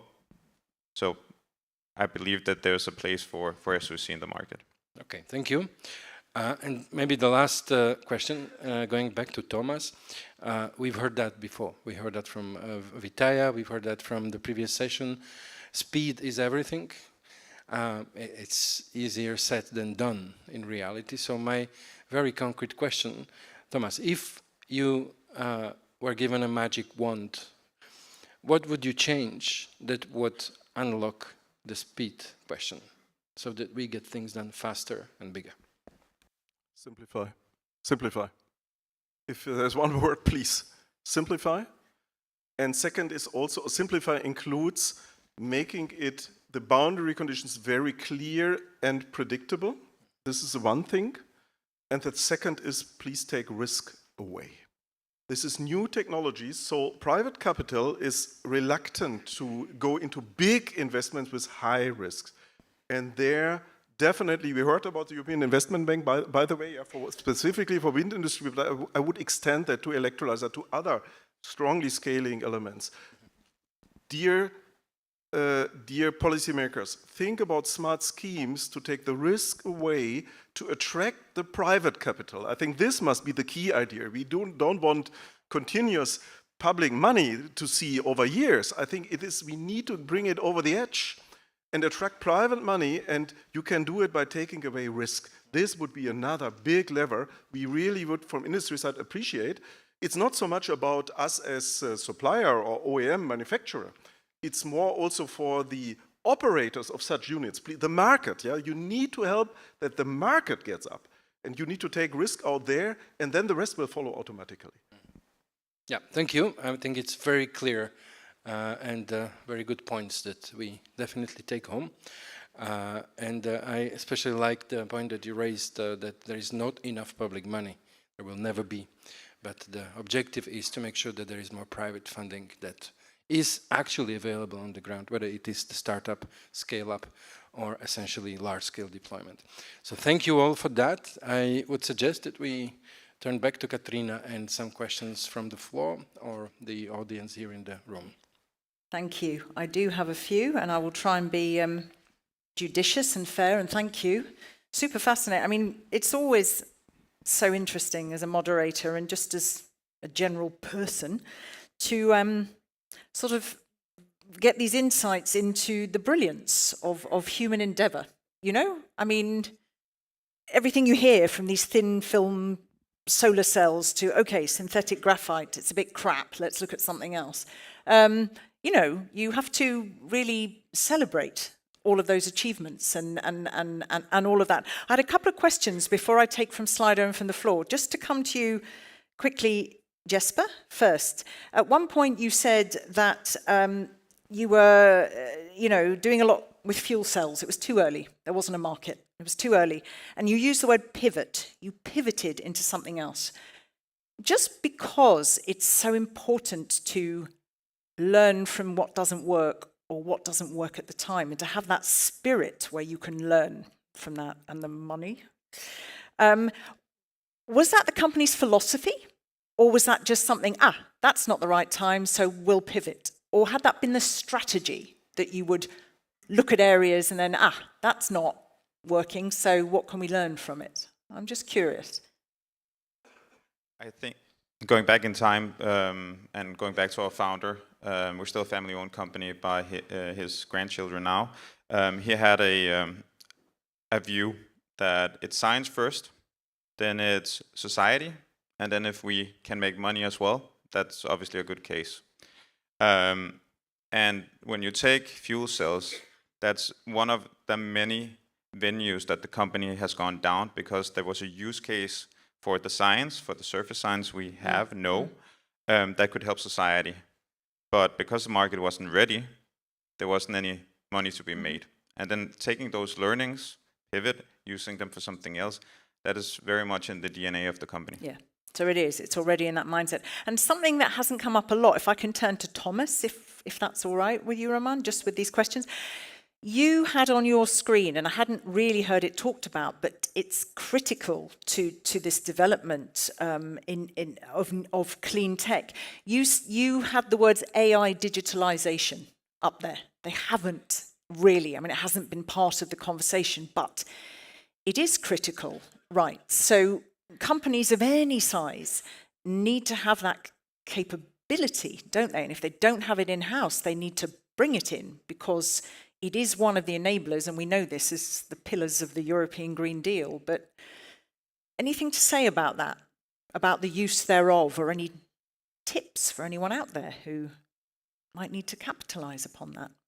Yeah, first of all, I fully confirm what you said.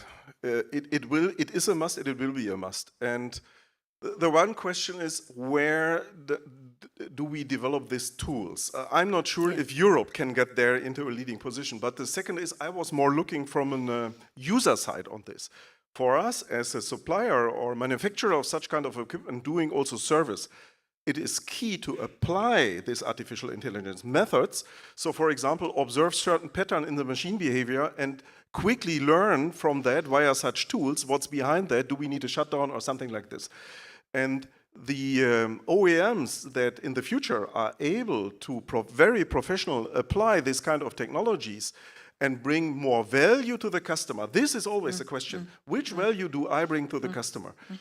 For sure, he has a competitive advantage against others. So in our opinion, it is a must to use this here in our special situation as a kind of supplier. It is a must to use these tools and maybe to a certain degree do also own developments.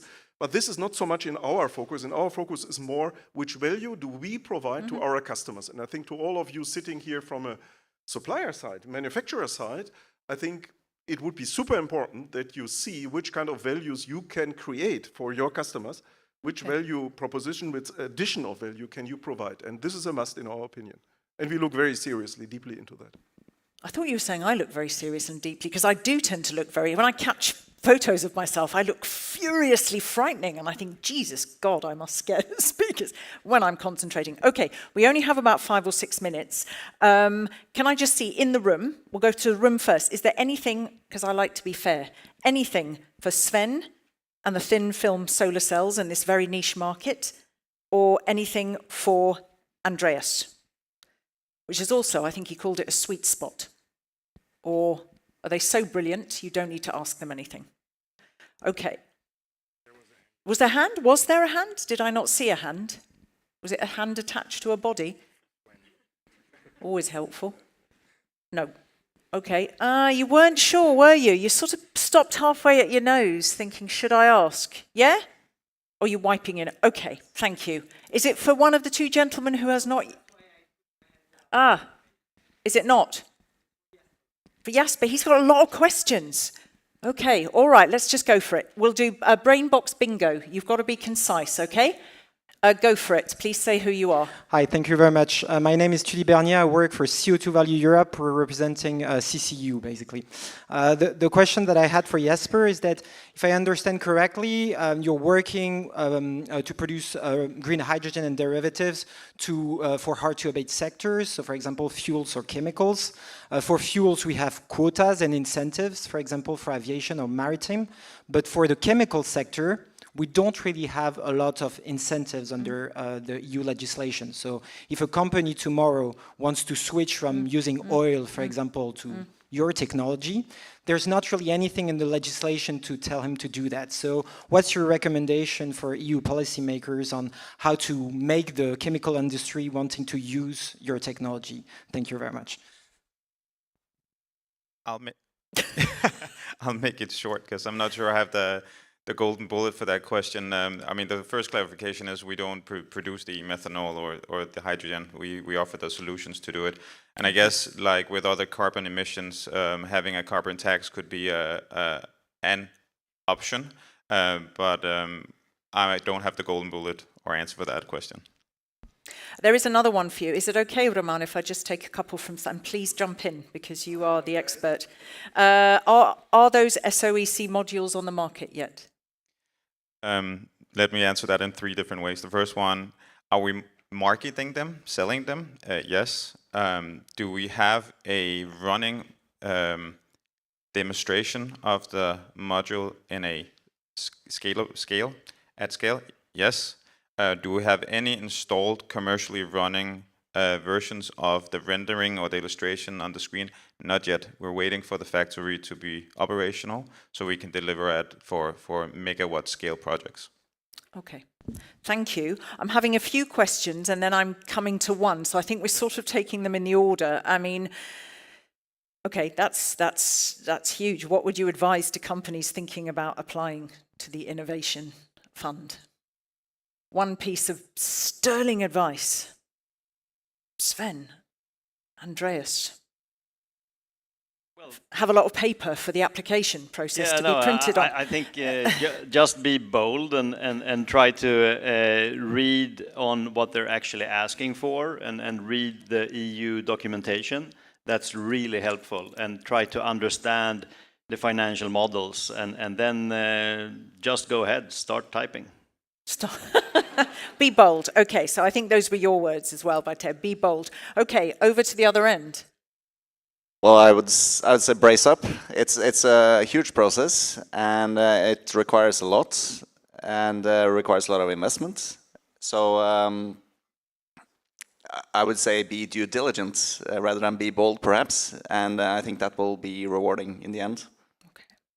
And let's jump on while we have all the questions up there, because I think it's a good one. End-of-life landscape for solar PV for midsummer, beg your pardon. End-of-life landscape for solar PV and where the company fits into that. That's a very good question, because most of the solar panels today with glass and aluminum frames and silicon cells, most of that goes to landfill. Of course, it's very easy to recycle the aluminum frame and the cabling. With our solar panels, we can recycle 98% of all the metals. We can recycle 100% of the stainless steel substrate, 100% of the silver, and 98% of the indium. So this is really a tremendous benefit as well. So nothing goes to landfill. Okay, should we have a look at this one that came in? That is the data for knowledge sharing, maybe that's for you, Roman, taken from the projects entered into the Innovation Fund call. So how do you basically ensure that data that shouldn't go public doesn't go public?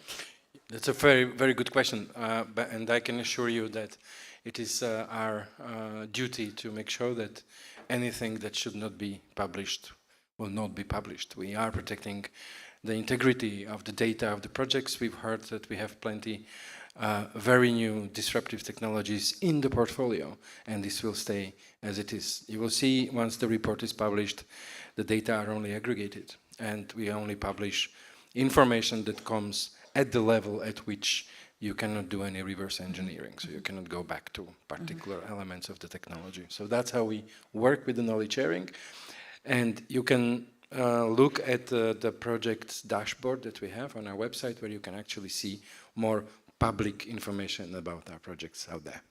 Thank you. Any last question from the House? There was a question here, and then we had one more from Slido, which I think you might have caught, Thomas. Question here. Please don't do one for the whole panel that has 9 parts to it, because we'll cry, because we have to take coffee soon. Nice, simple one. I will try to do it short. My name is Andreas Drescher from RHI Magnesita. That's a global acting refractory company, so in the hard-to-abate and energy-intense industry, and so we would be off-taker for hydrogen. And where I wanted to comment is, for example, for Topso, we are struggling in the upscaling to go above 3, 4, 5 megawatt. Yeah? But in the European Hydrogen Bank, it's restricted to more than 5. For us, it's a big problem, and it's not the electrolyzer, it's our process. Yeah? We cannot commit to do something which we have never tested before, because this application ran for decades. Yeah? So these restrictions, like the lower restriction of 5 megawatt, should be said, is really a problem in many processes. Okay. No. Okay. No, okay, no, absolutely. There was just this quick one, and then I'm going to bring it to a close for Sven. Yes. Yeah, So, what's the efficiency of your solar panel? So on the cell level, it's 16 to 17%. On the panel level, it's 14 to 15%. And that made me laugh. I mean, I know it's come away, but for you, Thomas, just that if you're focusing on non-price criteria, aren't we looking at a 1,000 billion page application than 900 page? Maybe you could think about take Henrik as advisor, how to do it in a lean way or so. I'm thinking in this direction, but I share the fear. Are you a Henrik fan too? Are we a fan club of two now for Henrik? Okay, I hope so, because I'm feeling very strange about all that. All right, thank you very much. Roman, what would you like to sum up? What gems of wisdom? Yes, thank you so much, and I think we've heard a lot here. I don't dare to repeat what was already mentioned. You are much more in-depth into what you do on the ground. So instead of trying to wrapping up from my end, I would just pass the last question to all of you. If you meet a person, a lady or a man, willing to invest into one of those 4 areas that we were discussing, what would be your advice? And willing to invest in Europe? And one sentence. In one sentence. Literally. Well, my answer would be that try to find a unique spot. That's the most important. Try to find a smart backup for the risk.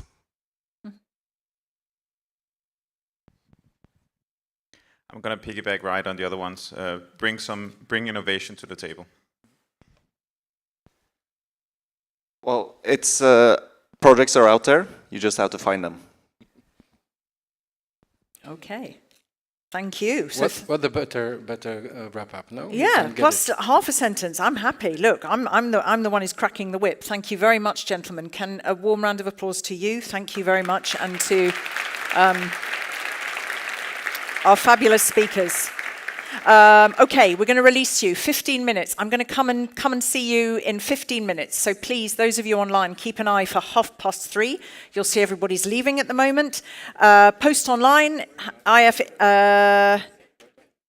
Cleantech. See you shortly. Sorry, and I'm trying to get a photo with the women in the room at the end, but we'll have to wait for that. 15 minutes tops. See you back here. See you back online. Thank you. Look, everybody goes now. It's chaos. No one listens anymore. See you soon.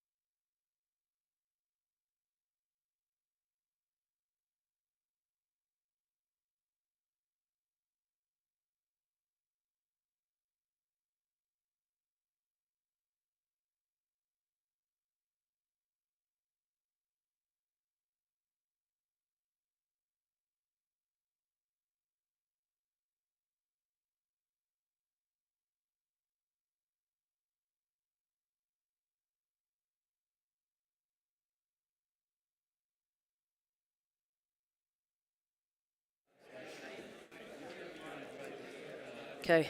Oh, I'm on. I never know. Right, can you kindly make your way to your seats?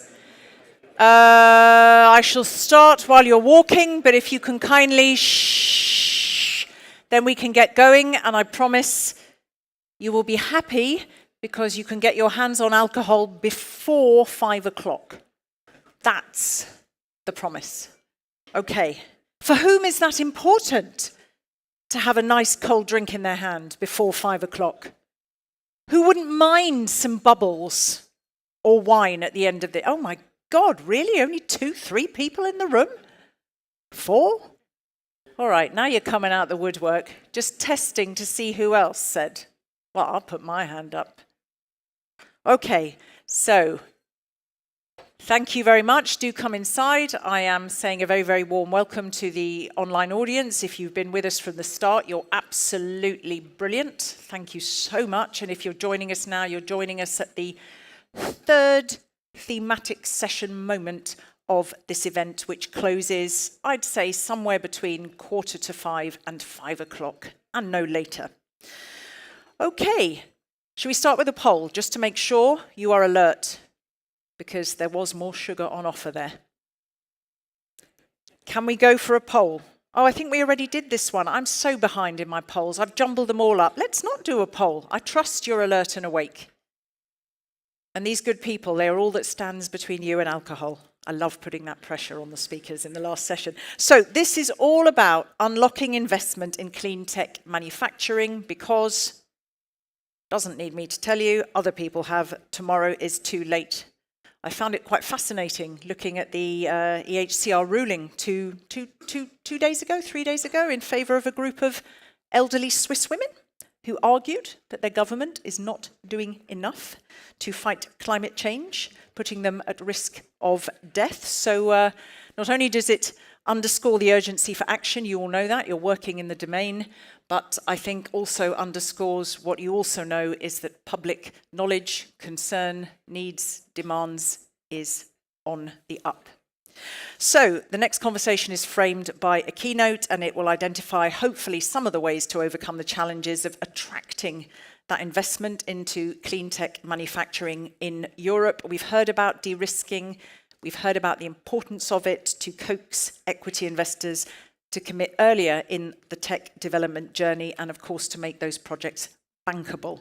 And also, hopefully, we will explore that crucial dynamic between the EU and other actors, the public, but critically, as we've heard time and time again, the private investors. That partnership needs to be improved. It needs to be leveraged to spur investment. But first, sort of tying off some bits and pieces about the Innovation Fund is our keynote. Can you give a very warm welcome to Alexandre Paquot, the Director of Innovation for a Low-Carbon Resilient Economy at DG CLIMA. Warm welcome. You can even applaud. Thank you. Thank you so much. Thank you. I love it. So hopefully you'll do what your presentation says, EU funding, streamlining funding from the Innovation Fund. Is this what you're going to talk about? Yes. Streamlining. Yes, streamlining, simplification. I think we heard it several times as well. So yes, Okay. this is what I'm going Is it to more try. than just empty? Is it definitely got meat on the bones, the streamlining? I hope you'll tell me after. Yeah. Okay. All right. But yeah, The floor- dear colleagues, dear friends, really happy to be with you. Okay. It has been a real pleasure together with my colleagues in DG CLIMA and DG in CINEA to really listen to you the whole day. It has been very rich, very interesting, so thank you very much for that. I think we want to see and to see how we can unlock investments in clean tech manufacturing. We've heard this morning that this global market will be massive. We also have a clear mission, which is to scale up and to really provide targeted support in this context of a global competition which is increasing with time. We also have a pretty stable regulatory framework. We heard that also this morning with the Fit for 55 package, with the Net Zero Industry Act. We also have the new state aid guidelines that we will hear more about in a minute in the panel. But what we will be looking at very much now is about the funding landscape. and how to cover this funding gap that we see happening in many of your sectors, and how to de-risk, as Thomas was saying it very well in the previous panel. I would like to focus on the Innovation Fund, because this is our business in DG CLIMA, together with our colleagues with CINEA, to make this instrument the best possible instrument to help you to innovate and to de-risk your investment. We have, from experience, seen that with the Innovation Fund, our leverage factor is pretty high, factor 4. So it means that for the 40 billion euros that we have with the Innovation Fund, we can leverage about 200 billion euros from private investment. But it's not going to be enough. We know that. So this is why we are looking at how to maximize as much as possible the potential of the Innovation Fund in the scaling up of clean tech manufacturing. And I know that the expectation is big on the Innovation Fund. And this is why we are trying, and I think it was Henrik saying it, we have to be innovative in the way we spend our public money. This is scarce, and we really need to make the best out of it, to use this public money in a strategic way, and looking at the right mix of the different instruments we have. And this is why I would like to explain to you and explore with you and with the panel 3 main avenues that we have been looking at and that we are implementing now with the Innovation Fund. The first one, as being referred to this morning, is the seal of sovereignty. Some might say, oh, it's just a seal. But, you know, the fact that these applications are so oversubscribed with the Innovation Fund, and that at the end of the day, we have a list of so innovative and excellent projects in Europe, this is such a pity that at the end, we can only finance up to maybe 30–40% of all of these projects. So that's why these projects, these mature, innovative projects, will now, for the first time, with this auction, with this call that we are now closing, will receive a seal.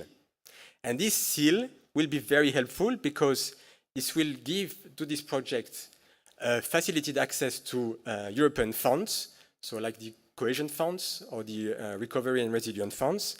It will also be a list of projects that member states will receive. So you can go to the member states as well, to you national authorities, and say, I have been selected through this very competitive process, and I have one of these projects. And so really helping you to get this financing also from the national side. But also from the private side, going to the banks, trying to find some financing will be also very helpful when you have this seal that you can show. So that's the first avenue. We will start with that, with this call that we are now closing. The second one is this auction as a service. Here we also try to be very innovative, I would say. First, because we do an auction, so it's not a traditional grant. It is really having a competition based on auction and really make the best possible out of the public funding that we have. But second, it is about providing a service to member states by saying we organize the auction. With the Innovation Fund, we can not fund all the projects because of this limited budget that we have, but member states can come with their own national budget and following the ranking of the auction can finance the national project that they have on the list. So we really believe that this is a very powerful tool to pull some other resources from the national side. Also, it would be one auction instead of a multiple number of auctions. And we know that we want to avoid fragmentation in the way we build our markets, in particular here for renewable hydrogen.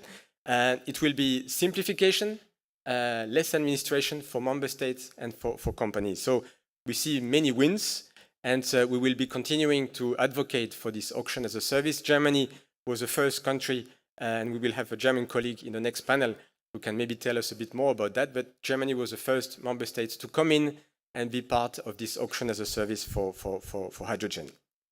Now, the third avenue. This is about blending with finance products. And here we work very closely with EIB. And here again, panelists of the EIB will come in.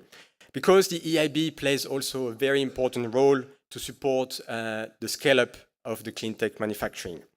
And we want to work with the EIB. We have seen also that projects that receive a grant under the Innovation Fund have then a better case.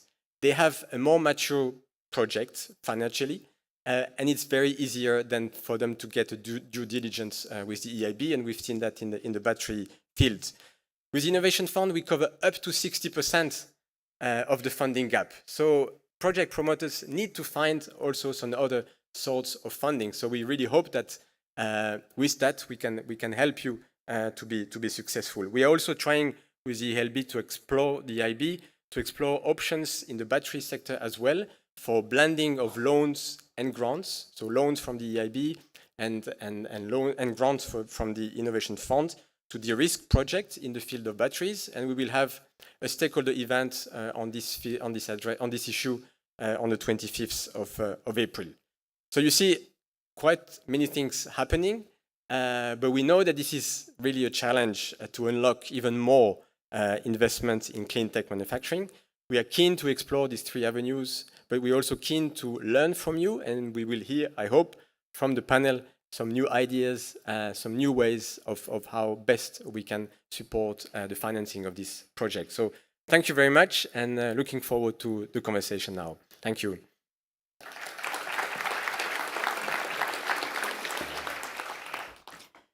Thank you very much. You want me to stay? Or? Yeah, go on. Yeah. Why not? Yeah. I was not too long. Because no, you told me you were 9 super minutes. punchy. Yeah, okay? I have clearly terrorized all of the speakers, which is thank you. What did I want to ask you? Oh, yes, when you said it, so I heard from Cefcovic this morning a seal of sovereignty, yeah. But you said it in your lovely accent. It sounded like a seal of serenity. Who else picked that up? I really did wonder. Sorry, yeah. Okay, well, there you go. Why don't we answer that first? Will the new Excellence Seal also be awarded for projects that didn't get funding in previous calls? Because it might be useful. Is that something you could answer now? So first, to get the seal, you need to be passing all the evaluation criteria. Yeah. So the evaluation is going to take place, and then you get the seal only if you get the highest mark that you need to pass all the criteria. Now, for the previous calls, it will not be possible because this is actually fallout of a regulation that was just adopted, the STEP regulation. Yeah. So we will start now with the first call now. Okay. A smaller question, a fiddly one, and a bigger one. Forgive me. Thomas, was it Thomas from Siemens in the last panel had talked about, he was looking at challenges and asks, and he was talking about fixing the funding gap model. He was giving an example. He said, for example, the percentage of CapEx and OpEx gap. Can you, what would you have said in response maybe I should to that? Clarify that, because that's maybe a misunderstanding, is that with the Innovation Fund, we cover both CapEx and OpEx. So we are coming out of this pure CapEx way of looking at things, but really looking at in a holistic way at the whole cost of a project. Yeah. So we think this is the best way to really accompany projects in their investment journey. So really to look at all costs and to compare the green project with a more conventional project. Okay. And any other myth that should be busted? Yeah, maybe I heard this morning, I don't know who exactly said that, but that's maybe with the Innovation Fund we come a bit late in the way we finance projects. And here, what I want to say is that we, with the Innovation Fund, we cover up to 40% of the grants until the moment of financial close. So it's already quite a significant amount. And then up to 90% before the entry into operation. So all of the costs, so during the construction, you can already receive some support. So it is not only when you start production, it is really to accompany you during the phase of the project development. Yeah, and there's also technical support also from EIB, which I think we will hear more about on the panel. There was that was very Indian smoke signals. Do you wish to ask a question? Ah, okay. There should be, just a moment. You've got, there's a race to get the mic to you first. Dun, dun, dun. Okay. Thank you for picking this up. François Paquot, Renewable Hydrogen Coalition. 2 questions. Oh, great. He's only going to answer one. Make them short. Yes, short. Auction as a service. as renewable hydrogen sector, we go to every member state trying to get them going that. Now we know that the member states fear that they will not be able to fund their projects via the tool that you designed because cumulation is not allowed. They think they will be able to secure a first mover advantage if they do their tool allowing cumulation. How do you respond to that? Second question. No, hang on. Can we just do that one? He's scary. So first of all, I think we have a big benefit to offer to member states when we do the auction as a service, is that together with DG Competition, we have been working very hard to facilitate state aids clearance. So when they come with their scheme, and it is, of course, according to the rules and the terms of conditions of the auction, this will be cleared in a faster way by the Commission. So that's, I think, a very important element and that we've seen also with Germany, for instance. Now, the question of cumulation, since the auction is based on costs, it is going to be very difficult if we start to allow for cumulation of aid, because we would make it very difficult then to compare projects. So I think this no cumulation aid is really a very important element of an auction. So once we do an auction, we compare on price, we compete on price, so we cannot allow for other type of fund to be put into this type of projects. We're happy to get more insight on which member states you've been talking to, and if we can convince them to get into the auction as a service, we're happy to do so. Can I ask a favour? Can we park? I don't want to rain on the parade of my last moderator because he's got brilliant, and I can't eat into that time. Alex, can you meet that gentleman? Of course, but we know each other very well. Oh, do you? Okay. We're coming from the same country. Our family names are nearly the same, so. Okay. Paquot and Paquet. Have you been awarded an excellence of a seal of serenity, sir? Yeah. You might be getting one. All right. Thank you, thank you very, very much. Clearly a lot of interest. Warm thanks, please, to Alexandre Paquot. All right, I'm going to get the panelists set in, and then I will invite you, our moderator, to the floor. So, here we go. How can we unlock investment in clean tech manufacturing? We have Ruben de Vogela, who is Senior Investment Officer at the European Investment Bank. Is that still the same person? Because I heard there was fantastic. You can come and sit in if you like. Were you Googling yourself to check that was you? All right. Tim van Pelt, who is Global Lead Batteries and Charging at ING Bank. Warm welcome to you. Catherine de Mares, who is Deputy Head of Unit at DG Competition. Fantastic. You've just had a nice segue there in that answer to that question. And Dr. Friedrich von Schönfeldt, who is Policy Advisor at the Federal Ministry for Economic Affairs and Climate Action in Germany. And your moderator, he is Jacek Truszczynski. He's Deputy Head of Unit for the Green and Circular Economy, and he is from DG Grow. A warm welcome to you. Hello. The same question I've asked all the moderators. I mean, okay, it might be a bit simple because we know, but what's so important about making sure we have this discussion before this event closes? This topic. Well, I guess financing is really central to these debates because it's the fuel that gets these projects going. And I think you can look at it from two perspectives, public finance and private finance. For public finance, obviously the question is how to structure it in an effective way to crowd in private financing.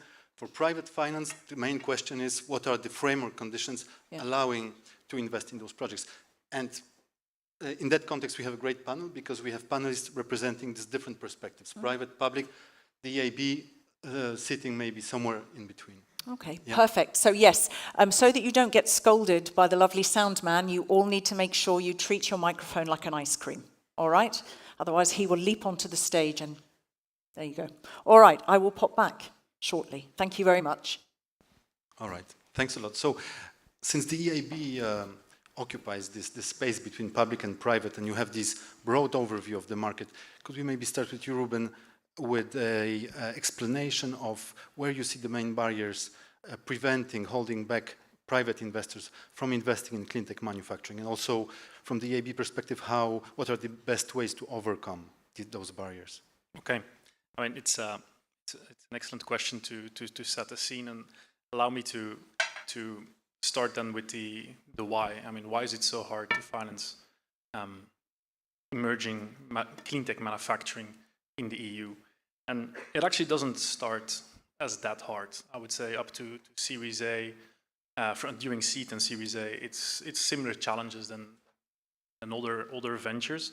You need limited amounts of money to scale, to prove an idea, and the tech at lab scale. But soon thereafter, it starts to become a bit more difficult. These ventures, they require more capital for a number of reasons. It can be that they're more asset heavy. You need manufacturing capacity. It can be because they actually just need more time, because they're displacing a grey alternative. They're trying to overcome a green premium for their products. And what is then the problem is that a venture capital fund typically does not provide financing in that quantum. And clearly, the risk proposition is very different from what private equity or infrastructure or investors are used to. And then to make things worse, it doesn't happen just once. I mean, it's a bit of a continuum throughout the scaling process. It happens for the first time when you move from seed/Series A to a Series B that you raise typically to demonstrate your technology at a pilot scale, when probably the remaining upside in terms of IRR is internal rate of returns is not high enough anymore to meet hurdle rates for venture capitalists. And you're clearly not yet a bankable company as an emerging venture. But then even if you overcome that hurdle, for instance, with the excellent support of the public support from the Innovation Fund, it actually might happen again when you're then doing your first demonstration at commercial scale, because then the quantum of capital needed for that full-blown commercial scale manufacturing capacity is not readily available in the market. You don't have the balance sheet to attract affordable working capital lines because you're manufacturing something, so you have a longer sales cycle that requires working capital, typically addressed with dedicated working capital lines, but we don't see commercial banks moving. And of course, that's an issue, because if something is, and then it becomes a kind of a loop, because if something isn't scalable, it's also not investable anymore. So in summary, like what's so hard about emerging clean tech is that it's big money. It's big amounts for productive assets. It's big amounts for non-productive working capital. It requires patient money at a time when balance sheets are not yet bankable. Now, how to overcome that? I think we have there a role to play, but of course not just us, not just the public sector. It's a bit of, I mean, doing emerging clean tech manufacturing is a team sport. So I see how to overcome these hurdles through three angles. So one is public sector, and we've heard it today before. It's this visibility on supportive regulation, creating predictability for an investor, knowing what lies ahead, counting that indeed the accelerated rollout that is needed to meet climate goals is supported by that regulation and by financial support. But also you can take it one step further. I mean, I'm in discussion with a lot of ventures in clean building materials. The thing they're asking for is not very complex. They ask when public authorities procure buildings that actually the CO2 footprint of buildings is accounted for in public procurement.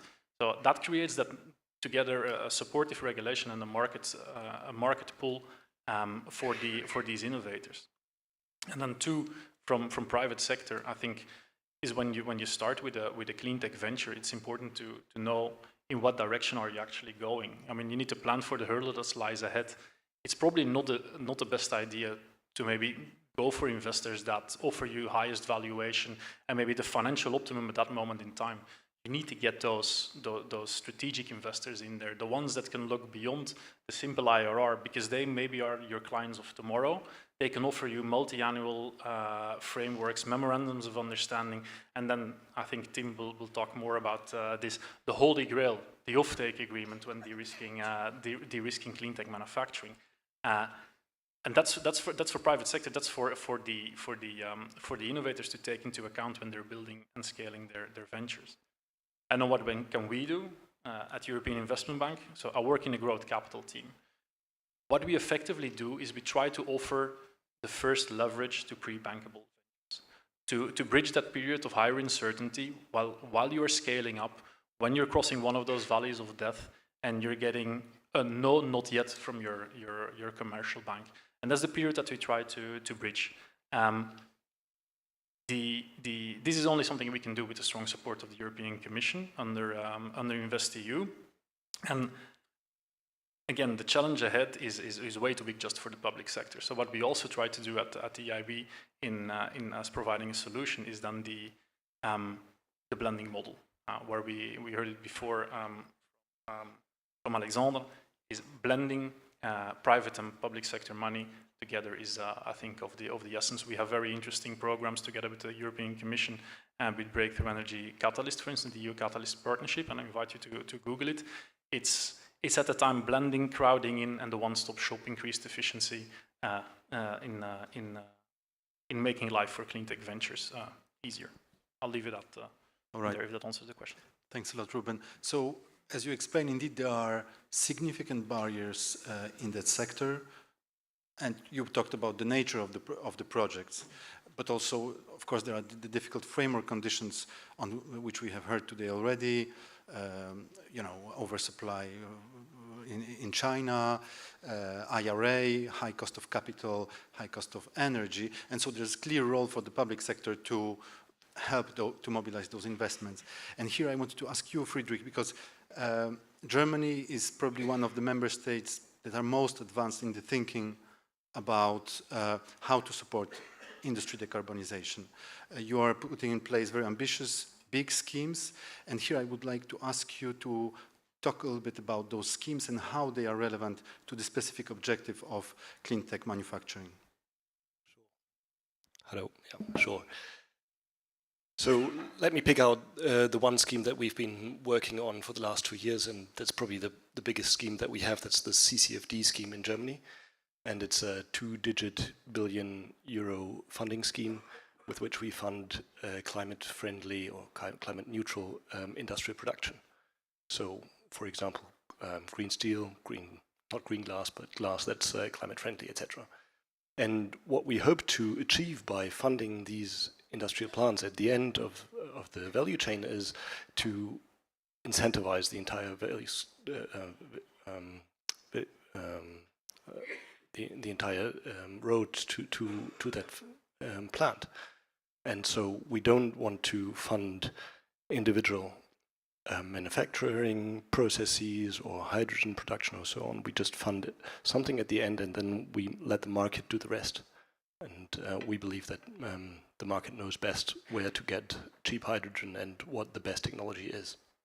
So maybe to tell you a little bit more about the two challenges and the two points that we are particularly proud of, to tell you, so that you'll know a little bit better how the scheme works. We tried to solve two main problems, and I think Alexandre raised the problems, and our colleague from Siemens raised the problem. So the first one is de-risking, the shy deer that you spoke about, and our solution to that is basically the carbon contracts for difference, so a hedging instrument where we take away, we don't only give a lump sum, we hedge the prices for hydrogen, for electricity, and for carbon dioxide. And by taking away these risks for 15 years, we basically hope to help you from ING and others to then be able to fund these new plans. So that was the first challenge that we wanted to overcome, and the second one is also something that we've heard the entire day. There's bureaucracy, right? So in the IPCI project, we see that it takes 3 years or more to come up with a sound funding gap analysis. And we heard today that there are 900 pages necessary for Innovation Fund, and in Germany, our projects they're pretty similar. So our solution as well is the auction. And it's not as simple as that, but the general principle is that you as a company tell us how much money you need to avoid 1 ton of CO2 per ton of production material you produce. So more or less, you just give us this one number in the auction.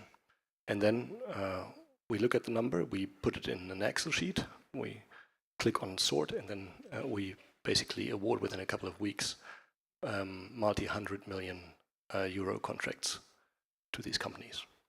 So I'll leave it there maybe. Thanks a lot. And maybe just to follow up, so this is really about industry decarbonization, right? But that impacts obviously also clean tech manufacturing through a secondary effect. That's how I understand it. Absolutely, yeah. Because we are funding industrial plants that don't exist there at the moment, right? And of course, then these companies need to find somebody who produces these plants for them, and that's where the manufacturing goes. Yeah. All right, thanks a lot. Maybe moving on to you, Tim, with the purely private investor perspective. ING understands both lends and invests in such projects. And so I would like to ask you, from your private investor perspective, what are the key factors differentiating projects that are bankable from those that are not bankable in this specific sector? Sure, thank you. And while I will resist the temptation to lick my microphone as an ice cream, I will, before I answer your question, maybe pivot a bit, because it's important to understand maybe why rightfully clean tech manufacturing projects shouldn't be financed or wouldn't be financed in the first place from a vanilla traditional financing perspective. I mean, these are projects and companies that, as Ruben mentioned, don't have a balance sheet to speak of. So there's no recourse whatsoever.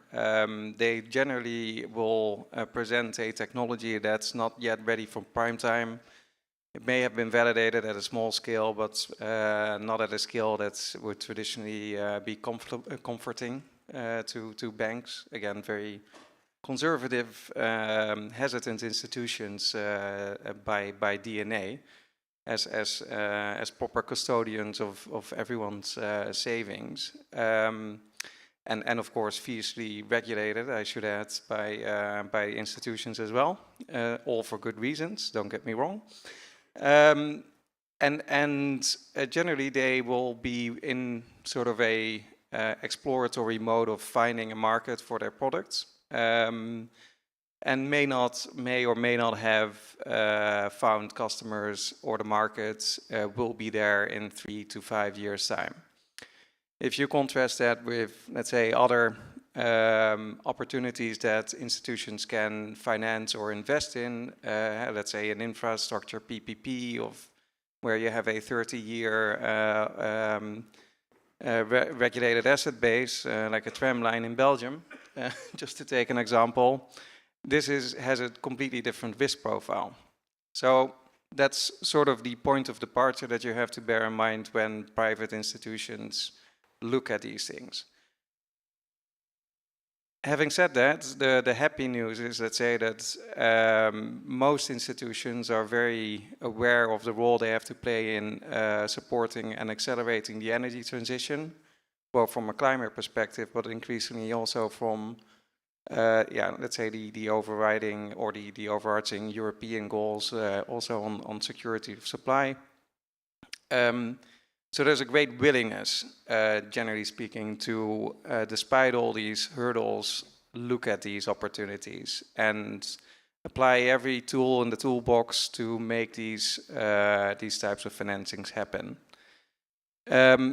But for this to happen, all the stars need to be aligned. So it's a great collaborative effort of both public, semi-private institutions like the EIB, and private institutions like ourselves to make these types of financings happen. One key element that Ruben already alluded to is obviously it helps if there's a strong party at the end saying, I will be there once you produce this product, I will buy it, and preferably for a longer time, and preferably be by a party that's creditworthy. So we've seen that happen obviously in the battery space, I would say, where that has become a template for the industry to be kickstarted, even for ventures that didn't start out with a large balance sheet. but where the incumbents on the OEM side have sort of stepped up and said, well, we recognize the necessity to change, but also the necessity to kickstart this part of the value chain that's not there yet. There's a lot of other aspects, but given that we have a strong timing agenda here, so I will leave it here for a second. All right, thanks a lot. Ruben, anything to add to that question? Well, like Tim says, there's many things that one can add, but I think in cleantech manufacturing, and in large manufacturing, when you go to scale, offtake predictability of cash flows is of the essence. I think that's the big difference with investing in equities. That is, if you invest in large senior loans, you need to be right every 6 months on the quantum and the timing of cash flows. Otherwise, you run into difficulties with your bank, and that you want to avoid. And to avoid that is stabilization of revenues, and that can be either through a CFD or a private offtake agreement. So I think that's, and maybe a combination of both. All right, thanks a lot. Catherine, you hold great power because you are in DG Comp. You verified all those requests for state aid, and DG Comp has put forward a big new element as part of the TCTF, which is the section 2.8, which is especially relevant for cleantech manufacturing. So I would like to ask you to say in a few words how this is helping cleantech manufacturing, both in terms of what is in that section basically, but also if you could give us an update to the extent that you can, of course, of what is happening there. How much work you have, how many requests are coming in, how much you are approving. Thank you. Okay, thank you. Well, first, I think the context is clear. So investments in cleantech manufacturing are clearly needed in Europe. And at the same time, it's also true that many incentives are available for companies and for investments outside Europe and have to be taken seriously. So that's where the Commission adapted its state aid toolbox, exactly as you said, with the introduction of Section 2.8 of the TCTF, so the Temporary Crisis and Transition Framework. And this has been done in close cooperation with member states. So I think it's important to note that well, this new section, this new framework, is the result of, well, as always, of a balancing exercise. Because of course you could decide to completely, well, to close the state aid shop, let's say, which is not the wisest idea. So a balancing exercise between first the need to support those types of investments, but on the other hand to preserve the level playing field, but also the cohesion objectives of Europe and of the Commission. So that's how Section 2.8 was developed, because before that, typically manufacturing aid was available according to the according to the rules of the regional aid, according to regional aid rules, which meant that state aid for manufacturing, and cleantech manufacturing would be just a part of it, was only available in so-called assisted areas, which were the less developed areas of Europe. So now that's why Section 2.8 is such a big change, because now state aid is also available to non-assisted areas, so in the entire Europe. But of course, level playing field and cohesion objectives need to be preserved. So that's why it comes also obviously with certain conditions. I will not go through all specific conditions, but just to name a few. So of course it's limited to certain products. So like batteries, like solar panels, etc. Their components and critical raw materials. It also typically works on the basis of, and I think you alluded to it, on the basis of schemes. So which means member states come to us not with individual cases, but with schemes. Which has the big advantage that it is that we can approve it very fast and that it is simple to apply. So and I think until now we have some 12 schemes. So about half of the member states have implemented such schemes, with I think it's about 14 billion euros, which today, it's not that those aids are already granted or already awarded. It's just the budget of the scheme of what will be possible. But we have several others in the pipeline. And then, of course, we have the traditional state aid mantra. Of course, what is crucial is that the incentive effect is preserved. So we do not want to allow aid for no matter what. So that's why member states or granting authorities have to verify that when they grant aid to a specific investment, that investment would not take place in Europe without the aid. As said, it typically works on the basis of schemes, but so this is our so-called paragraph 85. We also have a paragraph 86, and that's where we could allow individual aid to individual companies, which also allows bigger amounts of aid, but that's on an exceptional basis. And we have seen only one such case up to now, which is also a signal that the scheme, or paragraph 85, so the scheme setup works well.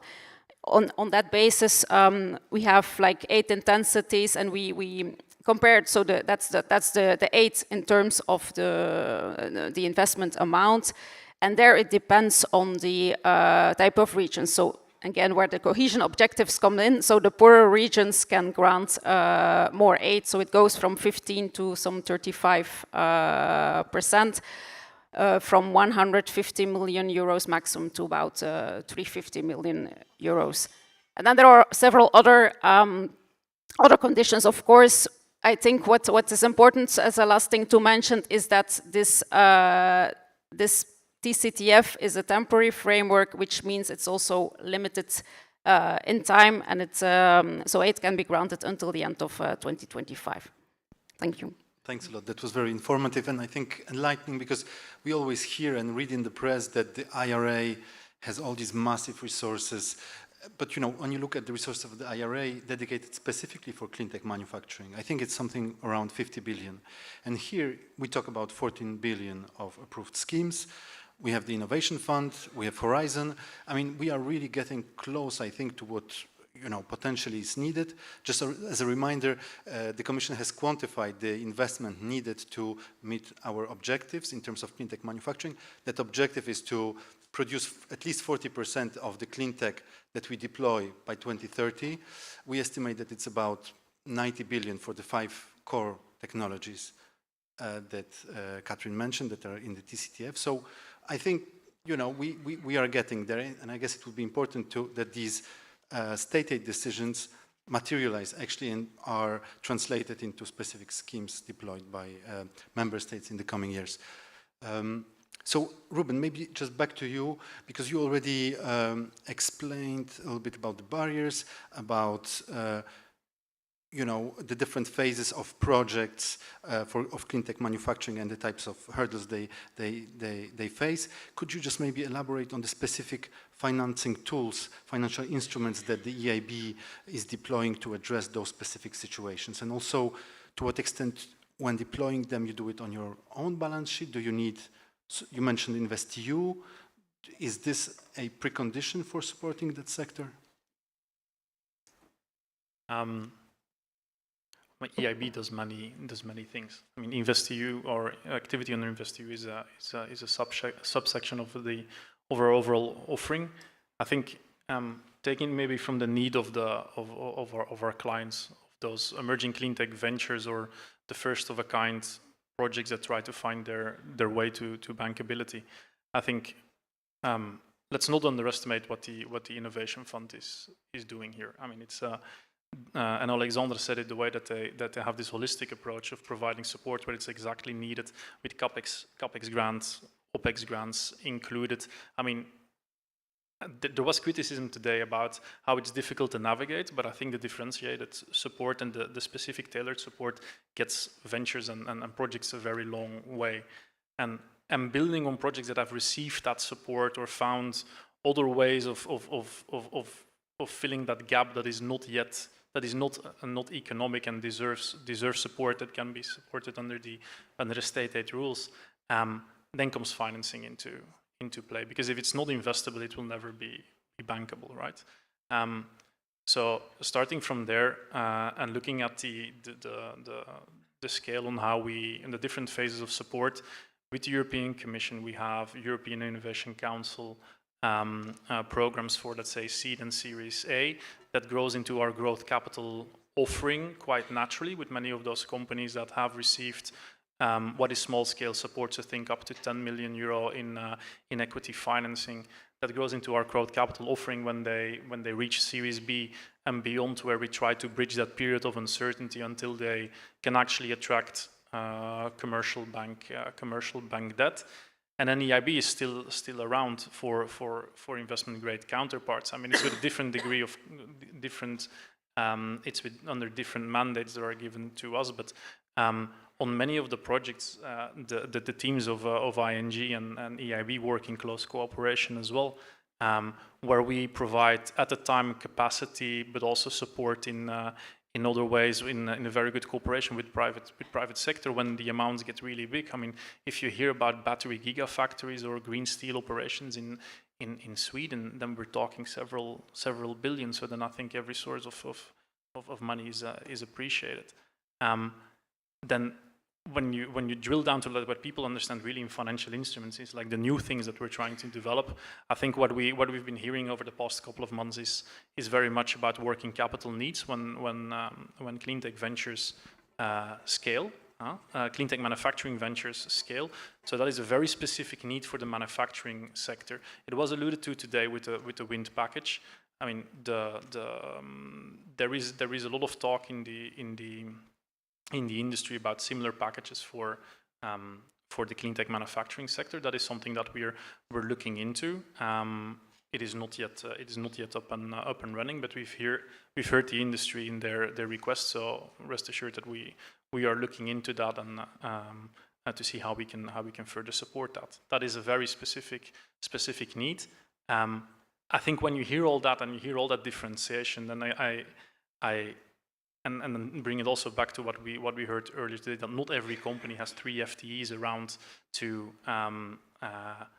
surge their way in this different scheme. I also want to point out that my colleagues of EIB Advisory are sitting at the entrance who can help in navigating that landscape, which is a service which we offer again with the strong support of the European Commission. And blending it all together, I think that's what we like best. So. Thanks. Anything to add, Tim, to that? Yeah, if I may add, so indeed the needs of companies differ in different phases as their risk profiles are different. I think in each phase, the cooperation between private and public can be there, albeit in the earlier phases, it will be more of a struggle for private parties to come in. At the same time, if they are properly de-risked, and one key ingredient that hasn't come up yet, but is actually quite important or has been important for the financing of the larger gigafactories that were done on a non-recourse basis, like Northvolt and recently ACC and AESC and Vercor, but also H2 Green Steel, is the role of the ECAs, the export credit agencies. Still not very European, very much sovereign, country by country based. I would posit that probably this is a European challenge that would require a European solution, but that's more of a private opinion than anything else. But those institutions have been key in also helping to de-risk commercial parties a bit, and also the EIB in some cases, to really get these larger scale financing, so the multi-billion ones, signed and closed. I think in the whole spectrum of phases, as Ruben mentioned, I think that the real challenge is really this interim phase where, in the immortal words of Britney Spears, it's not a girl but not yet a woman. That's really where I think the EIB does a great deal of work. Commercial banks would be very eager to also play a role. They would need more cover to be able to do that in a bigger way than they can now. And for that reason, I think that would be a great addition if some of the various funds and programs available were also accessible potentially for commercial parties, as just to catalyze this further. Thanks a lot. Catherine, when you validate those schemes from member states, do you see characteristics of what was described just now? What type of schemes are we talking about? Is it, growth capital, working capital, equity, guarantees? Well, under the framework, there are several possibilities. So it can be via grants, via guarantees, via tax incentives. But what we see is that most of the schemes I offer either a combination, either only grants, but most of the schemes have grants as their main elements, grants, and then tax advantages, which is also like not really repayable, but like works as a delayed cash grant, let's say. Thanks a lot. And maybe just to conclude, Friedrich, with you, because you talked about the carbon contracts for difference, which are, are indirectly relevant to clean tech manufacturing. Is Germany also planning anything that would be direct support to that sector? And maybe another question, are there some characteristics of the carbon contracts for difference scheme that could be potentially relevant to those specific programs? Yeah, so I think in Brussels we are famous for all our funding schemes. So we also have a funding scheme for photovoltaic, which we now have troubles financing, but it's in the pipeline, and different single projects that we financed in the past. Now, what are the lessons that we can take from the CCFD to financing manufacturing, clean manufacturing directly? I think I would again repeat the two that I mentioned. So auction, simply to reduce bureaucracy, and the second one, take out the risk by hedging, because if you don't take it out, then it's going to be very expensive for the state as well. And maybe I would add a third one, and the third one is I think we should think more about paying money not upfront, but whilst things are getting produced. It has a lot of advantages. I think the state is in a better position. Also, companies need to be really sure that what they want to get funded works. And the third one is we help the banks and the capital market to get into these projects, to get to know them, to know how you fund them, because you need upfront money. Thanks a lot. That was very insightful. If we have time, maybe you could still take some questions from the audience. Of course, thank you. Thank you so much. Absolutely. And thank you so much to all of you. Tough. We know this. You have the toughest slot, and talking about maths, and you all did it incredibly comprehensively. Let's just take a couple, if we may. I'm going to stick to the ones from Slido, because quite a few came in, as opposed to from the floor. I've got one for Ruben, and can you keep them? I call it brain box bingo. You're going to have to choose what to leave out of your answer and just do the key points, and then we can maybe honour a few more. So can you describe a trend for return on investment in the clean tech sector? Is anything that you've observed at EIB level? In a world of rising interest rates, hurdle rates go up. And I'm not talking about our requirements, but I see about investment being stalled. Because, well, if you can earn a risk-free 5% in the US on treasury notes, then what does your hurdle rate need to be on a very risky clean tech manufacturing venture? It's probably several percentages higher compared to when the treasury notes yielded 0. So that's a trend, and that is definitely not helping that interest rates are going up.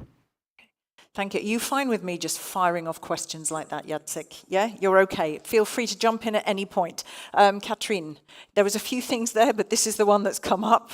Are there any chances that the TCTF is going to continue beyond December 2025?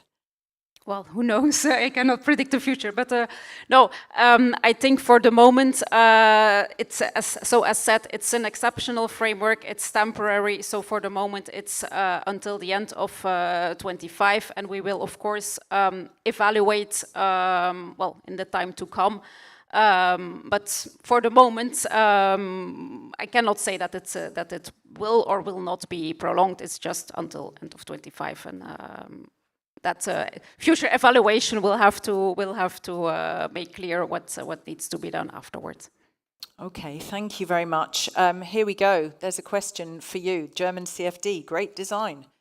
It's going to distort. Perhaps it will distort the single market. Wouldn't it be better to have that same scheme but on an EU level? Is there an appetite for that in Germany? So first of all, no, of course it will not distort the single market, as the EU Commission has also told us officially. And what we did was really try to put a lot of effort into making sure that only the funding is given out by the German state, that is the funding gap. So we are not only concerned about distorting competition across Europe, but also within Germany.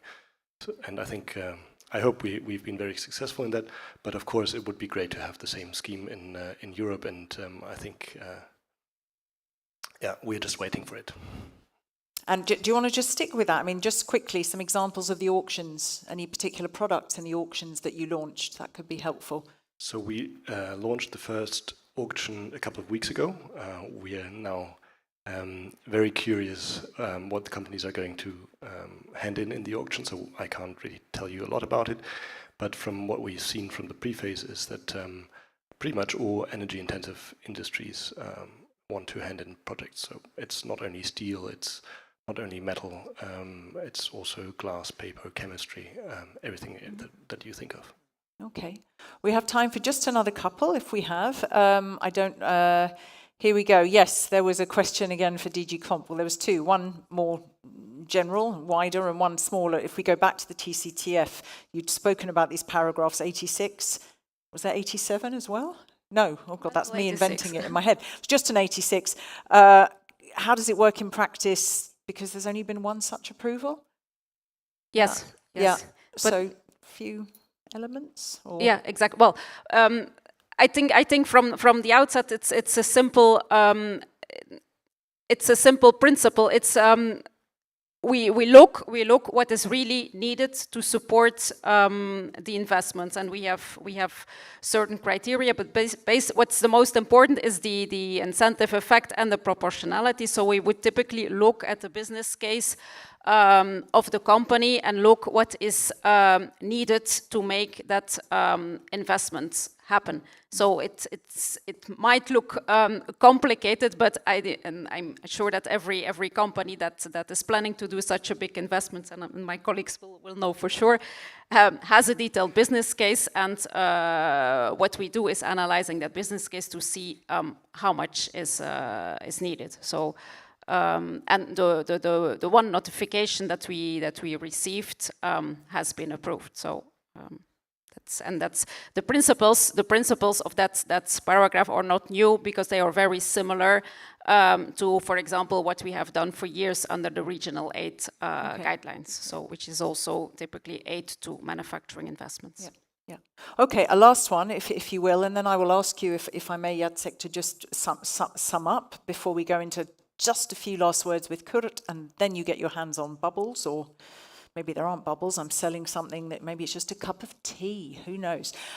How do you ensure a level playing field within Europe, Katrine? Because some of the larger member states, they've got GDPs, they've got funds that are just literally dwarfing other member states. Well, I think that's basically the result of so what we talked about of the balancing exercise we try to do, and also the importance of the cohesion objective. So we tried to modulate also the so. Like traditionally, we only had the regional aid guidelines, but also in the TCTF, we try to modulate and to make differences between larger or between richer areas and poorer areas. So to make sure that also investments are attracted or can receive more support in the poorer areas.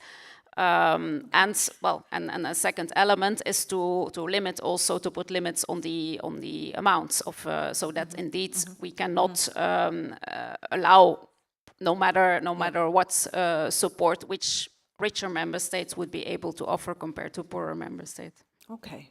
Thank you. I'm going to round off just to feel the energy in the room. And, you know, it's a room where, you know, you need probably some oxygen soon and some more light, don't you? So, a couple of words. I mean, I'm leaving that to you because of all of the sessions. This one, I mean, all fine about what's a bankable, what's a not bankable project, all of that. And then you slightly go into ground for me where I'm going, oh, I wish I had I don't know, astrophysics degree. So, over to you for a couple of words.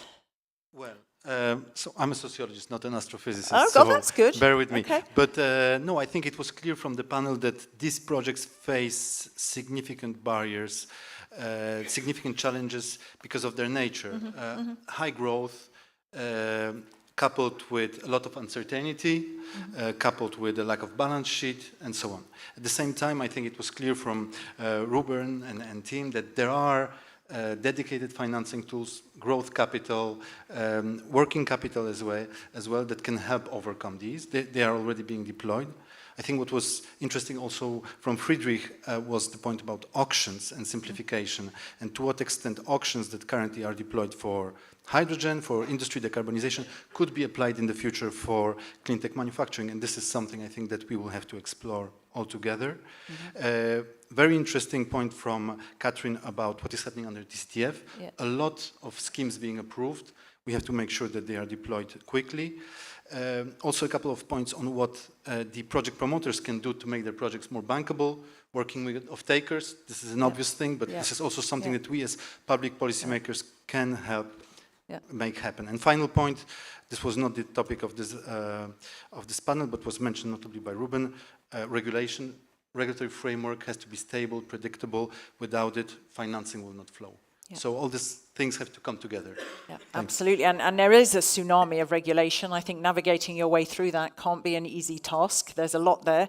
And I do come back to when I was, you know, obviously reading around the Innovation Fund, this issue that what's so important is the effectiveness, the cost effectiveness, the replicability, the level of maturity. There's a lot of, you know, components, a lot of criteria in there, which, you know, are really demanding. There is demands for that in order for there to be an okay in terms of the funding. So, you know, projects, they need to be nice and robust on many, many fronts. Thank you so very much. You have the toughest slot. A very warm applause to your moderator, Jacek, and to your 4 speakers. Thank you.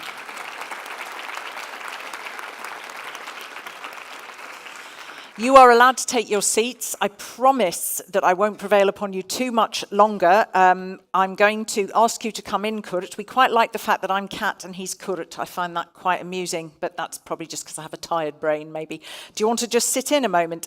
I thought that before I have a quick chat, and I promise it's a quick chat, good people, we could do a poll, couldn't we? Should we do a poll? Can I ask you? There was a poll. We'll leave out. Let's do the last poll. There were a couple. Let's see what comes up. There we go. Let's do that one first. What factor matters most in driving manufacturing growth in Europe? Funding, and what kind of funding? Innovation, demand, cost competitiveness. What factor matters most, do you think? We will give it a moment to settle.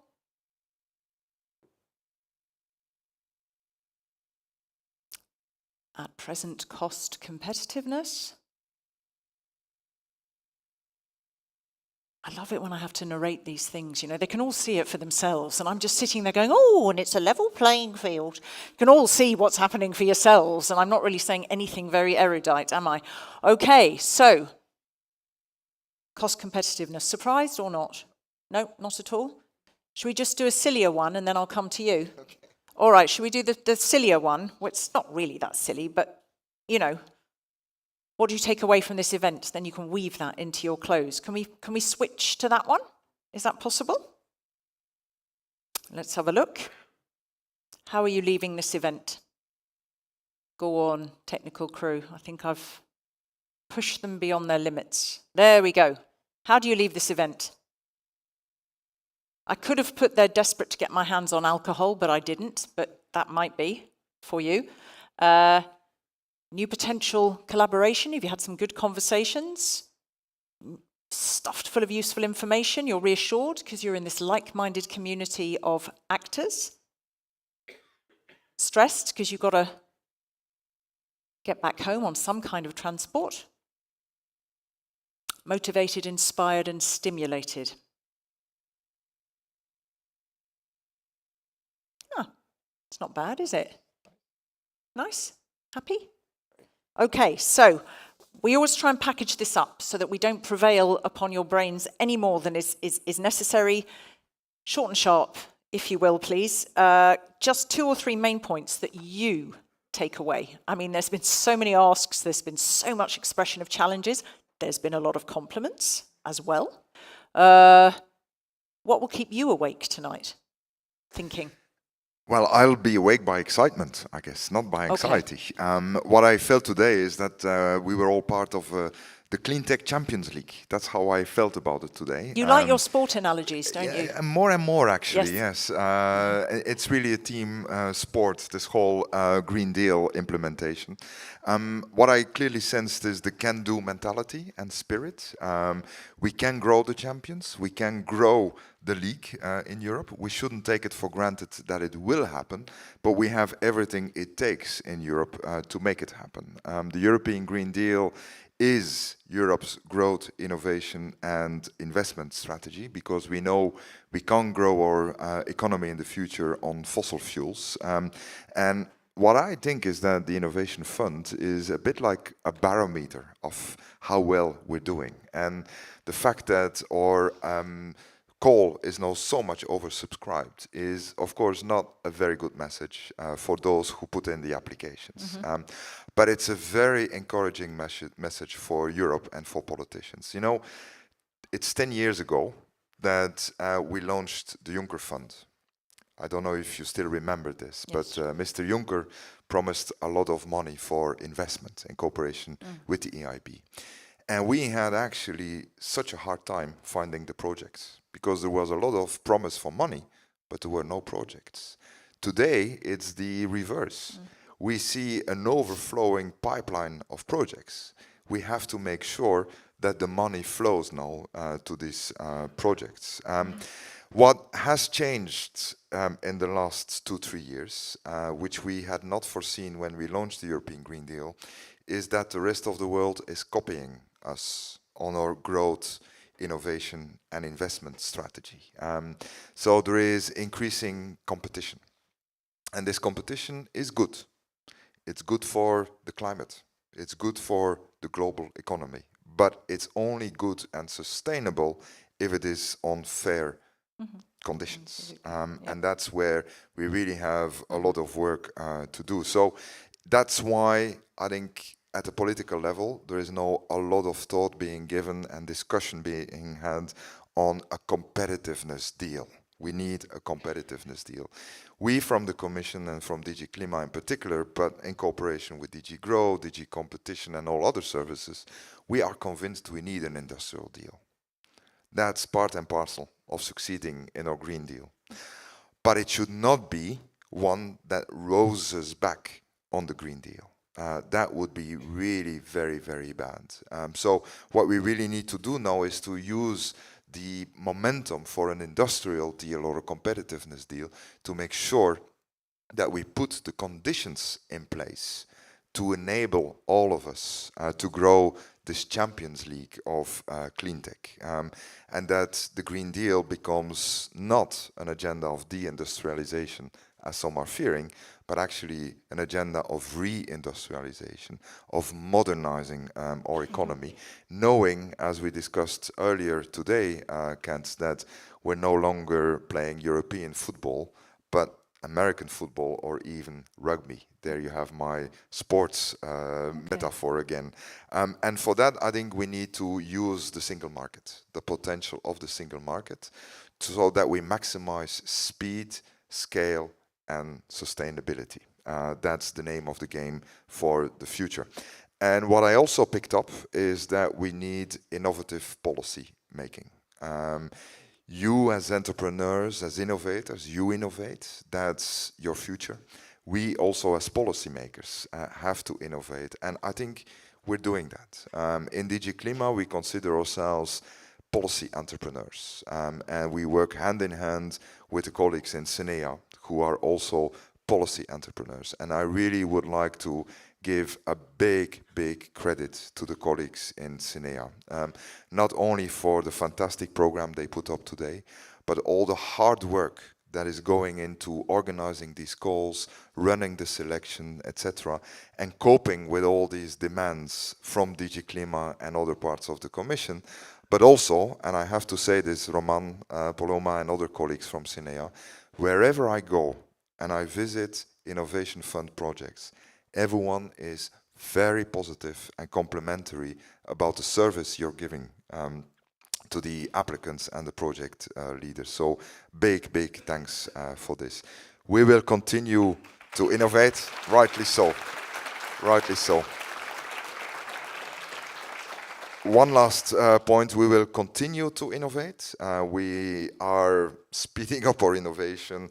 The catalyst was mentioned, which is one way of innovating.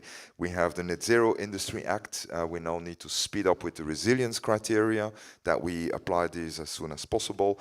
We are experimenting and scaling up auctions, not only auctions at European level, but auctions as a service. And I'm very grateful for the first move by Germany to add to our renewable hydrogen auction. We now have an agreement on the STEP regulation, which means that we have flexibilized all the cohesion funds, the recovery resilience funds, the just transition funds, and all the other funds that member states have in their budgets, which often they have a hard time spending in time.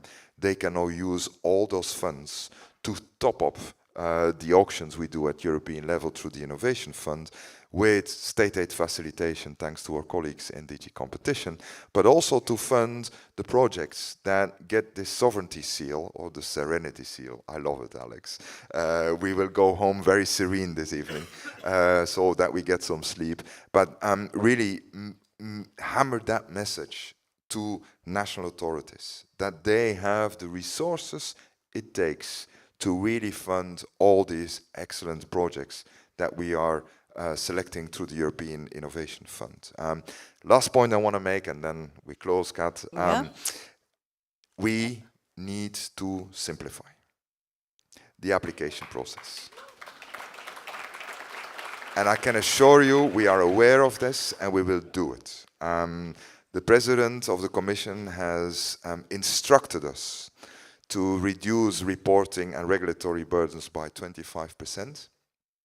We, to be honest, have an extremely hard time of finding in our climate legislation where we can do this. But we know we can do it in the application process for the Innovation Fund. So we will work on that. So 225 pages less of the 900, that approximately. Should be reduced. I won't put a number on it, but that should be reduced. It should be quicker, it should be easier, it should be less paper intensive.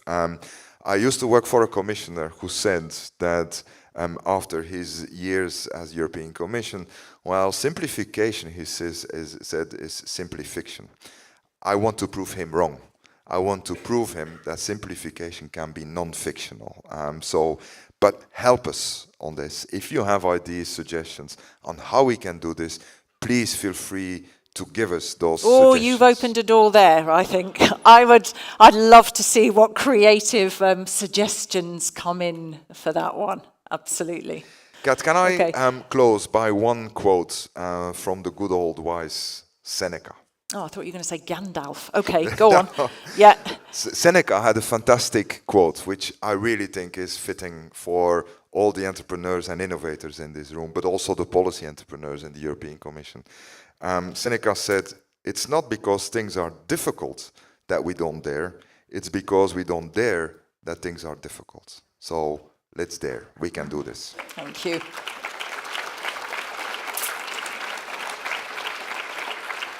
Thank you. I mean, stay with me. I don't have tremendous amount more to say. One of my favorite quotes, particularly in well, it's every single sector where conversation, communication is unequivocal. It's so important in an age where everything's getting faster and everything's getting more Morse code-like.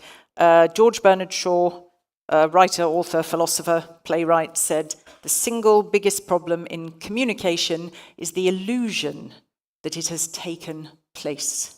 And I think that's sometimes true and is worth thinking about, because it takes an enormous amount of effort to communicate across a value chain, within a company, wherever. So thank you very much. Thank you very much to DG CLIMA, and who obviously organised this event, or supported very much CINEA in the organisation of the event. Can I do a special shout out to Marta and Jamie? If they're still in the room, then huge thanks. I won't ask you to stage, I won't embarrass you, but I think you're going to get something tangible as thanks from your colleagues. So maybe a warm round of applause, because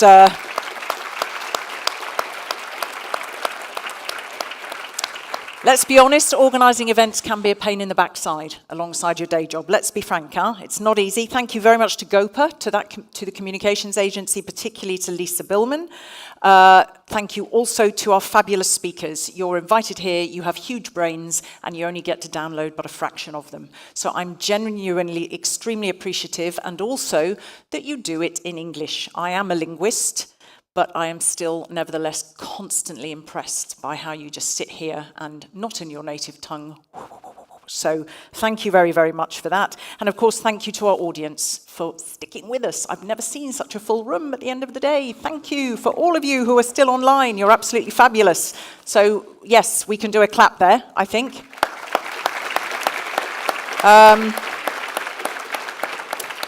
That's it. Don't forget, you can post online. And one request, I don't know if you can manage it because I have to shoot off, but all the women in the room, there was a request. Where are the two women who made a request to do a photo with all the women in the room?